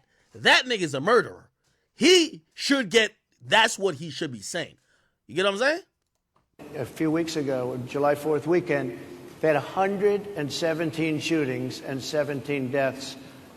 Nobody wants that. Nobody wants that. We need to have our police officers have the respect and dignity back. In this particular case, I saw something that didn't look good to me. I didn't like it. I didn't like it at all. So, can you get a little more specific back to the immunity question? Okay. Who would make those those Well, right now, distinctions? for the most part, people are protected by their unions, by their police unions, or by their police departments. But I'm saying if I felt, or if a group of people would feel that somebody was being unfairly prosecuted because the person did a good job maybe with crime, or made a mistake, an innocent mistake. There's a big difference between being a bad person and making an innocent mistake. But if somebody made an innocent mistake, I would want to help that person. Okay, and I understand what he's saying there. Now we got to give it examples, because we got to see what you think is an innocent mistake. Yo, boy over there just shot Shorty after he went in her crib, approached her, told her to go turn off the stove. Then he got scared at her turning off the stove and taking the thing off the stove, and he shot her. Is that an innocent mistake? Because that ain't. That's a nigga whose fear, prejudice, racism came out with the trigger, but he should have never had a badge to begin with. Was that 4 different other precincts before? Like, come on. What would those exceptions be? What would determine You an go innocent after mistake? somebody, and it's a very close call, and it's very dangerous. And they have the policeman's life and woman is a very difficult thing, because sometimes you have less than a second to make a life and death decision, and sometimes very bad decisions are made. They're not made from an evil standpoint, but they're made from the standpoint of they made a mistake. So I want to follow up really quickly. I find it interesting because you do talk about reining in prosecutors, especially when it comes to prosecutors that are prosecuting you. Okay, nah, she's doing a good job. She's doing a good job. Pretty good job by this black woman right here. This woman right here, I think she started off with, she's just straight feminist. Get her out of here. Like, she just want to argue.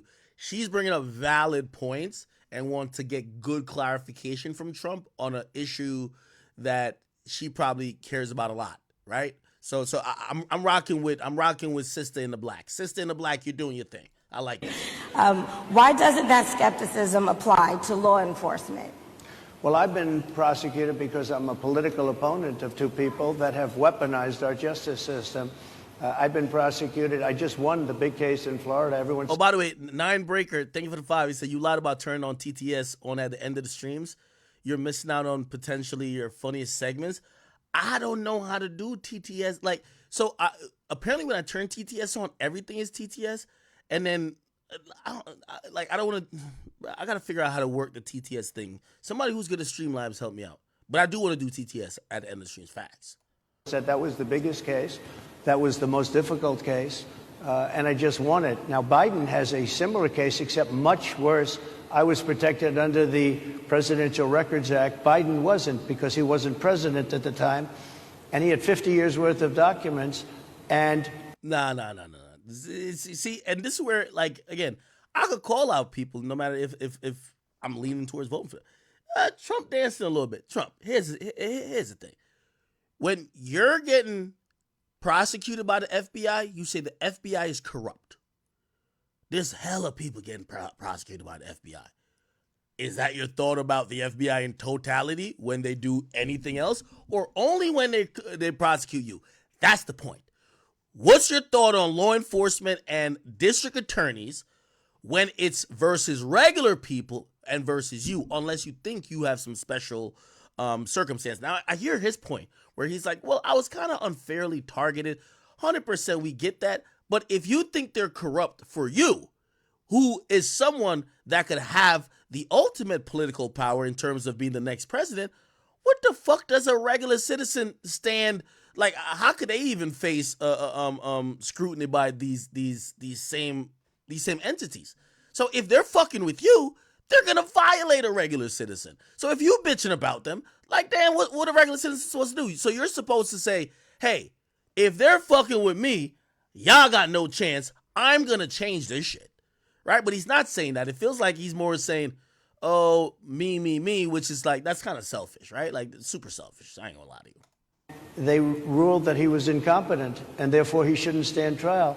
And I said, a story to tell. You said, Ak, if you could interview Trump on stream for 20 minutes, what would you ask? What 3 questions? Stay tuned. isn't that something? He's incompetent and he can't stand trial, and yet he can be president. Isn't that nice? Mr. President, but they released him on the basis that he was incompetent. They said he had no memory, and he was a nice old guy, but he had no memory. And so, therefore, we're not going to prosecute him. Let me go get a little more liquor. Hold on. I won the case, and it got very little publicity. I didn't notice ABC doing any publicity on it, George.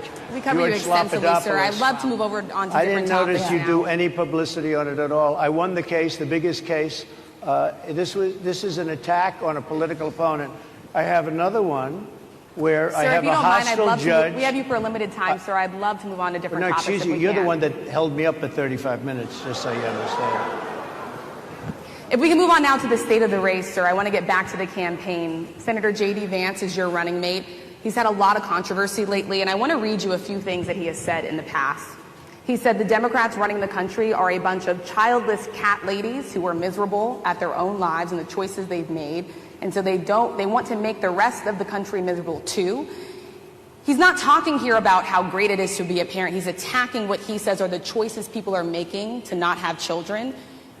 Did you know that he had these views about people who do not have children before you picked him to be your running mate, and do you agree with him? No, I know this. He is very family-oriented, and he thinks family is a great thing. That doesn't mean he thinks that if you don't have a family, it's not. I know people with families. I know people with great families. I know people with very troubled families.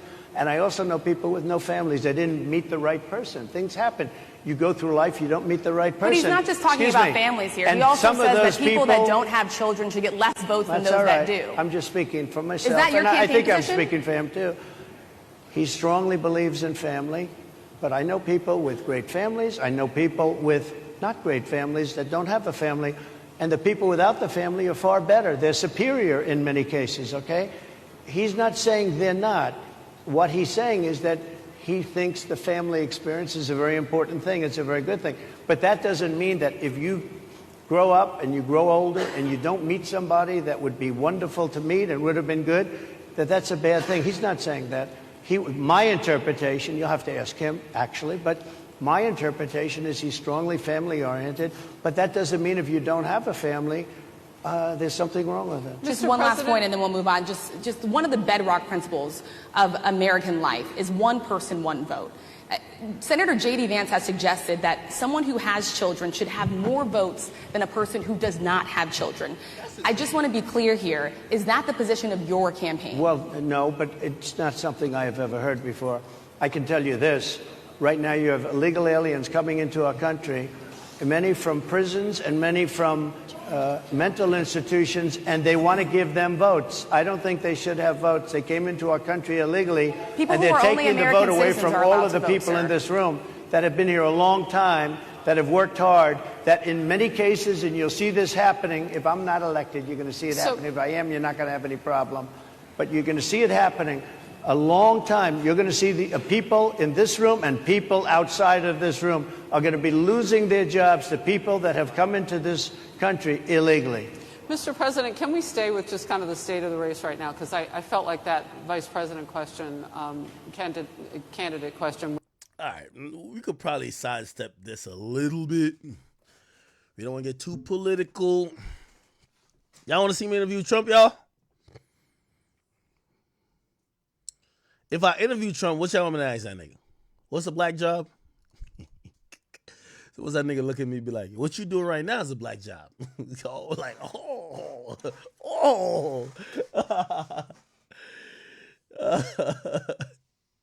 All right. Yo. All right, bet. Oh, yo, so check this out. So apparently, Drewski explained why him and Ruby Rose broke up. Here it is. Mm-hmm. Are you single? Yeah, I'm single. What man. happened to you and Ruby Rose? Y'all went together for literally 2 weeks. Listen, God blesses you sometimes with situations. It's a learning situation, and that's what it's all about. It wasn't nothing bad that happened. Yeah. We just, What was she's a beautiful girl. She's doing great in life, man. She's making money. I'm doing the same. So, What was the learning factor in their relationship? What did you learn from it? I learned that when you got a bad bitch, you can't really. My bad. Oh, I can't. It's okay. Go ahead. Well, you got one of those. We got one off. I can't keep doing them. You see how you get me when I start talking about my ex, man? So, come on, don't do that. I know you're in your feelings. My bad, y'all. So when you have a beautiful woman. Yeah, we have a beautiful woman. Of that caliber. What happened? It comes with a lot, and I wasn't really. I don't know if I was prepared yet. Mm-hmm. But I learned a lot from it. So I think coming out of that, you better have. Mm-hmm. Are you single? Pockets ready. Okay, so what is it? I ain't saying that's what happened. No, I'm saying. So I want to. Who said in the chat I look like the fat Eazy-E? I'm going to slap the shit out of you for saying that shit. I ain't going to lie. I went upstairs and I poured some liquor and I went in the bathroom taking a piss and I looked in the mirror and I said, I look like Eazy-E. I ain't say the fat Eazy-E though, but I said Eazy-E. Understand. So was it more financial when you deal with a woman of that caliber? Yeah, but I think it's all you just got to be ready because you don't know when you're gonna have to be pulling that wallet out. Oh, like if y'all go to a store, like you need to buy me this 15,000. Hey, he later said on the gram, I think he was trying to clean it up. He said in the last interview I did, I spoke about my recent relationship, and to be real, I was trolling. No, he's not. So if y'all wonder why I don't like, I know y'all might be like, blah blah blah. Yo, there's been like 3 or 4 celebrity girls that I could have definitely dated. Some of them bad as shit. And whether their incentive for wanting to date me was like, oh, okay, it would help my career. Because, pretty much all of them did music. They were women. Some of them some of them I've talked about. The reason why none of that ever happened is kind of like that. Like, one particular girl, and if she ever sees it, she gonna know. And I'm not shitting on her at all. But her thing was like, oh, shit. She actually invited me on a date. She was like, yo, so I got courtside tickets to, I won't say what game because it'll give you where she probably lives at.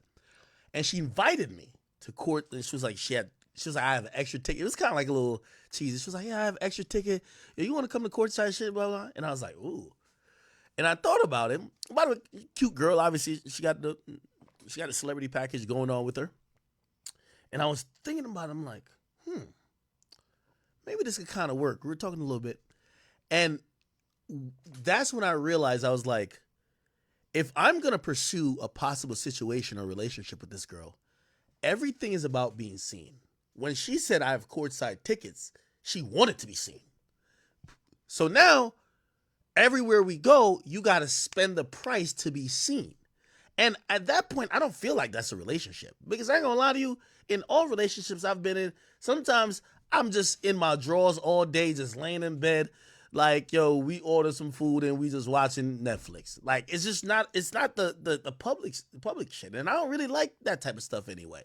And another one, it was a lot of the conversation was all about making a spectacle, right? Like it was going to be a splash from like, yo, yeah, like, shit, they be thinking you don't get bitches like that. But at first, I was looking at her like, bitch, what you mean I don't get bitches like that? What are you talking about? She was like, when they see me with you, like, yo, shit, this shit gonna be all over the blogs. And I was just like, so wait, so I gotta spend like $15,000 for some courtside seats to get over the blog? I'm like, nigga, I talk right now and I'm over the blogs. Like, what's the point of that? You know what I mean? Like, when you're with girls like that, you gotta go do some crazy shit for their birthday that they could post on the gram. Like, it just feels like, and it's not about the money necessarily. It just feels like you're paying for PR. And that's what I hate about it, right? Like, I'm paying for PR. It's not even like this is a girl that nobody else has ever fucked. So-and-so rapper used to fuck with her. so-and-so rapper used to date her, and now I'm just over here paying an expensive price to get some PR. Now, I'm going to use 6ix9ine as, sometimes I use him as explanation. What he always told me was like, dating girls in the industry, you got to spend a lot of money compared to a regular girl. But for him, he always wanted to get ground with that audience, right? Like, I'm pretty sure if Moneybagg Yo, when he was dating his regular baby mama or any other girl, he's not buying her a car every 6 months. But it looked like with him and Ari, he's doing the most every few months. But that has given him a lot of ground in that female community that love relationships. So you could say, bro, you spend 200 bands. You spend 200 bands on this girl in a year, and to me, that's like, what? You know what I mean? Like, well, maybe probably even more than 200 bands. He probably spent $500,000 or whatever, like, in a year. And I'm like, damn, like, bro, like, ain't no pussy worth that. Like, shit. I'm like, yo, shit, and if I spent that amount on you, you better not give me no fucking problems. He's probably looking at it like, yo, my career is going up. So that's the only thing. Like, I think if I was a rapper, I probably would. And I think where Drewski is, he probably should, because he's maxed out. Like, he's a comedian. He needs to become almost like the guy. You know what I mean? And when you're becoming the guy, you got to start dating people in the industry.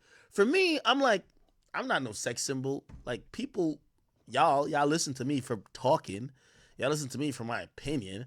I mean, there's a few people, like, maybe on a Reddit that care about my relationship status, but, like, the majority of people don't give a fuck. So why the fuck would I go spending $500,000 to be in a high profile relationship when them chicks are probably gonna just like her and hate me? You know what I mean? So it's like, I never thought it was good for me. Now, granted, if I have an artist, if I sign an artist, yeah, I'm gonna tell artists, yo, you gotta go date her.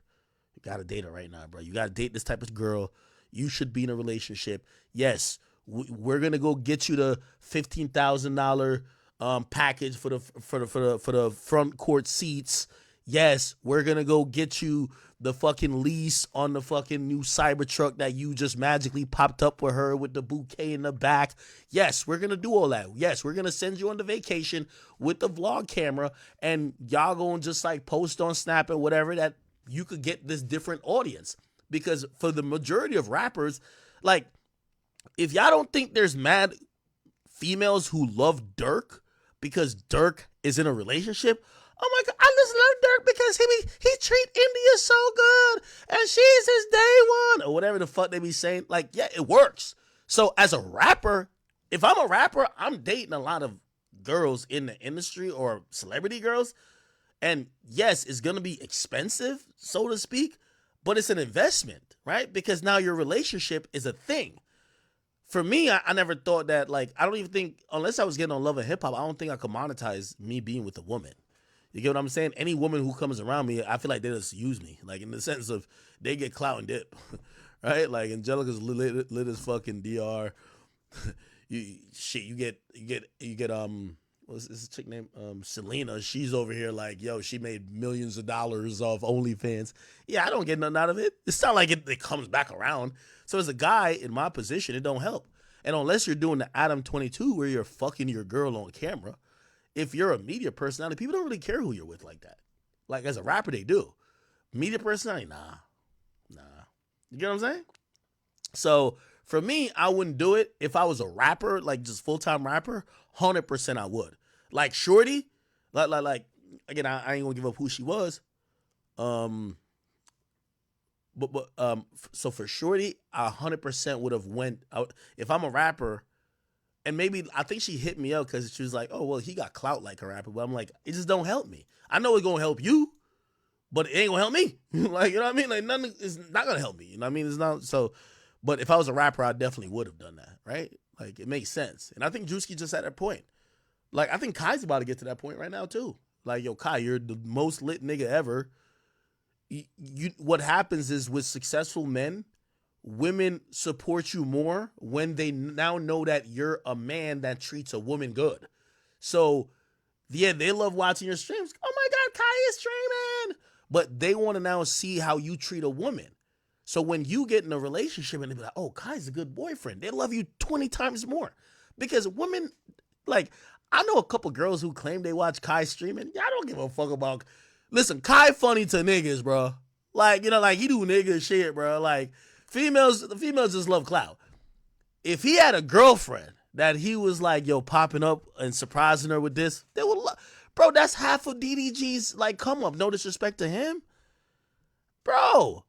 You know what I mean? Like DDG was always lit by himself, but like anytime he got in relationships, people cared a lot more. I think his biggest song before he got the like, yo, was a G. Like before that song, I think it was a song with like his ex that was a YouTuber. Like I don't even know her name. Like what was it? Was it it was like some president's name. Oh, Kennedy Fried Chicken. Like whatever her name was. You know what I'm saying? Nobody don't really know her like that. But women loved her. Like, oh my God, DDG and Kennedy Fried Chicken. Like whatever the fuck. You know what I'm saying? It is what it is. So I completely understand. Drewski's just backpedaling because I could imagine Ruby probably hit him. Like, bro, like, you know, it's making, because Ruby has a reputation. People want to think she a gold digger. Ruby getting money. The thing is with, by the way, I'm not saying you're only spending on her. But it becomes, like, for example, I've had women buy me shit, but I'm going to be honest with you, like, it does nothing for me. Right? So it's like, when you're with a celebrity girl, okay, you spent $40,000 on her, she spent $15,000 on you. And by the way, it's not about it being equal. I'm just saying that the girl, if she a celebrity too, she gonna spend money on you too. But men don't give a fuck about that. Because if you spend $15,000 on me and I spend $40 on you, bitch, I could have bought the shit that you bought for me for $50. We don't care when women buy us shit. We don't care when women do things for us. Right? So I'm pretty sure after that interview, Ruby hit that nigga and be like, yo, dude, like, you know I spent money on you too, but we're men. We never like think about, it doesn't value more when a woman spend money, unless you're broke. Broke niggas love when women spend money. But when you got it, like you can't spend no money on me when I got it and I could do for myself. I don't care. Like it doesn't mean nothing to me. Now it means something to a woman. A woman could have $1 million in the bank, and if you spend 50 grand on her, she'd be like, oh my God, I really love this guy because he spent it on me. Women love when men spend money on them. Guys, when we have it, we don't care about a woman spending like that. So when you get in a relationship with a woman who's on, so you're a celebrity, she's a celebrity, it becomes, y'all just both just spending money. As a guy, you got to look at it as it's an investment into your career. Right? And for her, she's just, you know, kind of like, you know, leveling up a bit. Yeah. So like, bro, she 100% pressed that nigga. You get what I'm saying? Yeah, you could be. But yo, you know, I had showed y'all his ex. Like I want to pull her. I'm messy anyway. This was his ex. You feel what I'm saying? Look. This was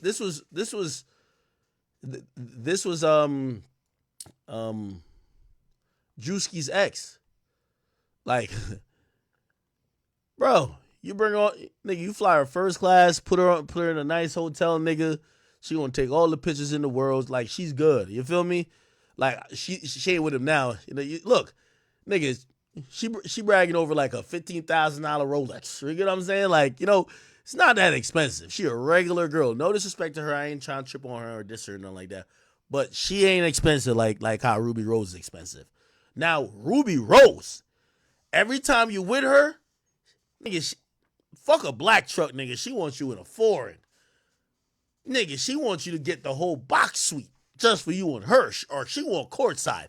With this chick right here, nigga, you don't even got to show up. You give her 4 tickets for $2,400 in the 5th row at the basketball game, and she is dumb happy.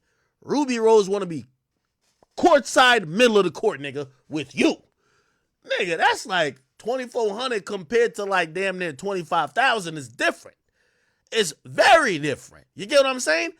This girl, she not popular. Like nobody gives a fuck about. No disrespect to her. Nigga, I don't give a fuck about her like that. So you got a chick like this, like yeah, you still spending some money, but it's levels to this shit. You bring her here. Oh my God, look, yeah.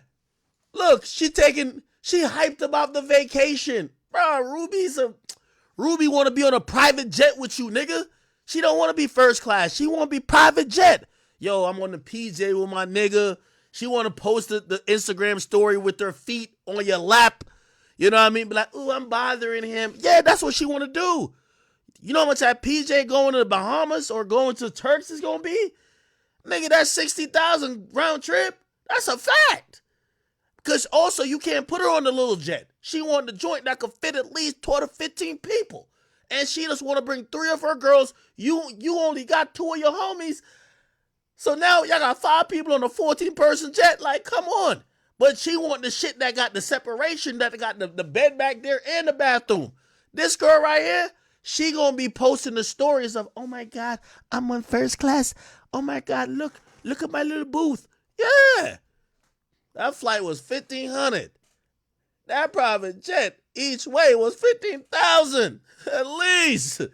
Bro, it's expensive with these celebrity joints. I'm telling you. Don't listen. Here's my motto: I wouldn't date no celebrity chick unless I'm getting some type of career benefit from it. Look, she posted up in front of a G-Wagon that ain't hers. Man, Ruby ain't doing that, gang. You gotta buy her the G-Wagon now. You bring it to your high-rise condo in Miami, your regular joint. Oh my God, I love that matte black G-Wagon. I like that. Oh, go ahead. I'll take the picture for you. Shit, she flexing with some shit she don't got.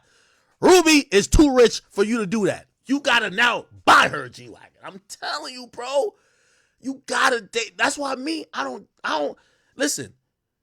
Y'all gotta realize, I don't care how y'all think I look, game I got, bro. It's all about clout. Nigga, I'm clouded up more than 80% of these rappers. Y'all don't think celebrity business want me?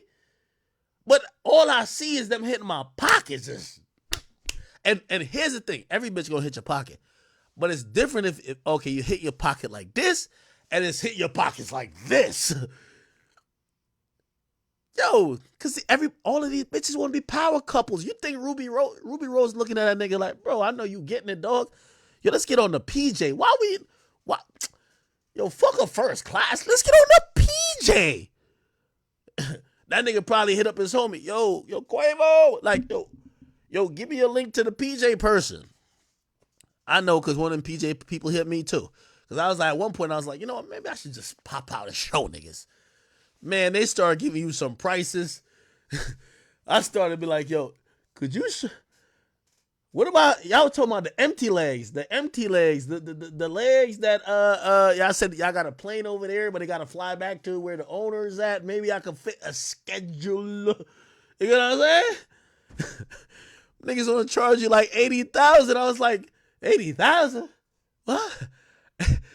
I thought I was gonna spend that on, nigga. I thought I was gonna spend 30. Nigga, it was 30K on the vacation as well. But you thought you was gonna spend 30K. It's just 80K for the flight. Now you get 80K in the flight. Listen, a regular chick, real talk. I'm telling you, I promise you. You bring her to the lit resort. Look, Shorty's showing off the resort. This ain't a villa, it's the resort. Yo, we in the presidential, 2,000 a night. We here for a week. That's 14 bands. That's cool. We got a different view. We got 5 rooms. We got the view nobody can see. Butler, everything. You dealing with a celebrity. First of all, a celebrity chick, all of their friends are celebrities too. And girls only use your money to stun on other bitches. So now, that ain't gonna cut it. Oh, you bringing me to a resort with the regulars? Oh, no. Yo, usually when we go to Turks, first of all, the celebrities they ain't gonna give you the chance to book the resort. They gonna tell you, oh yeah, y'all been to Turks like 8 times. That's already a red flag. Anytime a bitch been to somewhere like mad times without you, like, oh, red flag. She be like, oh, we usually stay at this spot. That's my spot. You go look that bitch up, my nigga. That shit literally gonna say, oh, it's 14,000 a night, nigga. It's some villa, private beach, everything. Now you thinking, first of all, you're not only paying for her, you paying for her friends because she got to stun on her friends. Yo, this is what my man got. Yeah, he rich as fuck. You out of 60 or 80K with a jet. You now is paying for the fucking hotel. She want to be there for a week and a half. God damn it. So you done paid 100 bands. I'm telling you, you don't want no celebrity girl. These bitches is too high maintenance. And let me tell you this too. The shit that make your stomach turn is what make listen, it's one thing if I'm with a girl, I know she don't got it. Well, Big Daddy got it. Big Act got it. Yeah, that's what Big Act is for. I got it. It's sickening when you know she got it too. But she gonna look at you like, ain't you my nigga? You sick. You with the girl who, like, she getting money too. By the way, while you're on vacation with Ruby Rose, she's getting a request from her OnlyFans. A nigga paying her $5,000 to fucking put some fucking lube on her asshole. So she's getting bread. And then you know what she do? She turned what you paid for into a photo shoot. Babe, I'm getting ready. Could you take some pictures of me by the swim out pool that's next to our bed? You like, what the fuck? Like, what? You like, I'm thinking I'm waking up as a morning head. Yo, these chicks not even freaky. These bitches trying to get their content off. Like, now you all of a sudden a photographer. Your dick hard as a motherfucker. You like, what the fuck? I ain't even fuck yet. Babe, I gotta get these. Come on. Like, you're wasting sunlight, babe. All of a sudden, your goofy ass is sitting there taking pictures that she's using to trap the next nigga. Oh, my God. I'm telling you, this is bad. Yo, it's the most horrible thing. Don't date no girl that's in this. I'm telling you. So now, you and your fucking feelings, and everybody knows this. When you with the self-absorbed, anytime, I pray to God y'all not with a girl that thinks she a model. You done took 65 pictures of her. She got all type of angles.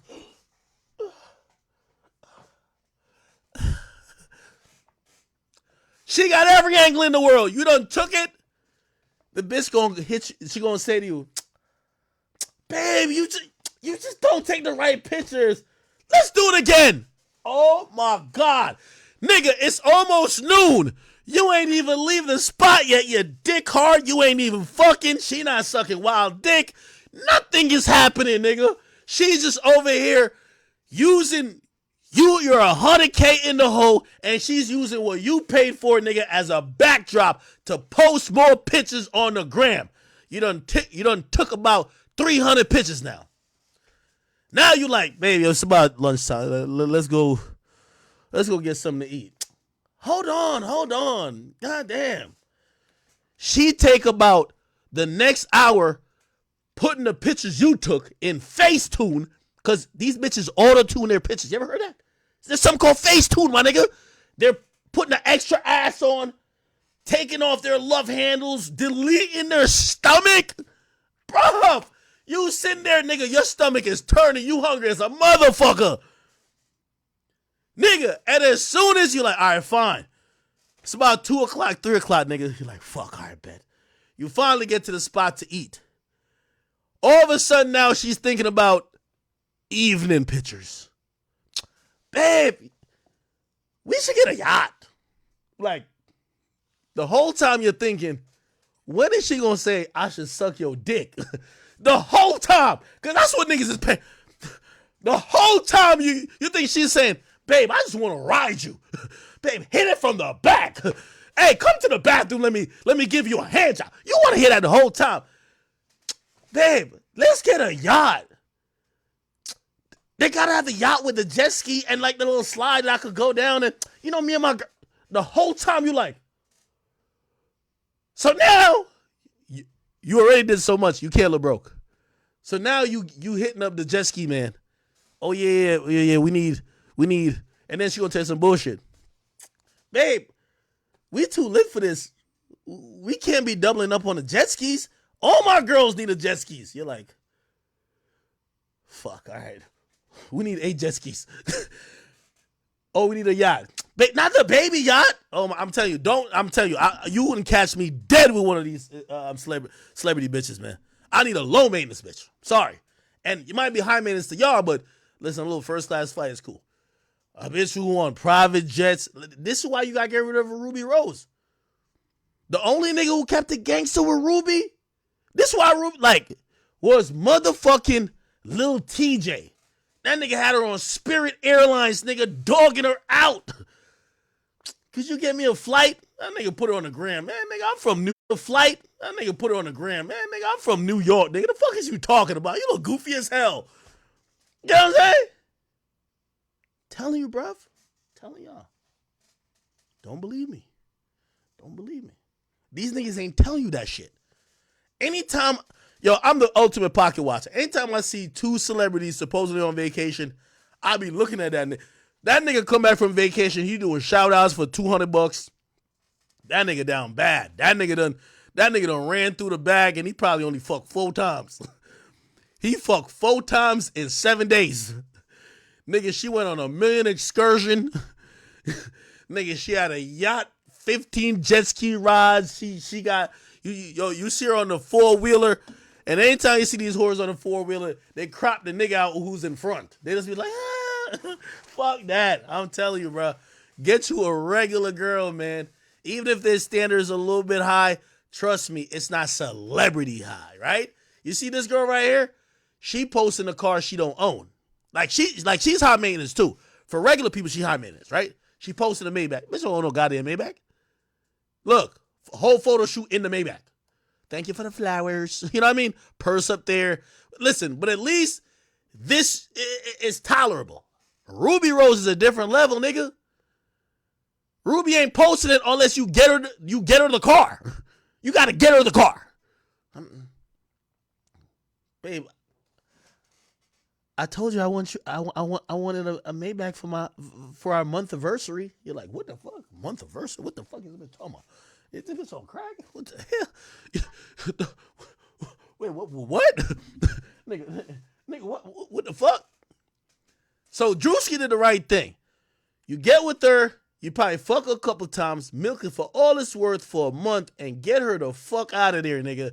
Save your bank account, nigga. Go back to a regular girl. The ones that could be impressed by the good shit. Oh, first class? Oh my God. Yes. Yeah. Trust me, Chad. Trust me.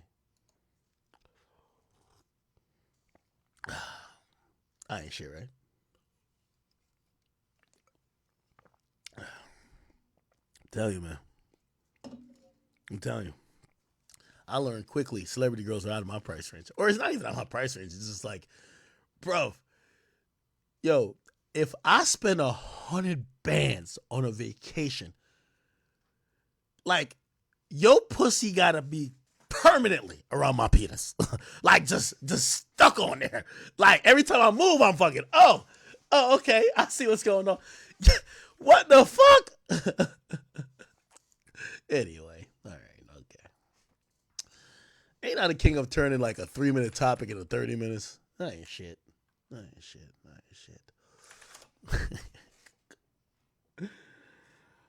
What am I reading? I said read the comment. Oh, let me show you how the video of Vibes Cartel getting free. So Vibes Cartel, this is when he left jail right here. This is when the moment he walked out of jail. Vibes Cartel free. It's the moment he walked out of jail. This is. Is it this?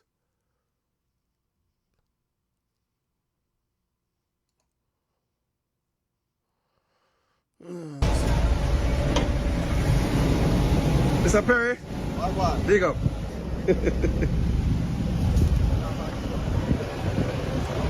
What happened to limousines? I haven't seen limousines in a long time in America, bro. They still got them shits popping in Jamaica.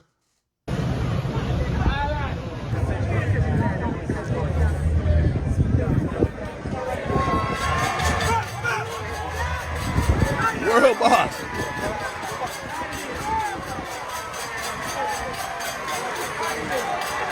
Hello, come back.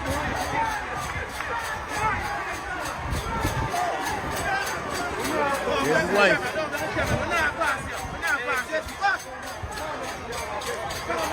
So they got the soldiers out. They got the police out. Look how much. See, remember what I was telling y'all? Look how much fucking soldiers they got out there for this nigga's release.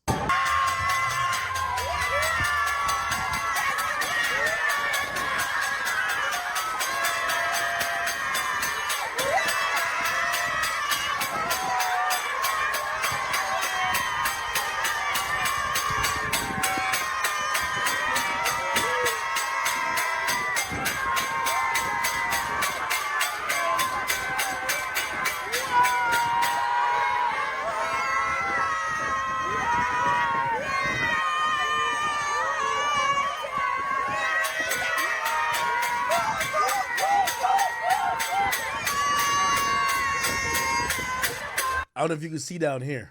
Look how many fucking people down there.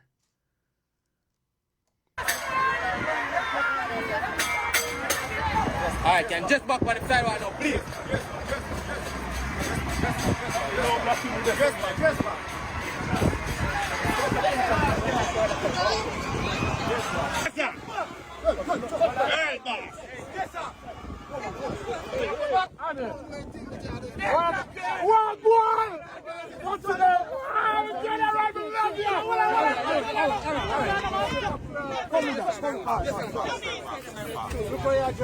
I think Mr. Sean Stom.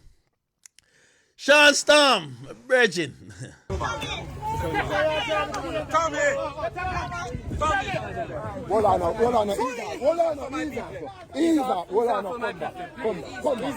I told him, I'm not trying to tell you.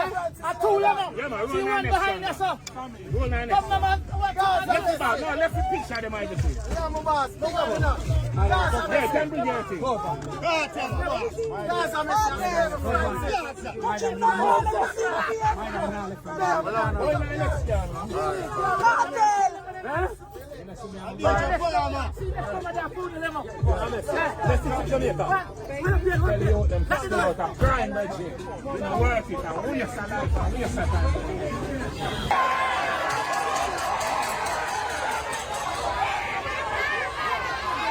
I'm telling y'all now, the government of Jamaica gonna have a hard time, man.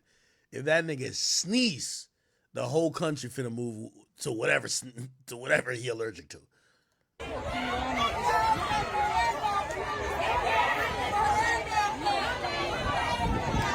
By the way, another interesting story. When Vybz Kartel got arrested, give you that story right now.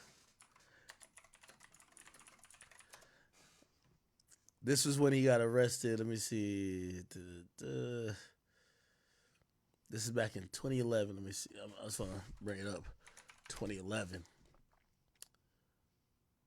Where's his arrest joint?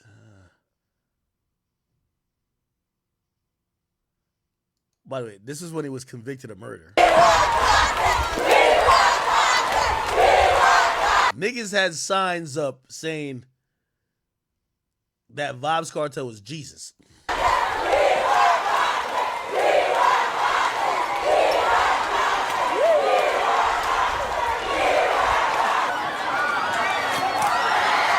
Crazy.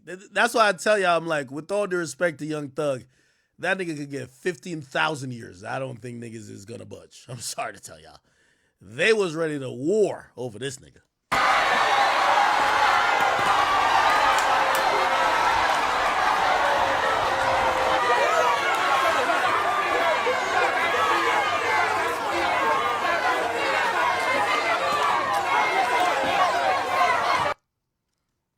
Yeah, so this was the scene when he got convicted. This was him. He was skinny. Well, he's still skinny now, I guess, a bit. You gonna stop touching me now? I forgot, how old is he right now? Let's see. How old is Vybz Kartel? Yo, he's 48. Team accepts. Okay, anyway. Let me see. Vybz Kartel arrest 2011. I'm trying to give y'all like a slight story. Some of y'all might appreciate, some of y'all might not care. When he first got arrested, where's the arrest video?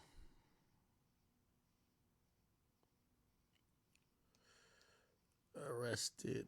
I'll just say arrested for murder. Since 2011, I remember them having him outside. He had hair back then.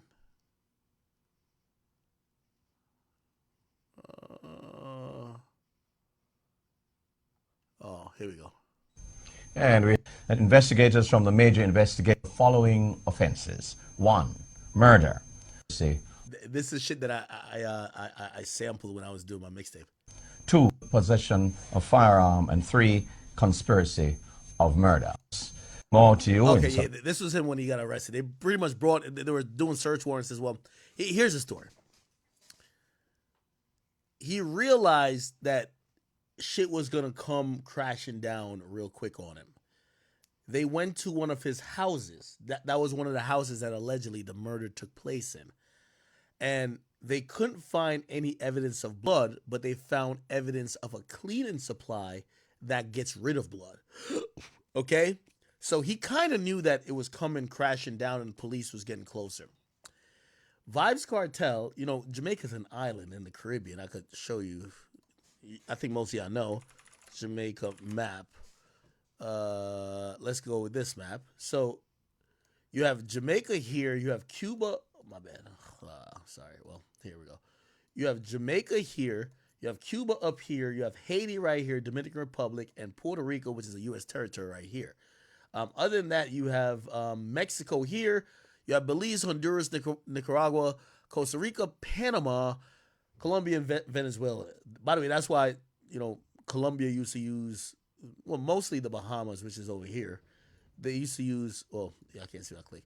Colombia used to use the Bahamas over here as like landing strips before bringing the coke, whatever, to the United States. Anyway, before they start using Mexico primarily, which is over here.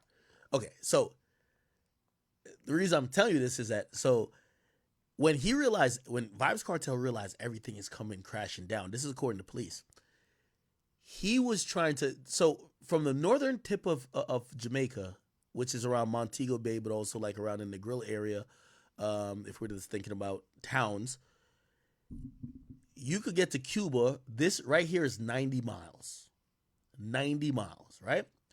Like theoretically, we've heard that people could maybe not swim, even though the Caribbean Sea is not like the Atlantic Ocean, so it's much more common, but you could actually get a boat and just get a boat and go to Cuba. Apparently, Vybz Kartel was trying to get a boat to go leave the country because he knew this murder charge is coming down. And that's why they arrested him at the time he did. Apparently, I guess they had some shit tapped. He was texting people or whatever, like, yo, let's get a boat. I'm about to leave the country. You get what I'm saying? So pretty much, I guess I'm saying, like, you know, he goes from basically realize, like, fuck, I think they got me. I'm about to leave the country and run. They get him before he does that. He gets found guilty of murder. He serves 13 years, does all the appeals, goes up to the UK, and then now they have granted him, well, it's not that he's innocent. They're just not going to charge him. Well, I guess he's innocent, right? Because he does have a conviction. And, yeah, literally, trust me, the police are tight. The soldiers, so the army's tight. But what could you do?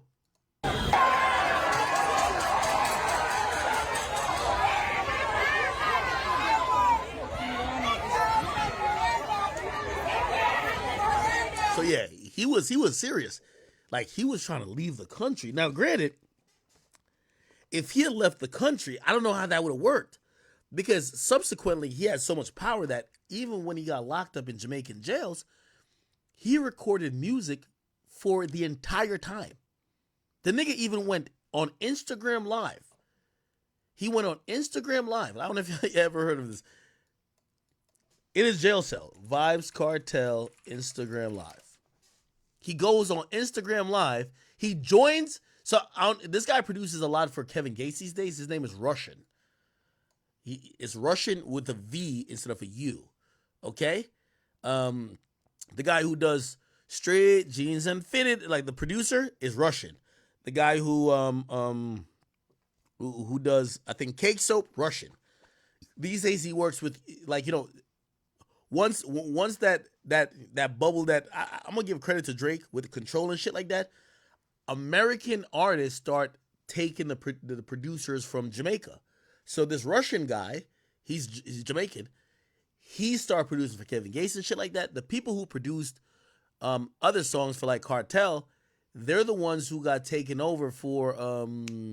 I think Controller is done by this one guy named Steven the Genius. He makes amazing beats, and he worked with Boy Wonder and some other producers to do Controller, to do a few of the Jamaican joints that Drake did. Anyway, here's the thing. The guy went live 4 years ago. Remember, Cartel is in jail serving his life sentence for murder. And the guy literally Vibes Cartel, that's his Instagram. He says, add me. Now he's in jail. Now people, you would think of some Julio Fulio shit like, nah, that people trolling on his account. Man, this is Vibes Cartel, nigga. That nigga got everything in prison, bro. Look at this. Who up next? And he says, broski, add me.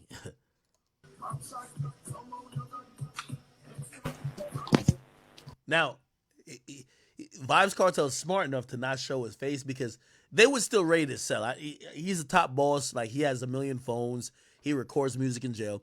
But he's not going to show his face, right? But he's going to talk. I guess he showed, like, the top of the cell. I don't know what the fuck. But, like, he went live with the nigga. Look.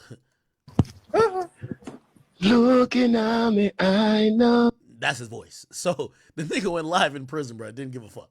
Me, I know. Now go diss you, baby. Wine. I'm out. Yeah. Yo. So he joined the Instagram live. You get what I'm saying?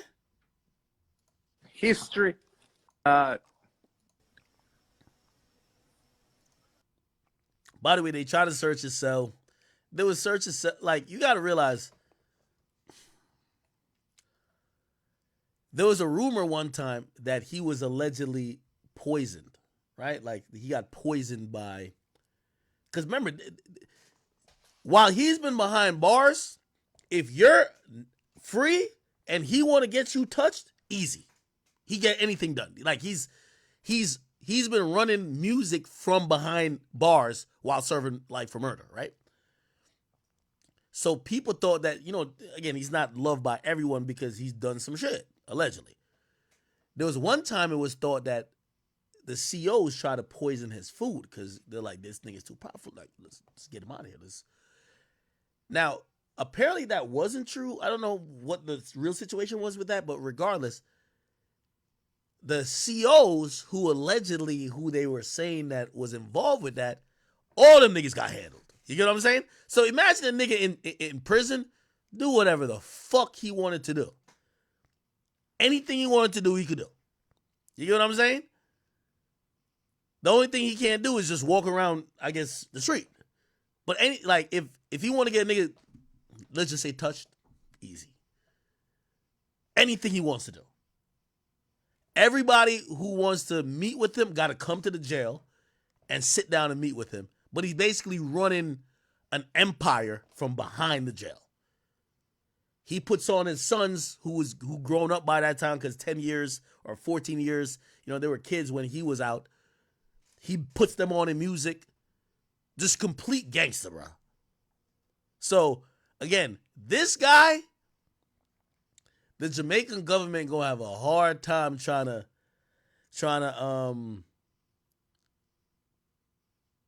I would imagine they would try to work with him, but they've tried to work with him before. Him and an artist called Movado. They had a beef one time that, was so serious. You see this whole Drake and Kendrick shit. Obviously, this is a smaller country, right?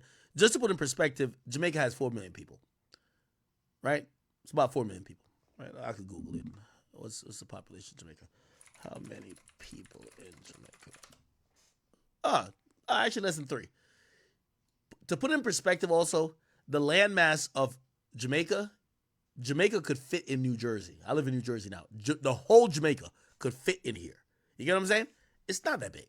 So even though I'm giving you, I'm telling you this guy has tremendous power, but it's tremendous power in Jamaica. But I'm trying to equate it to bigger countries because I don't see nobody else with any power that could equate to this, right? Yeah, he was beefing with this guy. It would be like, let's say at least for Jamaica, Kendrick and Drake, right? Kendrick and Drake. Them going at odds, there was school kids who were so on either side, they were going to school and like stabbing each other up, like mad violence, depending on who you like. You get what I'm saying? So the government got involved and asked the two of them, said, please, y'all got to squash the beef because there's school kids killing or trying to kill each other over y'all beef. And I guess they worked out a deal, and this is like 2 years before he got locked up. This is what happened. Listen to this. Open contempt for each other has divided their fans in what is known as a Gaza Gully conflict. Jamaica House says it was a matter of responsibility to intervene in the conflict, which has such wide-reaching tentacles. Nadine McLeod has more. For those who might have doubted the necessity of 4 government ministers meeting with the 2 DJs, Darrell Vaughan... So I guess that's the main thing I'm showing you. It's like, the U.S. government don't give a fuck about Kendrick and Drake. Like, the Jamaican government had to intervene in the feud between him and another artist named Avado. Oz wanted to make this clear. The government thought it very important to have this meeting this morning based on the fact and the impact on the 4 ministries that were represented there this morning, being national security, culture, education and information, the impact that this impasse has been having as it relates to these ministries. And one half of the rivalry, Mavado, seized the opportunity to let it be known that he and Vybz Kartel are by no means foes. I mean, me and Vybz, we're not really enemies, you know what I mean? So imagine Kendrick and Drake sitting right here with the government on their right, basically saying, y'all got to make up. I guess that would be the equivalent of Jay Prince making Drake and Kanye, but Jay Prince ain't a government official. This is like government shit. As I speak, me and Vybz right here. You know what I mean? I never... This nigga right here this is Cartel. Different monster, bro. Was stone off Vybz before. He never done the same, you know what I mean? So it's just about music, but as we say, we have the fans out there, you know what I mean? And people take it to a different level. Vybz Kartel concurred. Yeah, well, yeah, man, we agree with what my father said a while ago. And as a matter of fact, we have plans to do another collaboration because you have to remember the first time my father and I did a song, it was a collaboration, you know. Those are the happiest days of my life. So it's like, no, that is what we're bringing. Yeah, anyway, 2 years. Nigga send a text, yo, I chopped that nigga up so good, you will never. And I gotta make sure I get to Jamaica as soon as possible. As soon as he announces a concert.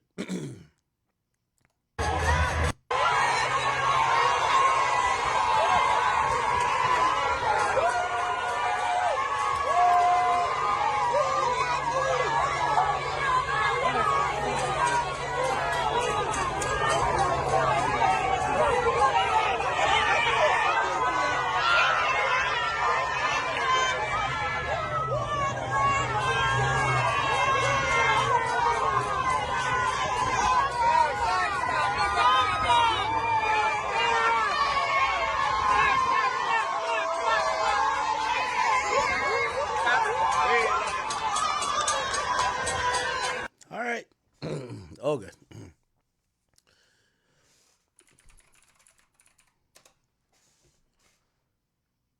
I hope I gave a good understanding for the people who probably are interested but don't really know what's going on, that y'all could understand the gravity of this guy being free. Like, yeah, it's a big deal in the non-hip-hop world. But if you do, a lot of hip-hop uses sometimes either African or Jamaican culture. Yeah. Okay, cool. Let me see what else is going on.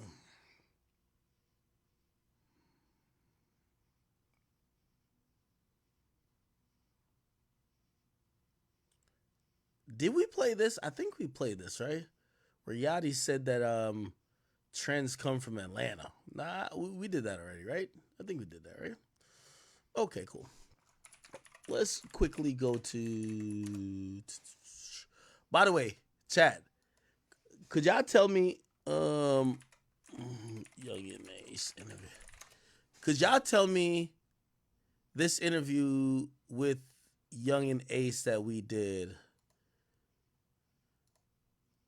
By the way, in 2 days, it's at 900,000 Who views. has gotten shot?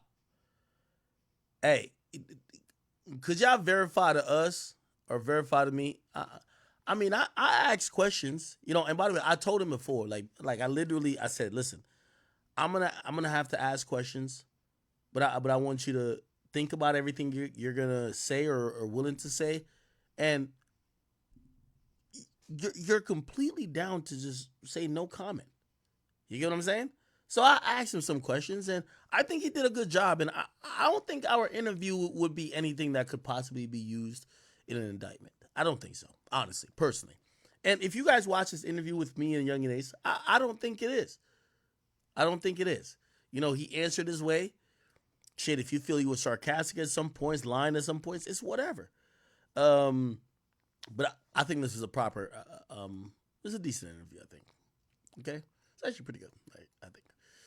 But yeah, it is going crazy. If I don't say, someone's the Feds watching this like the 2016 version of the Warriors versus the Cavs finals. Stop it. All right, let's see what else we could look at. Rondo number 9 dares the state to release him by 2025. Huh? Rondo number 9 put up an Instagram story saying, "I'm really a threat. I dare them to free me by 2025.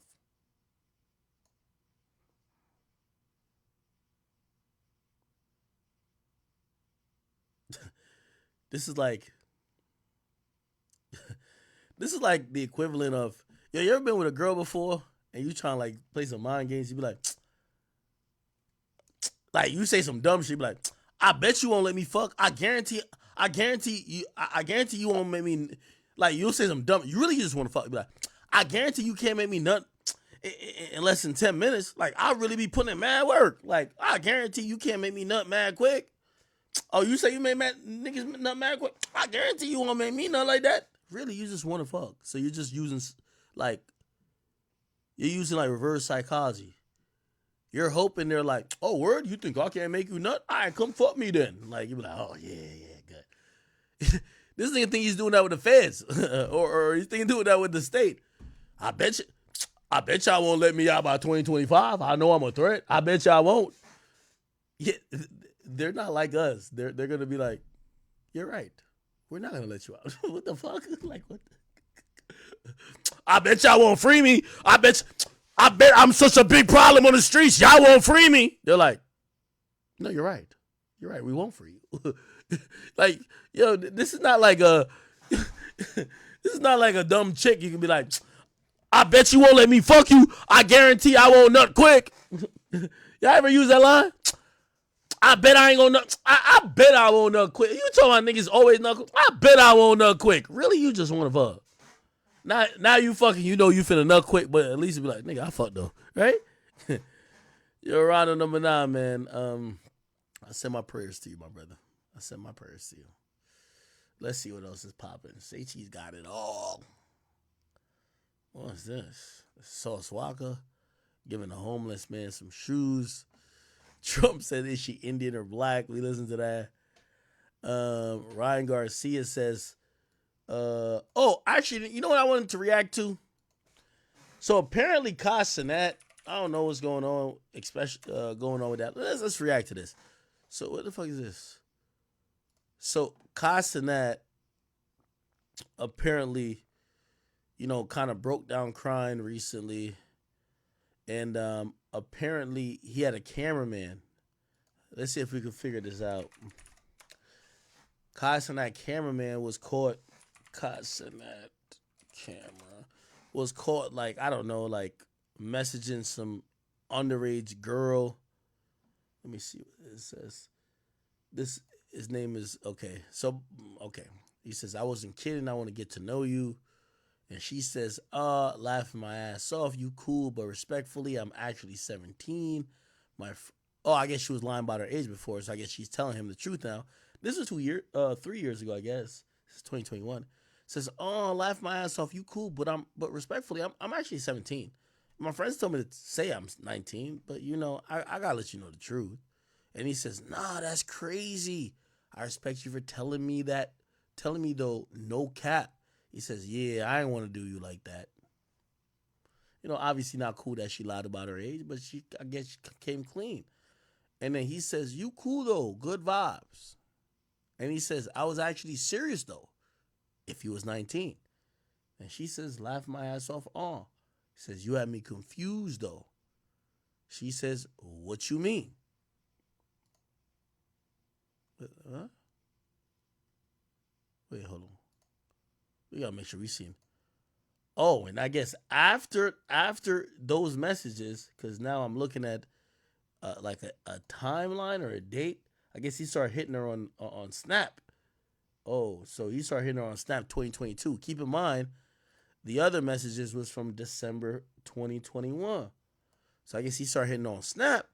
And I guess he felt he could get a little whatever. He said, yo, like, I could just imagine rubbing my dick on your pussy.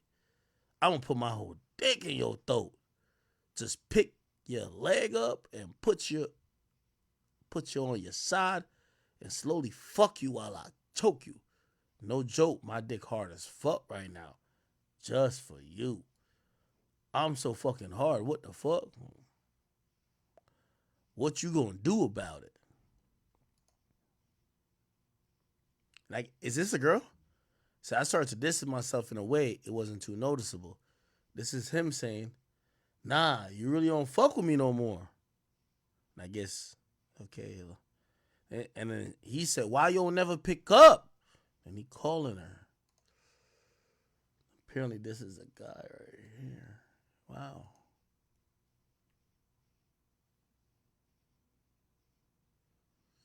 Is there any more screenshots? Damn. Hold on, let me. Oh shit! How could I? Let me see if I could. Let's. Y'all can see this. Okay, she said 17. I'm confused. Then he says, "Oh, I'm gonna do this." Da da da. He says, "I'm so fucking hard. What you gonna do about it?" Say, you would let me fuck you like right now? Pussy probably dumb wet. Is it? Oh, shit.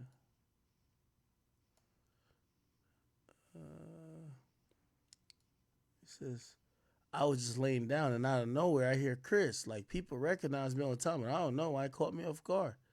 Then she says, yeah, the first time I ran to you guys and then after I started skipping my friends like, oh, that's Chris. Yeah, I was on Discord. And then I ran into y'all again, and they wanted to ask me to make sure it was actually you. Yeah. He said, what you know about Discord? Oh.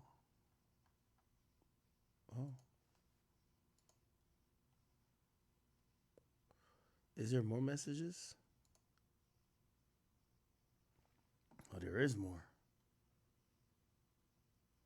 I guess she says, what you mean? I got Discord. I play video games.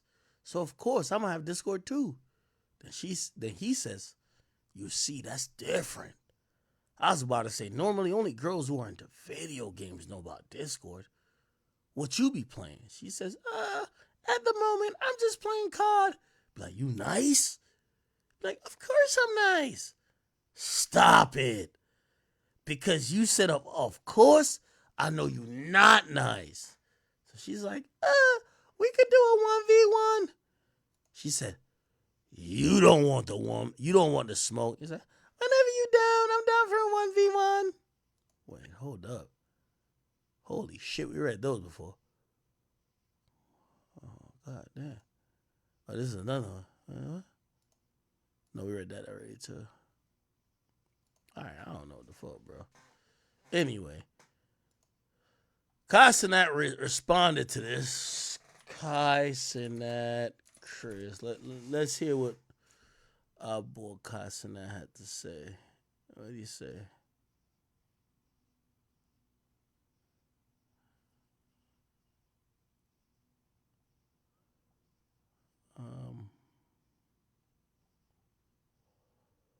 Maybe we gotta go to YouTube. Is it posted on his page? I don't know. Kasana Chris. Let's see.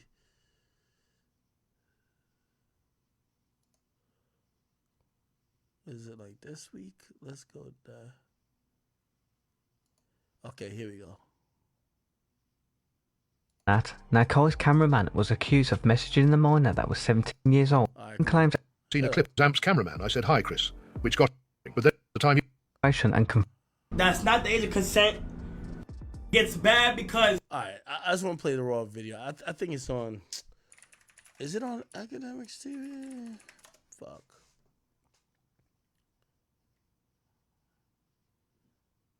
I ain't gonna be pausing the video in between. I'm gonna just let it rock. I ain't gonna... Oh, actually, I don't think they could get more than 2 minutes and 20 seconds on there.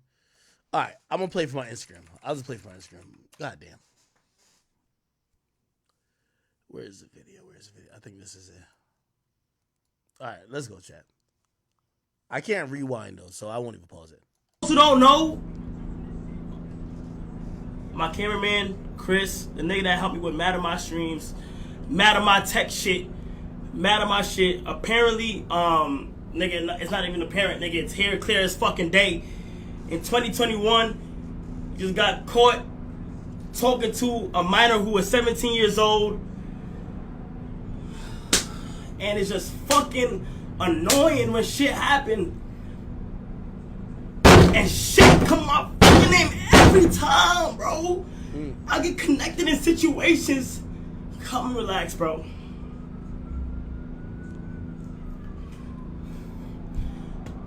Apparently in 2021, this nigga was caught talking to somebody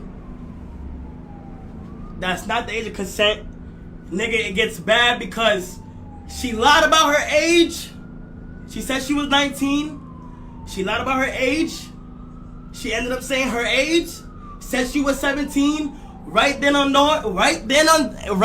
that moment, you're supposed to stop texting. Right at that moment, you're supposed to drop all conversation. Anything that's below the age of consent, you're not supposed to talk to them. It is not cool. You're not supposed to talk to them. You're not supposed to do anything. You're not supposed to engage in any conversation. Not on a different type of... Like, you're not supposed to just... It's just not right to do. And none of this shit is fucking... You can't have no excuse for it. You can't have nothing... You can't have no say-so. There's nothing to back this shit up. There's nothing in a positive way to do this. When I seen this shit hit the internet, I just woke up. I seen this shit hit the internet. I looked at it. First thing I did was say, hey, let me sit down and let me get down to the bottom of this to completely confirm everything. Everything. I reached out to the person who went online and did all that other shit. I reached out to her and shit. And she basically, she showed me every single thing. I asked her to confirm the iMessage, to confirm the number. It's confirmed. Alright? All that shit is confirmed. And I'm just sick and tired of having to do shit like this. Because it's like, damn, my nigga, like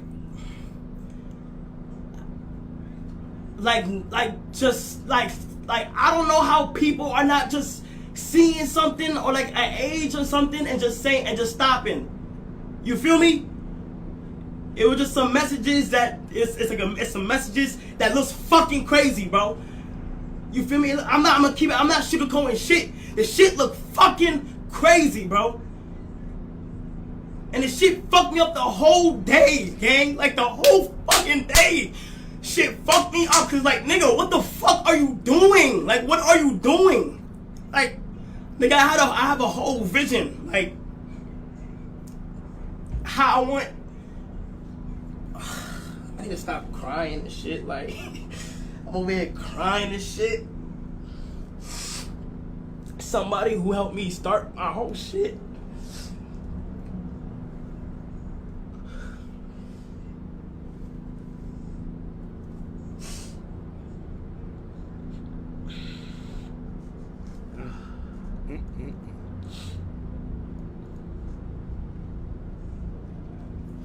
Let me tee up.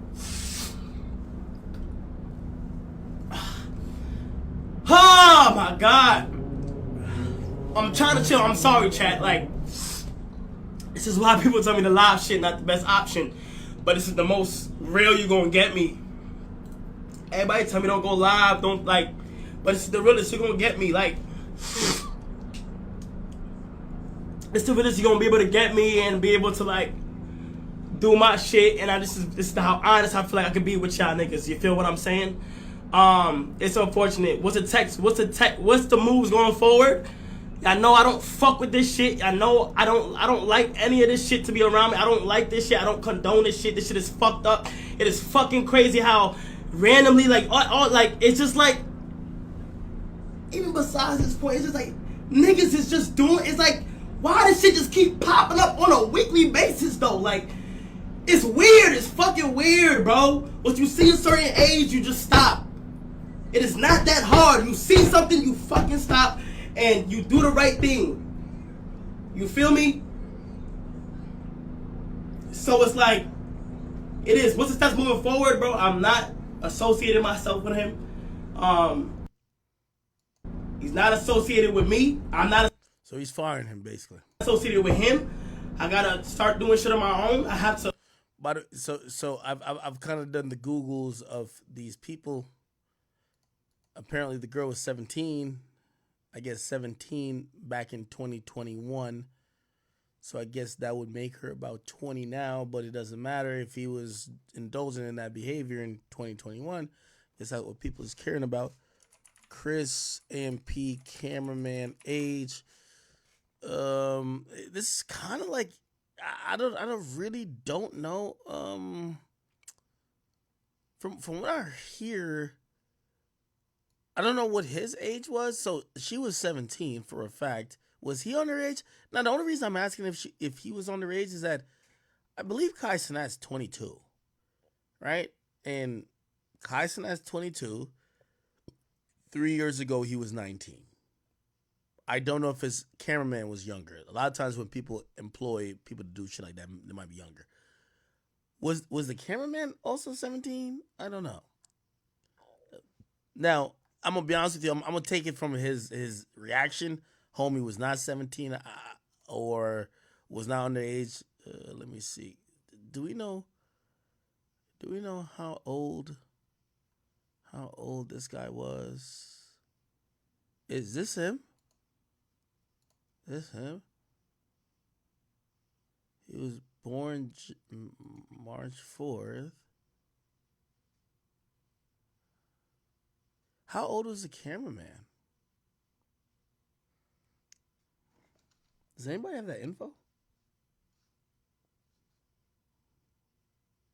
Oh, he was 21? And I guess the girl told him she was 19. And then after he's getting into talking to her, she's like, oh, I'm not 19. I'm actually 17. But of course, he continued to have sexual conversations with her. Wow.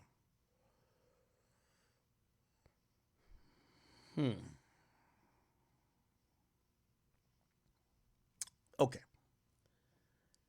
I'm going to approach this from a little slightly different angle.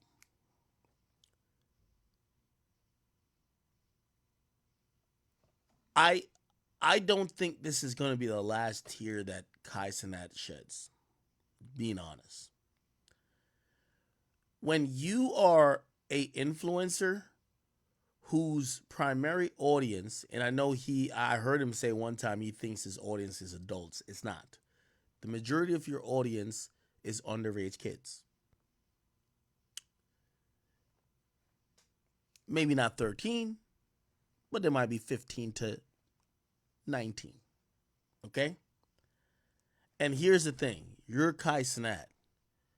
You could go on Instagram and pick a girl that you want to have sex with. And whether you paid or not, which, by the way, I've seen people run with a narrative. Like, I was making a joke. Like, I don't think my nigga Kai paid for pussy. I really don't. But however it happens, because you're Kai, you're going to be good. But you know what I've realized? And this is just somebody who's been in this game a lot longer than Kai giving him some advice.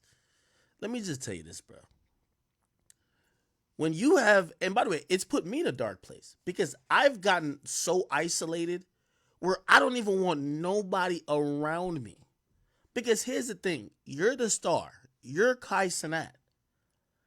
You start looking around you, and all the homies around you, whether they're a cameraman, whether they're a security, whether they're an assistant, especially if they're men, they see how easy and how much women flock to you.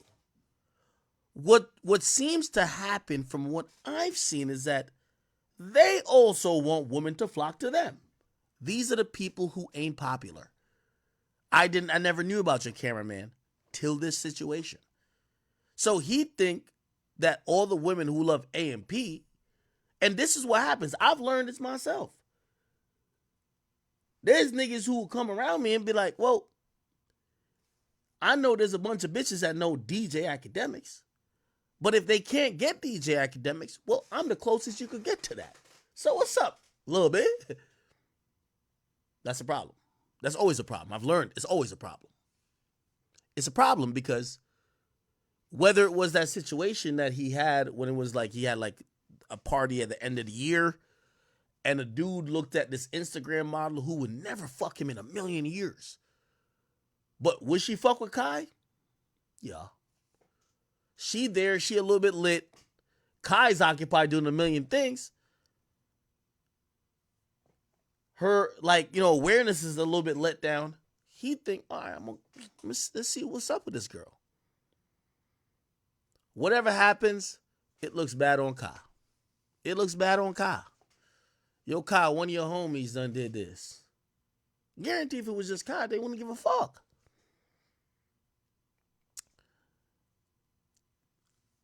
Kai is paying the expensive lessons that ultimately come with you being the guy and you having to have people around you. Kai, I'm gonna be honest with you, and I'm probably we gonna talk. We gonna speak more about this in private because we've spoken a lot of it in private about certain shit that you would go through, and I like to be the person who could try to help guide, especially off mistakes I've made or other people made. My nigga, here's the thing, bro. You are killing it right now. You are killing it. But when you killing it, my brother, you going to have a team around you because you need a team. Bro, you're one of the biggest niggas in entertainment, period. What you can't control, and I could see it because you're frustrated. And trust me, I've been frustrated too. You're frustrated because you're like, damn, bro, I'm just trying to work. I'm just trying to do good shit. I'm not trying to be no weird shit. But here's the problem that comes with fame. Everybody who you got helping you, bro, they feel part of your success. They feel, well, Kai got mad bitches. Now, these bitches really for AMP. They probably fuck with me too. Now, this is not exactly that situation, but it is. I'm going to tell you why. Because just even reading the messages, that girl, whoever she is, was probably a fan. I don't care if she watches your content or watches a video, think you funny. She's a fan. This is why they're trying to expose it, right? She's a fan. Your cameraman, who is now on creep timing, you ain't sanctioned this. You doing your thing. You're trying to be great. You're like at the drawing board. How am I going to be great? And this is one thing I realized. Especially when you the guy. Let me tell you this, mate. I'm going to be honest with y'all. And I know these are young creators, so they going through it now. And it don't matter really age, but you have to. To all my young creators, y'all cameramen, y'all assistants, y'all nigga who just be with y'all, bro, it's going to sound corny. Y'all want to hire niggas with girlfriends or niggas who don't cheat because I'm going to keep it a being with you. When they start going around you, they start thinking they're just like you. And what that happens with, and we're not talking about now the age thing. We ain't get to the age thing yet. those people start having, oh shit, I should be fucking all these bitches too. Now we're not even talking about the age shit yet. Because when you have your cameraman talking to kids, he thinking these are women that he should just be fucking because he's your cameraman.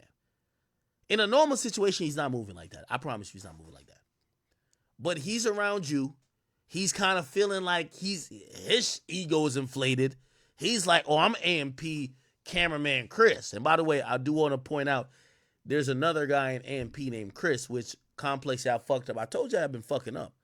Y'all incorrectly labeled a guy as the person who got in trouble. No, this was the cameraman, not the creator. And Kai, I'm gonna be honest with you. You gonna get to a place that's similar to me. Man, I'm so paranoid about everybody around me. You paranoid about everybody around you. You know why? Because you have a million people in your DMs. You wouldn't, like, that girl hits you up, you gonna be like, oh, that's a fan. That girl hits your boys up, they gonna be like, oh, that's Pussy Folly. Them niggas been getting the scraps.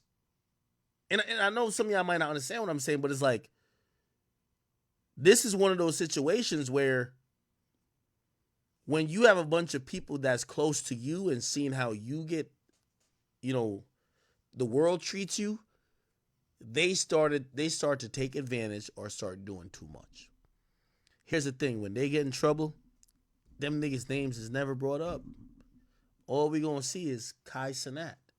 Oh, it's Kai's cameraman. Oh, it's Kai's homie. Oh, it's Kai's this. So now you get to realize you liable for every fuck shit these niggas done did. It's not even other creators. It's niggas who's supposed to just be doing their job and getting out of the way. So I'm watching Kai go through this shit. But it's a necessary thing for him to go through. It's a shit that puts, being a streamer and being very open and bringing all your homies, which was such a fun thing until it becomes not fun. He mentioned this cameraman was a guy who helped him get everything started. I get that. I know that.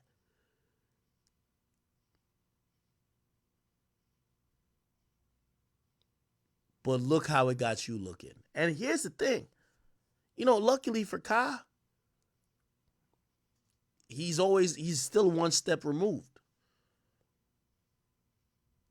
These are the warning signs for him to either, bruv, at the end of the day, and this is some real shit too. This is why a lot of people, they don't bring the homies with them. I'm going to keep it a bean with y'all. They don't bring homies with them.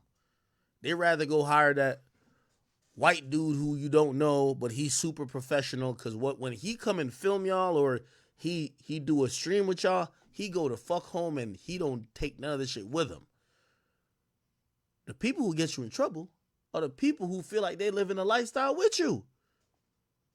Yeah, when Kai had the party, I could bring in so-and-so. Kai fuck with me, I'm day one.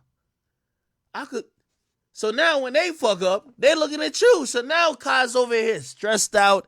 He's already he's moving around like a crackhead trying to do content. Got drama that he can't even understand. And here's the 10 times worse thing about it. Bro, he probably really fuck with that nigga. He probably really was trying to help that nigga. Yo, shit. Yeah, keep doing this. Yo, I'm going to help you hire niggas underneath you, and you could have your own business as a cameraman and streaming shit. In terms of production. Probably really love that nigga. This is frustration. I see it.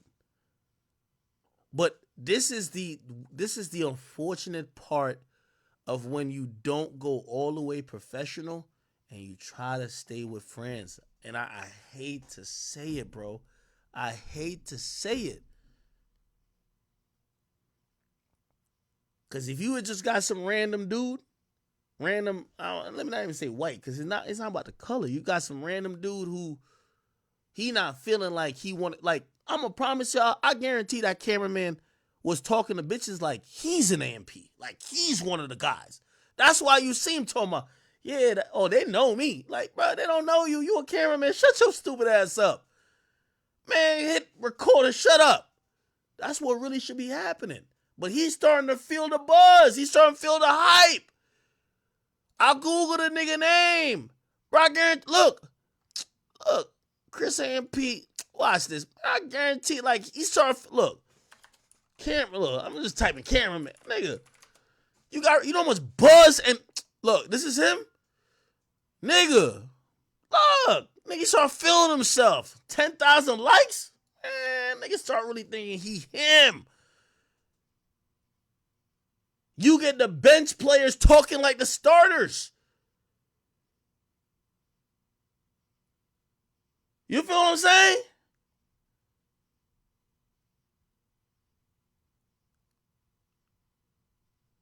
Now, ain't nothing wrong with that when somebody, like, I'm going to give you an example, like Chubbs. That's what Chubbs is.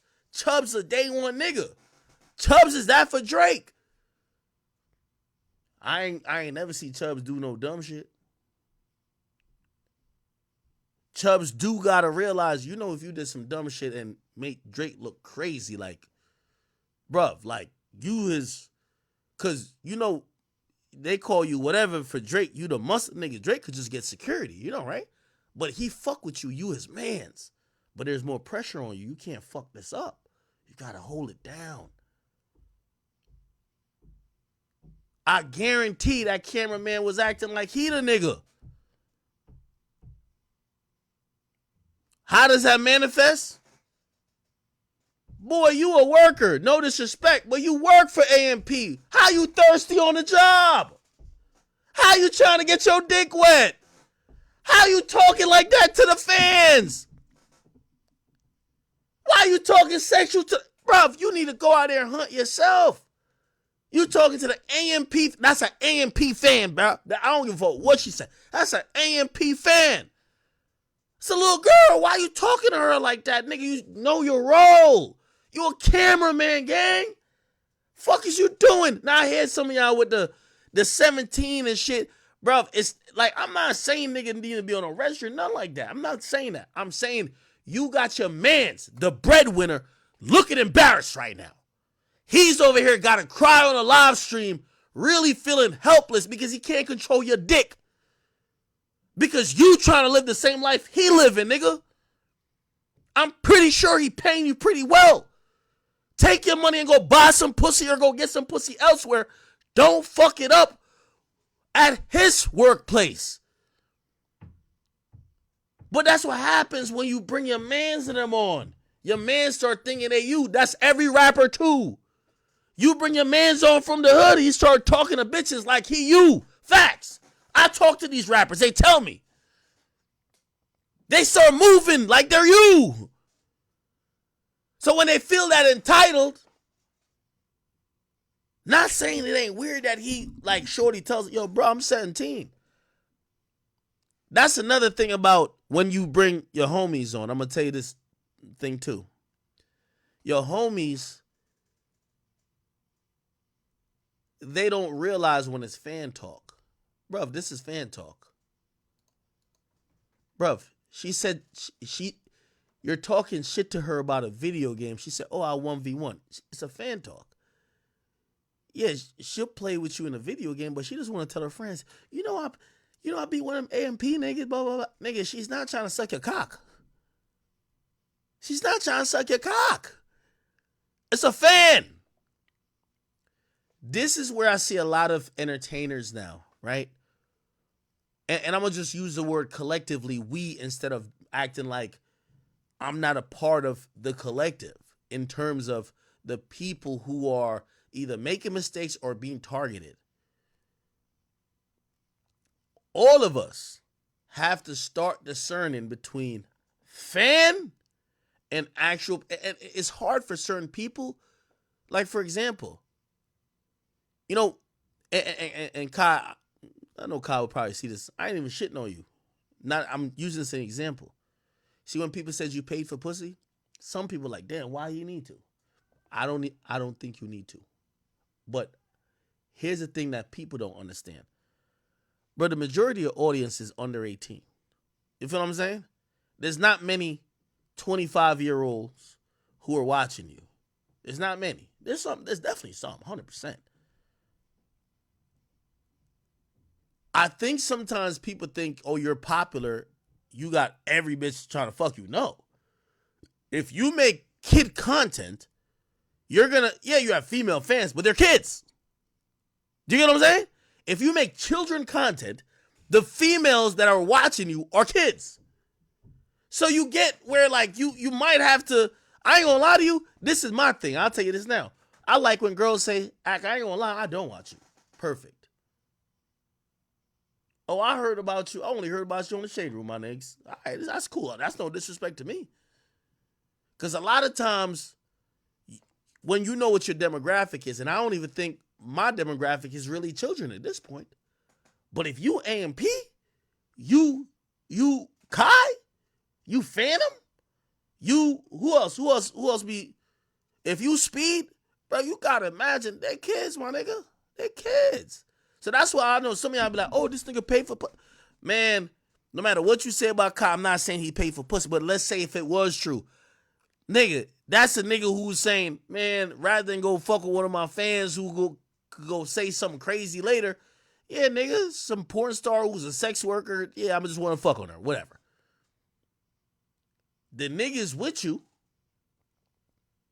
and this, I promise you this is, I guarantee this nigga been with this nigga mad long. And I guarantee, here's the thing, and I know about Kai's demeanor why it hurt. I guarantee this is not the first bitch. And I don't mean bitch like disrespectfully, but it's not the first girl, bro.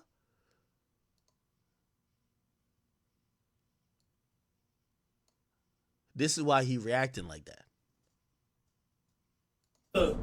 Lock it. I don't want to take no break or nothing because I feel like I have tunnel vision for what I want to do, and I won't let anything like prevent me from like, you know, doing certain shit. And I reached out to the person and shit like that. Now I know I just started playing that and I'm doing a break again.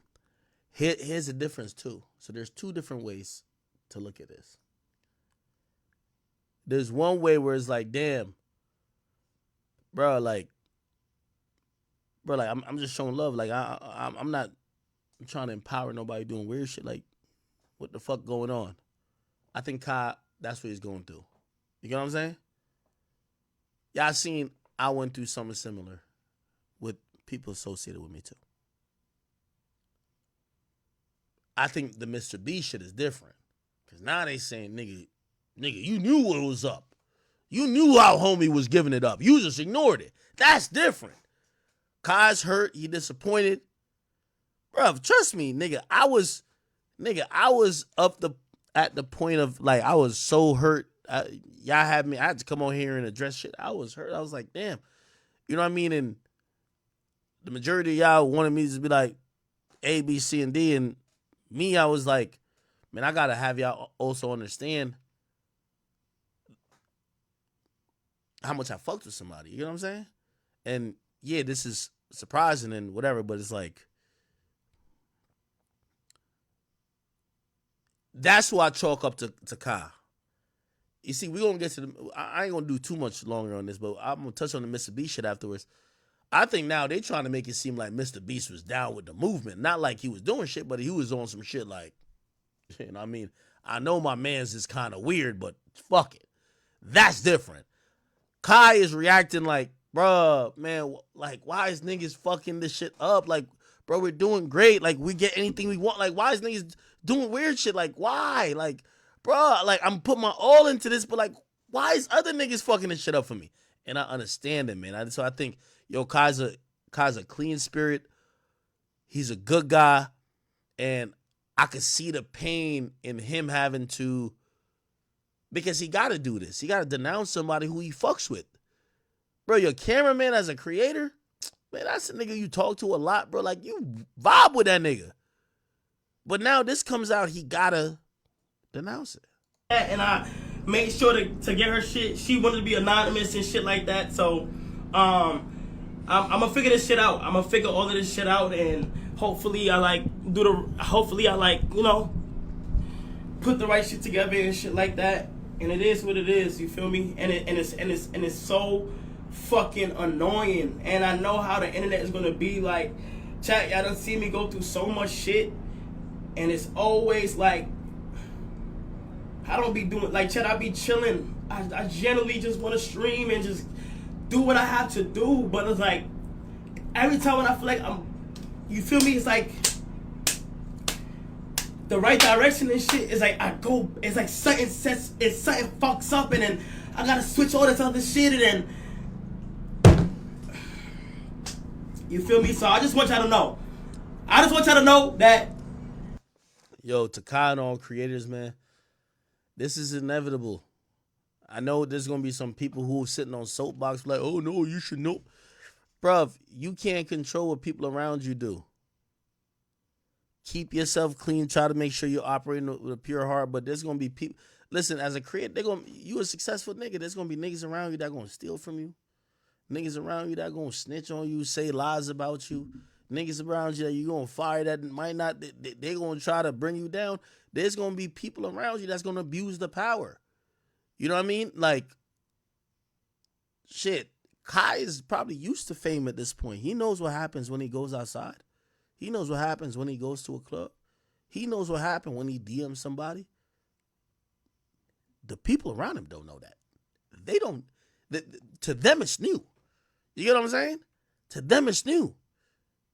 So they're moving different while he's probably like, man, like, shit, I know I've been in that place. I'm like, nigga, I ain't even trying to go outside, nigga. Like, bro, I'm used to fame at this point. I always say I go outside, like, I get it, like, I'm gonna take a bunch of pictures, but a lot of times I just want to be inside, just like doing content. People around me, oh no, they want to be seen because they never experienced it. Like, you got to get used to fame a bit. You got to get used to what comes with success for you to get tired of it. The creator usually gets tired of it mad quick because it's just mad bothersome. The people around you, like, I got people still to this day be like, oh, why don't you pop out with me here? And really, they just want attention. That's facts. They just want attention, right? I don't want no fucking attention. I just want to stay in my fucking house. They can't even understand, like, damn, why you don't like going nowhere? Because I don't want to take 20 pictures with random people. I don't want to be asked about the same 15 things or 5 things all the time. To you, it's cool. Because you're not living the life of that's what happening every day. And it's the same thing whether it's a DM or anything like that. And that's what I'm saying to, like, you know, Kai's like, bro, you gonna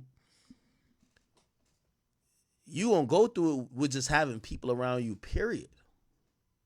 Like, these motherfuckers, like, you have a lot of female supporters. They post you on Shade Room all the time. You have a lot of female supporters. Some underrated, some not. You think niggas that's not you ain't be like, damn. You get what I'm saying? Like, you think niggas ain't around you and be like, damn, oh, these bitches on our dick now. Bro, you probably used to that. So again, you can't control another motherfucker's action. You can only control this situation where you're like, bro, I can't fuck with a nigga no more. And of course that hurts. All that shit is things. She lied about her age, yes. She lied about her age in the beginning, but she came out since she was 17. And it continued. Point blank, period. It's wrong. It's wrong. It's wrong. Yo, trust me, this is hard for him, bro. Like, trust me, bro. Like, a lot of creators is going to come out and try to play the 50 on some, like, well, the age of consent is 17, blah, blah, blah. But it's just like, and I don't know if he does this, but he should do this. Bruh. Hey, Kai, this is what I'm on now when people around me, bro. Bro, to keep it real, y'all niggas doing any thirsty shit. Like, you got to almost check niggas. Like, bro, y'all doing any thirsty shit. Y'all doing any weird shit. You know, sometimes if you're day one, you try to get them like, all right, you ain't know. Man, after a while, like, man, listen, man, I ain't rocking with y'all niggas at all, period. Or else you're gonna get a lot of other niggas. Might be a cameraman, might be a driver, might be an assistant. I know he has a female assistant, but gonna fuck you up, brother. It's wrong. Point blank, there's no excuse. There's no fucking excuse, bro. You feel me? So, yeah, I don't know how old he, bro, trust me, chat, I don't, trust me, chat, I don't know how certain, like, fucking, how old was he, though? I think he was, like, Chris is, like, 24 now, so I think he was, like, 21 going into 22. It's December. Nigga, the shit's is literally, like, December 15th and then January 1st, like, he's like, you feel me? So it's just like, it's like, bro, like, it's bad. I feel like it's bad, bro. It's bad. You gotta things. And no, it's not AMP Chris. No, it's not AMP Chris. It's not AMP Chris. It is Chris, my videographer. It's not AMP Chris. Okay? It is not AMP Chris. It's his cameraman. Hey, chat, 100%. Let me say this. And listen, I'm learning a lot. So, I be learning a little bit before maybe sometimes these dudes, because, yo, I ain't gonna lie. Some of the shit I see them do, bro, I'm scared shitless to do. Sometimes I feel like I'm, like, boring and lame at this point. Now, I got a big-ass house. I got all type of shit. Bro, I don't even want no niggas around me, period. I don't want men and women around me, especially at my dwellings. Not no more. I used to. Like, it sounded good, but like, oh, just have a pool party. They be looking at me lame now. They be like, have a pool party or have a this or, damn, you don't be having kickbacks. And now all I can see is liability. I feel like that shit done tainted me, bro. And I said that way before. I said that way before with Kai. I said, yo, from that first situation that happened with that nigga when they had that party, I said, he gonna get to the point that he gonna start thinking like that. Like, man, I shouldn't throw no more parties like that. Because when some fuck shit happen, only my name get mentioned. The other niggas' names don't even really matter. Like, that shit done turned me into, like, nigga, I just want to be just sitting in my house playing 2K. I don't even want to do nothing. I don't want nobody around me. Like, I can't remember who was around me, and they were like, damn, you got boring, nigga. Like, they said, like, you not like yourself for 2 years ago. And I said, bro, I can't trust nobody. Once you get to a certain point, if somebody else do something fucked up, it's you doing something fucked up because you're the person who set the event up. Oh, it's at your spot. Oh, it's your homie. Oh, bro, you get down there paranoid, bro. Like, you just like sitting in the house. I'm sitting in the house watching everybody else on Instagram having fun. I'm like, damn, I got all this shit. This is cool, but bro, I'm kind of scared to see. I don't want nothing to happen to them. I'm good. Somebody said better sign an NDA. Man, the NDA don't matter, nigga. Bro, you Casanat. Bro, these bitches know how much you worth, my nigga. They know you. Bro, you know Casanat worth over $50 million, right? Man, you think these hoes is coming that worth nothing, nigga? You think they fucking with anybody around? They know how much Kai is getting it, bro. You think they're fucking with anybody around Kai, not saying, I know they fuck with Kai? You think when shit go left, they gonna keep it at that person? Or they gonna be like, man, Kai, this is your fault, nigga. You get what I'm saying? So you get to turn to the point where, like, you almost like paranoid. I was looking at recently, because Chris Brown, he got like a lot of, like, niggas was suing him or bitches was suing him or whatever. But Chris Brown notoriously was a nigga who would have parties at his crib. You get what I'm saying? But then you'd have this one girl pop up, be like, they don't even say Chris do nothing. They'd be like, oh yeah, oh, Chris handlers made me do coke. You know what I mean? Chris handlers, that's my Uber Eats, I ain't gonna hold you. Chris handlers made me do this, or Chris handlers made me do whatever. Shit. Let me see. He also filming AMP and shit like that, cameraman. But I'm cutting all that. I'm cutting all of that. I'm cutting all of that. I'm cutting all of that shit. I don't condone it. I don't give a fuck, bro. Shit is Shit is whack, bro. It's whack. It's whack. It's disappointing, nigga. That shit is like, what the fuck? But all I could say though, chat, is that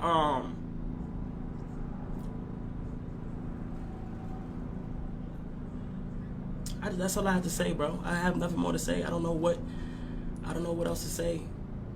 I don't. Luckily for Kai, luckily for Kai, like, yo, he's a workaholic. You know, he did the right thing. He didn't like double dutch. You know, shit. Sometimes, man, like, you know, as a nigga who, you gotta remember, these people probably friends. Like it's not just an employee. An employee is easy to fire. When it's a friend, it's like you really like, man, I fuck with this nigga. Like, bro, nah, he wouldn't do no. Like, you start, like, you want like extra proof. You get what I'm saying? Shit, I think that's what that nigga Mr. Beast did. Cause at first he ain't speak up on that dude. Was it the Chris dude or whatever, Ava, whatever they call him? Yeah. So he waited a little bit. You get what I'm saying? Like, for example,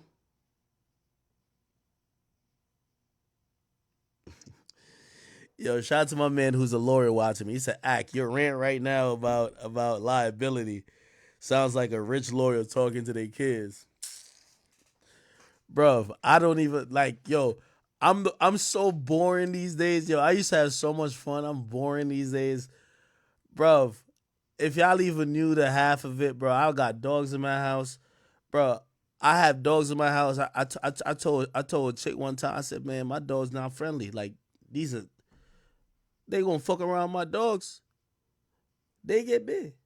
Bro, I even gave Shorty bread. Nigga, I gave her 10 bands. Word 2. I gave her 10 bands. She said everything cool. Bro, Shorty went home, gave herself stitches, bro. We sent her to the hospital. Hospital just bandaged her up. She went home, gave herself stitches. 2 weeks later, I look in the thing. But they're showing me.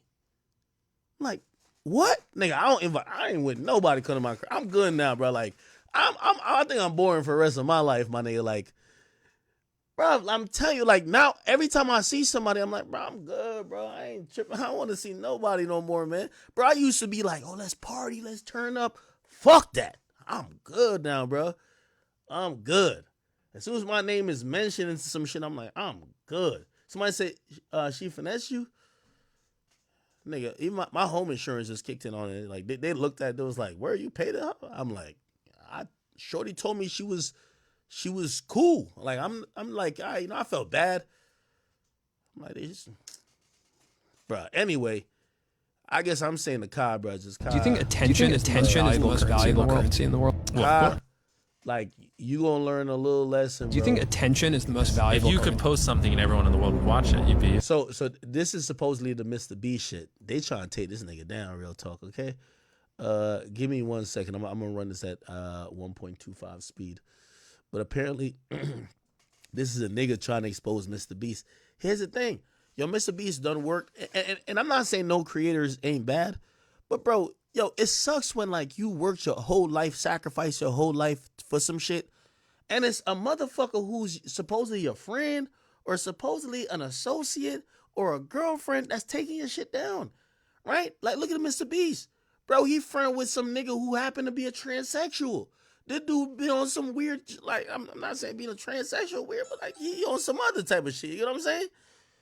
Dudes start doing that.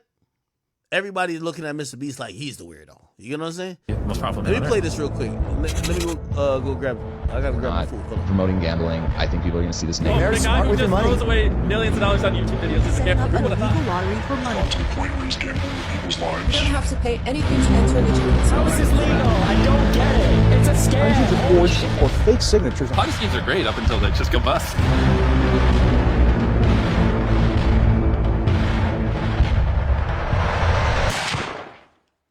Hi, I wanted to provide some context to this video. I'm a former Mr. Beast employee, and today I am alleging that the company rigged videos and did illegal lotteries and sold fake signatures. I would consider that fraud, okay? Thank you, enjoy the video. So this is part 1 into my investigation into Mr. Beast. I recorded this before the Chris stuff came out. I was also going to come out about the Chris stuff probably in part 2 or 3. Because I see a lot of people saying, like, oh, if you knew, why didn't you come forward? Why didn't you go to the authorities? Well, I was going to come forward. And also, like, going to the authorities isn't going to work because what are you going to say? Like, you heard rumors that this person is this way or that, you know, there's obviously evidence of, like, the shad-based stuff. Like, that's been out for a while. People have internally known at the company that, like, Chris is kind of a potential minors attracted person and the company protects her and or they were protecting her, and they protected her as long as they could. Jimmy knew, everyone knew. So, you know, which I think that's more of a red flag than anything I'm going to reveal in this video. But, you know, these messages happen in like Mr. Beast discords, and yeah, I don't know. It's a mess when like Mr. Beast contestants are being exposed to like minor attracted persons and the company's protecting them.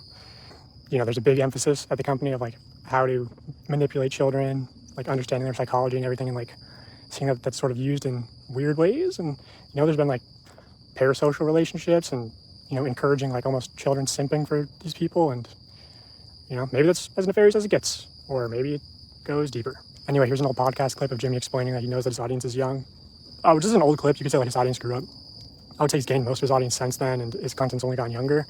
Also, this clip really just shows that like he understands the YouTube analytics are bullshit, because he can try to use that as a defense, but he knows. So here's that clip, and then I'll get into the video. The average demographic is what, 13 through 17? Is that the biggest spike in your analytics? Well, I mean, mine's horseshit. It says like 18 to 24, but I know all my fucking viewers are little kids. Yeah. I feel like it's a lot like that because, you know, little kids lie about their age or they're on their, you know, like... But yeah, and then I have like a fucking massive one for like the 40-year-old range because all the fucking idiots are on their parents' account. Now, Mr. Beast intentionally manipulates these children's vulnerable minds for profit using 3 simple steps, which closely align with the 3 major types of behavioral learning. Step 1 is getting the viewer to associate the brand with trust and authority. Mr. Beast videos are real, and he's a great guy that gives away big rewards to his loyal followers. I will show you irrefutable evidence in a minute that his videos are in fact fake. Step 2 is showing the viewers that when people interact with Mr. Beast in a way that benefits Mr. Beast, when they do what he tells them to do, they win big rewards. Is he subscribed? You are subscribed. Here's some money. Have a good day. Some of them feel like I just walk around with $1,000. It's like, oh, thanks for watching my videos. Hit that subscribe button because you might bump into me in real life and it might make you a lot of money. When people are devout followers of Mr. Beast, they get rewarded. And step 3 is finally calling on the viewer to act in some way that benefits the brand, promising big rewards in return. Now it's your turn to do what Mr. Beast tells you, and you will win big rewards. But you actually won't unless you're famous or friends or family of a Mr. Beast employee. So young, impressionable viewers are made to believe that Mr. Beast is a trusted authority who can give them big rewards. These young viewers are explicitly shown that dedicated followers or random subscribers like themselves are winning big rewards when they do what Mr. Beast tells them. These young viewers are explicitly told repeatedly that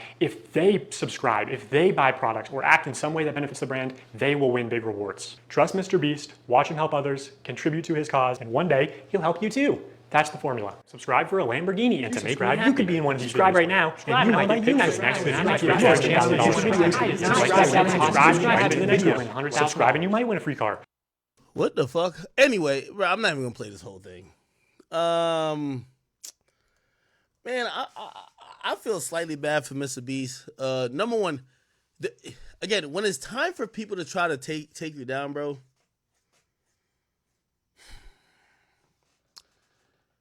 They've changed the subject of, oh, yo, your friend who's a transsexual is a bad person who talks to kids.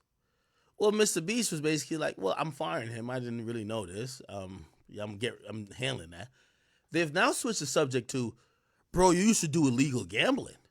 And you doing illegal gambling means A, B, C, D, and E. You know what I mean? So it's like, I feel bad for Mr. Beast, but here's what happens. Anybody who gets success, that got a team, that team starts fucking you over. 100%. Why? Because they're not you. And I'm not saying they're fucking you over intentionally, but their weird behavior you're accountable for. So if they fuck up, they beat somebody up, they cuss somebody out, they screw somebody over, they finesse somebody, they do some wild, crazy shit that you're kind of, set up for, or you're kind of responsible for. And when it comes to this with Mr. Beast, man, I'm going to be honest with you, when it comes to illegal gambling or whatever the case is, man, I'm not saying this guy is perfect, but I think his videos has been a net positive. I think his videos has been a net positive, and I kind of like it. I really think his videos has been a good thing. He tried like every YouTuber did, like, and I hate this whole perfect like mantra that everybody has to. Bro, the nigga probably did like, yo, like my video, and I might give a gift card or some shit like that. Like, YouTubers do that. They're acting like this guy's the scum of the earth now. But they're just switching the subject because people, once you get to a certain level of success, they all want to see you fall. And they want to see Mr. Beast not succeed anymore or fall on the sword based on the fact that hey, we had something to start out with, which is that your assistant or was it a friend was a weirdo, and if that doesn't take you down, let's find something else. So I kind of feel bad for him. You get what I'm saying? Am I glazing? Now, if there's something weird about Mr. Beast, let me know. But it appears that if they're saying that he's doing illegal lotteries, that's where I've seen the conversation going to. Okay? Now, I haven't watched this. I'm going to be honest with you. I haven't watched this thing in full. Let me see. Subscribe for It just starts pushing buttons. But I did find pictures of this mansion online, so I fed them into Chat. Intro is sped up. And the timer is clearly added in post. And he clearly touches the laser here. But whatever, let's assume that it's all real time. When he reaches the bottom floor, he has to turn these water valves. Now you can tell that these valves aren't actually connected to anything because the water flows out in an instant, and it happens when he's not even touching the valve. The contestant also goes back to the first valve unaware that anything had happened, and he's still they're saying these videos are fake. Able to spin it. So the valve seems to spin freely and isn't actually connected to the flow of water. So you could assume that producers might be off camera with remote switches to trigger the flow of water. And assuming they've tested this, the producers might know how long it takes for the water to clear out of the room, so they can sort of decide on the fly how many turns of the valve it takes, or just when to trigger the water in general to make the results close. And in this video, spoiler alert, the contestant wins the money. So rigging the challenge. Bruh, I ain't gonna lie to you, man, bruh. Like, this is like some hater shit. I ain't gonna hold you. Like, at least from what I'm seeing, my nigga, how much do y'all really actually believe that all of his videos are gonna be real? Bro, this nigga is spending millions of dollars. You think he's gonna leave it up to chance, bro? Like, niggas was doing pranks for $50.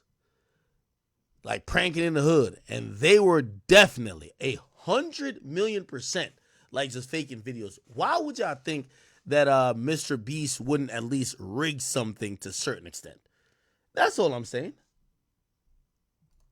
Could be seen as a good thing, but there's evidence of what's being done, and you can make your own conclusions. The FTC defines a lottery as containing 3 elements: a valuable prize. Okay, I really don't give a fuck about that. Please, don't you want me to make a profit? That's why he keeps saying it. Also, they just don't show how winners are picked, so it's probably not actually random. You know, humans have biases. Imagine Jimmy tells the guy off camera, hey, pick a name right now, and he sees 2 names, one is easy to pronounce, one is not. This is why lotteries are heavily regulated, to ensure fairness. Also, obviously, you have to be 18 to play the lottery. It's gambling. Mr. Beast isn't just... By the way, I'm not disputing none of this. I do think that nigga is putting gambling out there, but yo, why do we pick and choose when we want to be like a choir boy? Like, oh no, gambling is bad. This is bad. Oh, I can't believe this guy that we like is not doing things on the up and up. Like nigga, Mr. Beast is a YouTuber. What do y'all think he's like? He's a pastor, a saint? Wait, he's about to be the first one out? That's unlike him. Even though you got out first, I still have a prize for you. Just wait here. Oh, first person out gets a car, and it just happened to be your friend Mac. Another thing that just annoys me is Jimmy constantly says during these live streams that he's just doing this for fun because he loves giving things away. Oh, and I just like giving away stuff. It's kind of fun to me. Imagine you just lost a bunch of money at the casino, and the owner comes out and he says, guys, the reason I do all this, I just love giving away money.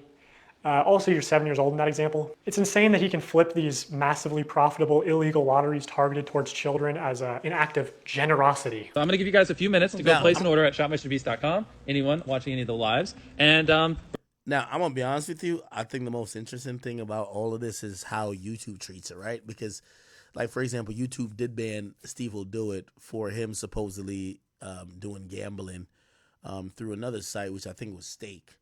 And they banned him for constantly promoting it on his site. I'm wondering if now everybody, you know, again, let's say we all agree that Mr. Beast is kind of in a roundabout way doing gambling or promoting illegal lotteries. What does YouTube do about that?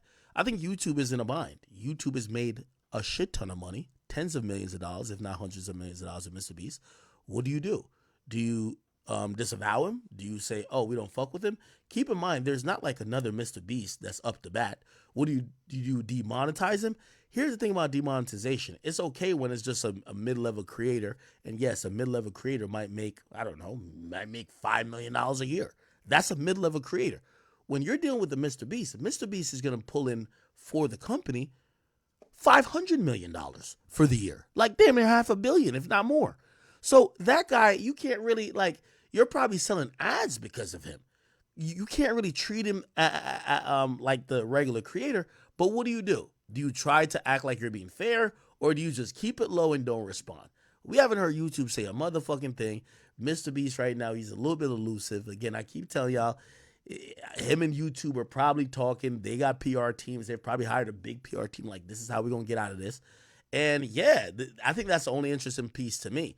But if y'all want me to be like alarmed that he might have faked some videos and shit like that, I'm like, come on.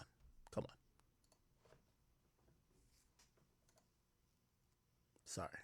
We're going to throw iPhones in some of them. And again, there are very few videos of this live stream on the internet. I think Mr. Beast probably copyright strikes re-uploads. But almost any clip you do find will have some new violation of internet gambling or sweepstakes laws. I thought it was him. I was like, he won. Wait, let's go! Wait, it's literally like his initial. Who is it? My cousin. Wait, really? Actually, that's illegal. Some of the common complaints we see in threads about this live stream are that they only signed large t-shirts. So when they selected an order to give a prize, it was apparently always a large or extra large t-shirt. They kept saying things like buy in the next 15 minutes for a chance to win and then not honoring it. Multiple people claiming that their name was read to win a prize and they never received it. This person is still tweeting about it to this day. Now, there's a lot more people complaining about the deceptive sales tactics. Reading all this really upsets me because I spent money I honestly didn't have. Photo on the moon. It's interesting enough. Someone who puts a photo on the moon, or if you buy the bundle, whatever, and the next 30 minutes, we'll just fly you down to be in a video. 3 years later, the spaceship finally launched, carrying beautiful pictures of deceased loved ones to the moon where they would be immortalized. It fucking exploded. So obviously Mr. Beast refunded everyone, right? Right? Is it Mr. Beast's fault that the rocket exploded? No. Is it his fault that he advertised it as for $10 I will put your photo on the moon? For $10, I'll put whatever picture you want on the moon. When he couldn't guarantee that? Yes, of course. October 16th, 2021, same thing. Buy this shirt to be in a video. Shopify dashboard. We just have like a random number generator, and then like we just put the number, like if there's 1,000 orders, we just put it, picks a number between 1 and 1,000, and then my people give me the name. So, the first person that we're inviting to be in our Squid Game, if you want to enter, click the link in the description, buy the shirt or hoodie, is Alonzo Diaz. Oh, I want to do it. I'm not watching this whole thing. All right. And honestly, my last topic today, I know we had kind of teased the Diddy shit yesterday or the day before. I'll get into this a little bit. Yo, this was interesting. Okay, Diddy, Alex Spiro. Now, let me bring this angle to it. So Diddy, who we all believe is going to be indicted very shortly by HSI, FBI, and all these federal authorities on possible sex trafficking allegations. Here's the funny thing about it. People have said that, yeah, Diddy is getting hammered, but somebody else who might be like Diddy in terms of allegations or things he's done, guess who? Jay-Z. Jay-Z has been mad quiet. Jay-Z don't do brunches no more. He don't do Made in America. He barely show his face. He only pops out for Tom Brady. He's been out the way, laying low. It makes sense if there was a possibility that you could even be mentioned in the same breath as a Diddy right now, given what he's going through. You don't want to be mad loud, which, by the way, that's one of the things Diddy has been really accused of, just being mad loud when really he should have just fell back, right? Now, this is interesting. Jay-Z's top Rock Nation lawyer, Alex Spiro, is now representing Tupac's family. And they now want to possibly seek, and they're doing investigations against Diddy to see if he had any role in the late rapper's murder. Alex Spiro is the one who got 21 Savage out of jail. Alex Spiro is the one who Jay-Z, when he wants to help somebody, be like, I'm going to give you Alex Spiro. Alex Spiro also represented Meg Thee Stallion. Alex Spiro, when Rock Nation was trying to sign Bobby Shmurda, Alex Spiro was helping him. Alex Spiro is Rock Nation's, like, lawyer. I won't say, like, completely their lawyer, but, like, that's, like, Jay-Z's guy. Well, why is Jay-Z's guy now going at Diddy? That's fucking odd. Listen to this. Sources with direct knowledge tell us that Tupac's still living relatives have retained the attorneys Alex Spiro and Christopher Clore, as well as a team of investigators, are looking to Keefe D's resurface allegation that Diddy offered to pay him and his crew money to take Pac out in the 90s. Wow. So if you recall, there was an allegation in the murder case that Keefe D said that Diddy was down to pay $1 million for the hit on Tupac. Now, this is why this is funny to me. If I'm Jay-Z laying low, and I want, if anything's going to happen, y'all get that nigga Diddy, I'm going to lay low until this whole brush is over. Why you got your lawyer digging up more shit on Diddy? That's fucking odd. That's just really odd to me. Alex Spiro. Just type in Alex Spiro Rock Nation. Just type in Alex Spiro Rock Nation. Just go to, he actually has a Wikipedia page. Search Jay-Z. You're going to see Jay-Z a lot over here. It's a lot of Jay-Z. Jay-Z was awarded $4.5 million because he was not liable in the Cologne deal. He obtained a temporary restraining order against Dame Dash. It's a lot of Jay-Z. Why is Jay's guy going against Diddy right now? Now, this is what you got to know Diddy's cooked. Because if Jay, not saying Jay orchestrated this or Jay is telling Alex Spiro to do it, but if I'm Jay, I'm telling my lawyer, you can't represent nobody that's going after Diddy. You know why? If Diddy's hands is covered in blood, and maybe my hand got a couple of, sprinkles of blood, I ain't gonna send you against him because he might be like, all right, you already got me, but since y'all got me, let me tell you about Diddy. That's kind of odd. Okay? So, let's go to law and crime.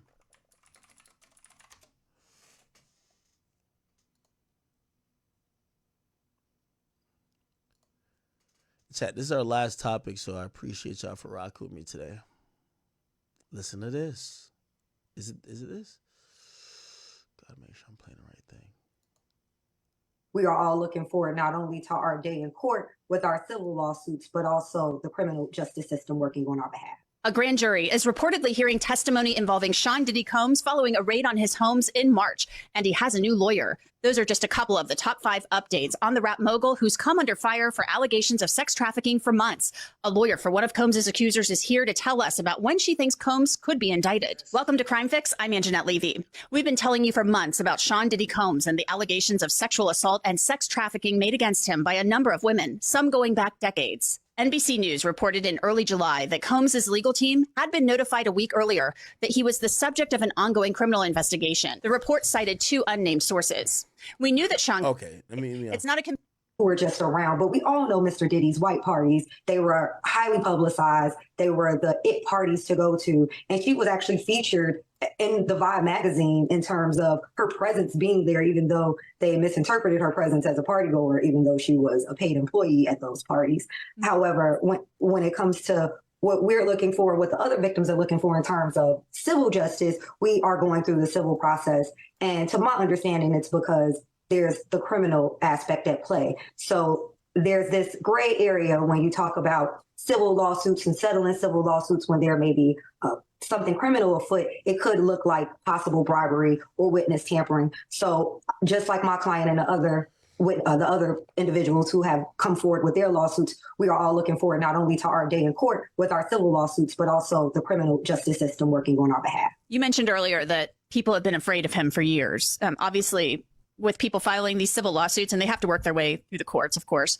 Do you think that fear is gone now? Do you feel that people just really are not afraid of him at all? Because, I mean, we are showing some videos during this show that show him boarding his plane. I mean, I've seen pictures on TMZ where he's whitewater rafting out west in Montana or Wyoming or something like that. I mean, it doesn't seem like he's overly concerned.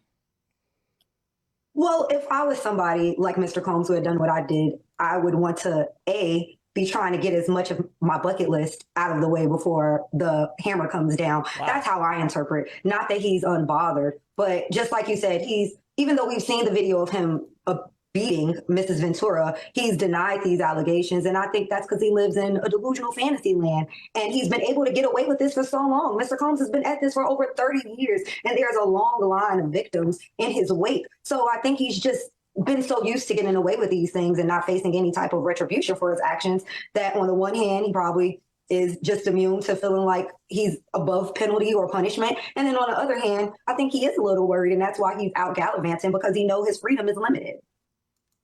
Ariel Mitchell-Kidd, thank you so much. Thank you. In response to Adria English's lawsuit, Combs' lawyer Jonathan Davis said, no matter how many lawsuits are filed, it won't change the fact that Mr. Combs has never sexually assaulted or sex trafficked anyone. We live in a world where anyone can file a lawsuit for any reason and without any proof. Fortunately, a fair and impartial judicial process exists to find the truth, and Mr. Combs is confident he will prevail against these and other baseless claims in court. Now let's go back to the grand jury that's reportedly been impaneled. NBC News reported earlier this month that Combs' lawyers received a letter saying he was the subject of an investigation. He was not told he was a target, according to the outlet. And to deal with these legal issues out of the Southern District of New York, Combs has reportedly hired a new lawyer. His name is Mark Agnifilo. He's a former federal prosecutor who represented Pharma Bro Martin Shkreli and Nexium founder Keith Raniere. Agnifilo told Business Insider, I think that the Southern District is appropriately taking its time in considering many different factors, but we are firmly convinced that he did not violate any federal laws, and we hope we can work with prosecutors in reaching that conclusion. The website also That's a good lawyer, by the way. Reported that Agnifilo said Combs hadn't spoken with federal prosecutors and doesn't believe, quote, anything is imminent. Another big Diddy development, he wiped his Instagram account clean back on June 22nd. Diddy had posted often, but that day in June, it was blank. Even the apology video for beating up Cassie was gone. Diddy's Instagram account would stay that way until July 6th, when he posted on his Instagram story. Shit. What up, yo? How you doing? Yeah. No place like home. That video showed Combs boarding his jet, although we don't know where he was going and when he was getting on that plane. Was that video meant to show that Combs isn't worried about a possible indictment, since it posted days after the news about the grand jury meeting broke? Possibly. If the video was recorded that same day, it shows Diddy doesn't have travel restrictions. The video did not show where Combs was going, and you can't track his plane. Just try it. FlightAware shows that you cannot track Diddy's plane any longer. Combs has since posted again on Instagram wishing his daughter a happy 18th birthday, and he also posted about a younger daughter. Sean Combs has also tried. Yeah, the police is tracking that plane, though. Yeah, anytime you get in the plane, like you got to file a manifest and a location where you're going with the FAA. Any plane that is a private jet of his, or if Diddy appears on a manifest that's headed out of the country, you'd think you'd have to be stupid to think the police would not arrest him immediately. Fuck the grand jury or not. Tried to sell his California mansion that the feds raided, but he's being pretty low-key about it. The home in Holmby Hills is being sold off-market, and TMZ reports that he's asking a whopping $70 million for the property. That's a huge chunk of change, given the fact that he paid $40 million for it back in 2014. We got a look inside the mansion earlier this year when Misa Hilton posted security footage showing federal agents raiding the property. It's 17,000 square feet. Going to probably have some connections within the Southern District of New York U.S. Attorney's Office. He's going to be able to maybe have some connections there. He's a former federal prosecutor himself. So this could benefit Sean Combs in some ways. But yeah, having someone who's a former federal prosecutor, definitely he's going to be able to make a couple calls and try to, be as civil as possible with the agents or the DAs, or not DAs, but AUSAs that's handling this case, that they could see if, maybe try to explain certain shit like, yo, damn, what was this? Maybe they could be like, oh, no, well, we got some proof that could help you out to show that that's not criminal, right? And I think that's the point of, Diddy getting this new lawyer. This lawyer is going to be able to try to work as much magic before an indictment comes to kind of let the AUSAs know, hey, listen, you're wasting your time with that. Like, we got some shit that could show you that Diddy ain't do nothing wrong. Oh, you heard a complaint that he was fucking underage girls, or underage girls were at this party? Oh, we actually had everybody sign a waiver and we scanned their IDs. We'll give you all that info that you could verify with them, and you could hit them up. You could make sure that nobody was underage. Shit, maybe the government looks at that and be like, oh, nobody was underage. They're right. But when it comes down, when we get down to brass tacks, he still may face some really serious federal charges. Yeah, I mean, listen, I always tell people having an attorney that's familiar with the district or familiar with individuals within the district or other U.S. attorneys that work within the district is always a good thing. It's not going to hurt you. What I don't think is it doesn't throw you over the fence of a not guilty or you not getting charges, generally speaking.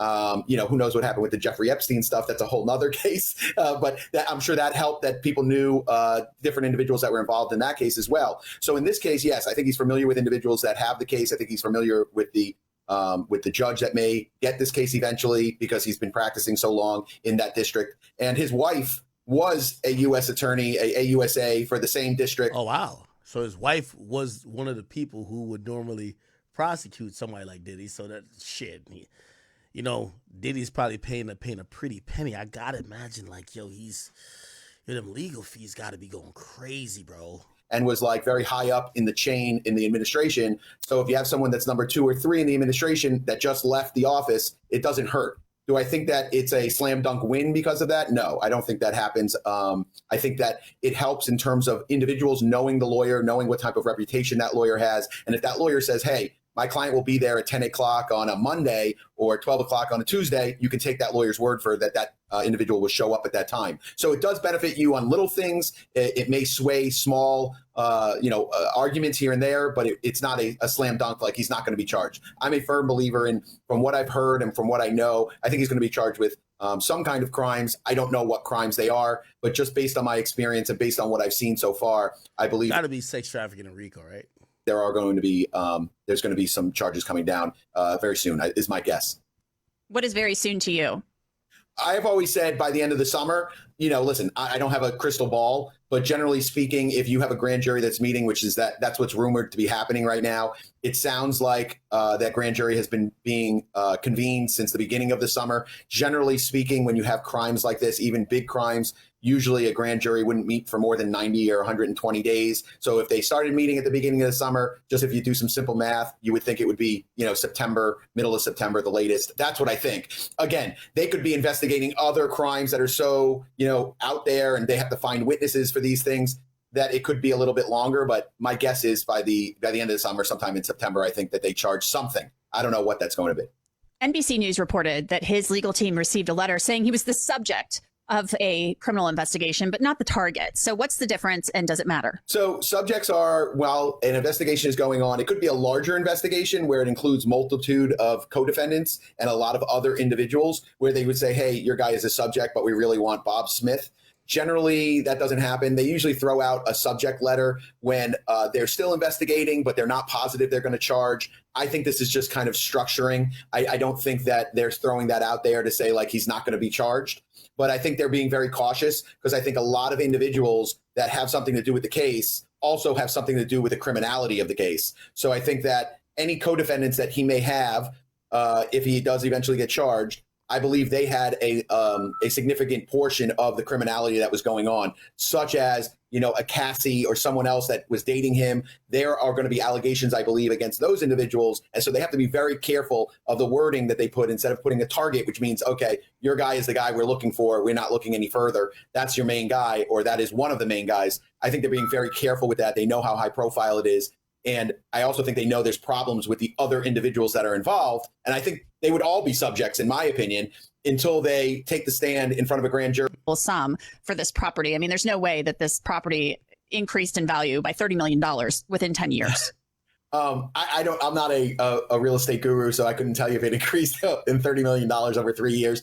I'm sure he did some improvements and things of that nature. I don't know what he would get for that property. Do I think that it's an unusual move that someone starts selling off property when they're being investigated? Not really. I think that an investigation brings upon a lot of stress, a lot of pressure, and the less things you have in your life that distract you from that stress and pressure are probably a good thing. So you can see a lot of people that getting investigated that might want to sell off assets for a multitude of reasons. Maybe to pay the lawyers, maybe to have less stress in their life where, you have taxes and all these other expenses that are associated with the property that you just want to pare down. Okay. Going on as usual. I mean, he's just waiting, I guess.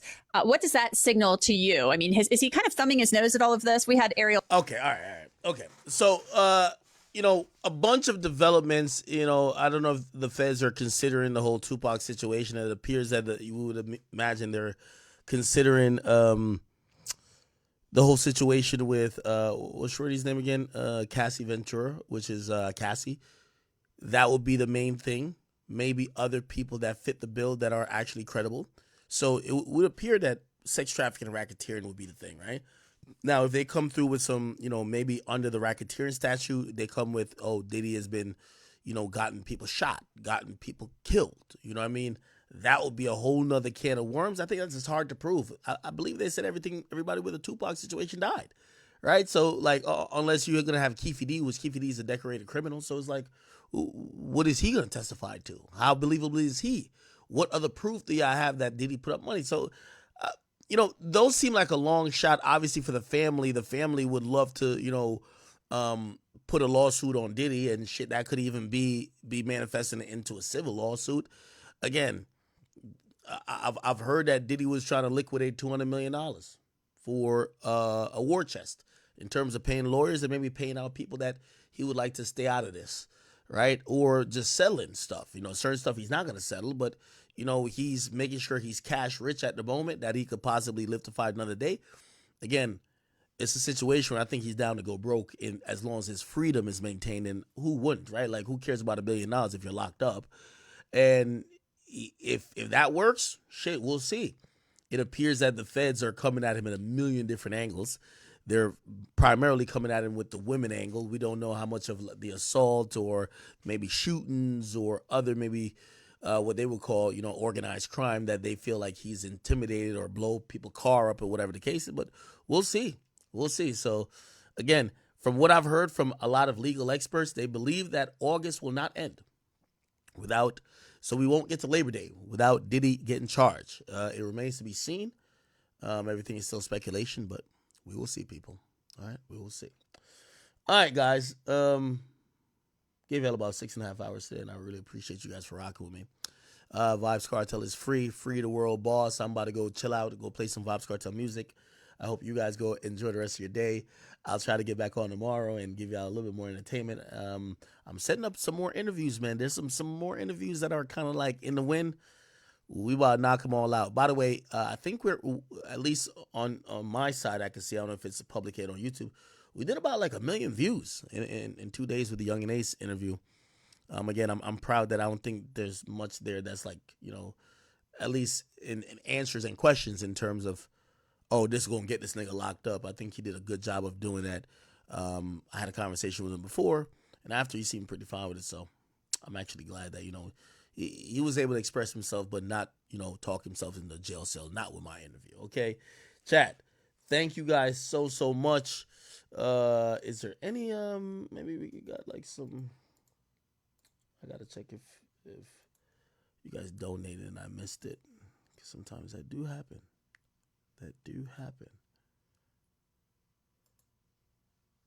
Yeah, we talked about the Fulio shit. We did a good amount with that. General Surgency says, I've been 20 with a 16-year-old and an 18-year-old. What? I've been 20 with a 16-year-old and 18 with a 31-year-old. Nobody was forced in either situation. People are going to be who they want to. Stop making late teenagers out to be the innocent they're not. All right, brother. Hey, listen. I got no comment on that, brother. Frank says Kai will cut his friend off for having a conversation with a 17-year-old at 21, but will collab with Drake, who's kissing a 17-year-old at 24.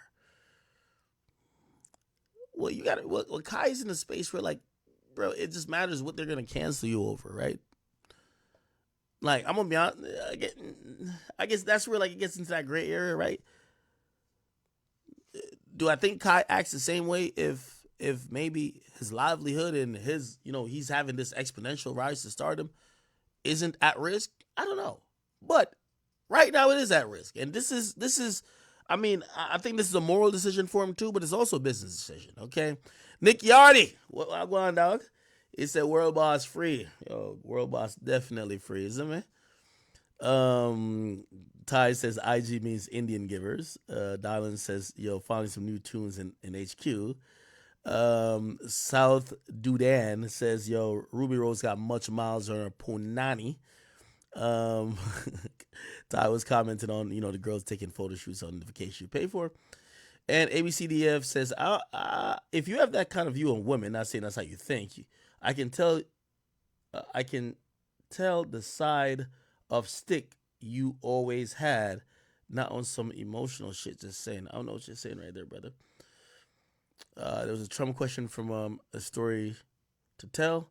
And Lazy Prodigy says Black Jobs is directing the topic of the statement to certain people while he's addressing that same community. If he said to the black people, all these illegal are taking white jobs, how would that come across? I don't know what you're saying there. 9 break, I told you we're going to try to work on the TTS. TN Nano, it says hip hop media, that's a black job. I read that before. And they said it's YouTuber Melly Monaco that got engaged to by Gilbert Arenas. Some people are saying R. Tony says, yo, she's not black. He's talking about Kamala. And Justin Clark says, man, didn't Kamala make a career locking up thousands of black men on small charges while Trump pardoned them? Come on. Free C Murder actually said, Free C Murder. Story to Tell said, thank God for your stream from Jersey. If you were streaming Clarendon Parish, Vibes Cartel would have streamers on a gone to what? All right, I can't hear what you're saying. I can't read it. I can read it, but I don't understand it. Fox Billy says they're trying to hang Thug while the world watches. And Aisha Esh says, Vibes Cartel released today. We lit. All right, people. I love you guys. Thank you guys for watching my stream today. I appreciate it. I hope I give you all the necessary entertainment you needed. I know always, every time I get off stream, I feel like, I could have given you a little bit more. I could have given you more time. And probably likewise, you could have given me a little bit more too. I love you. I will hopefully see you tomorrow. Please take care of yourself. And shit, just protect you and your family while we watch this wild world kind of happen and revolve around us that we're just trying to survive in. All right? Peace. Love you guys. See you guys tomorrow, hopefully. All right? I'm out.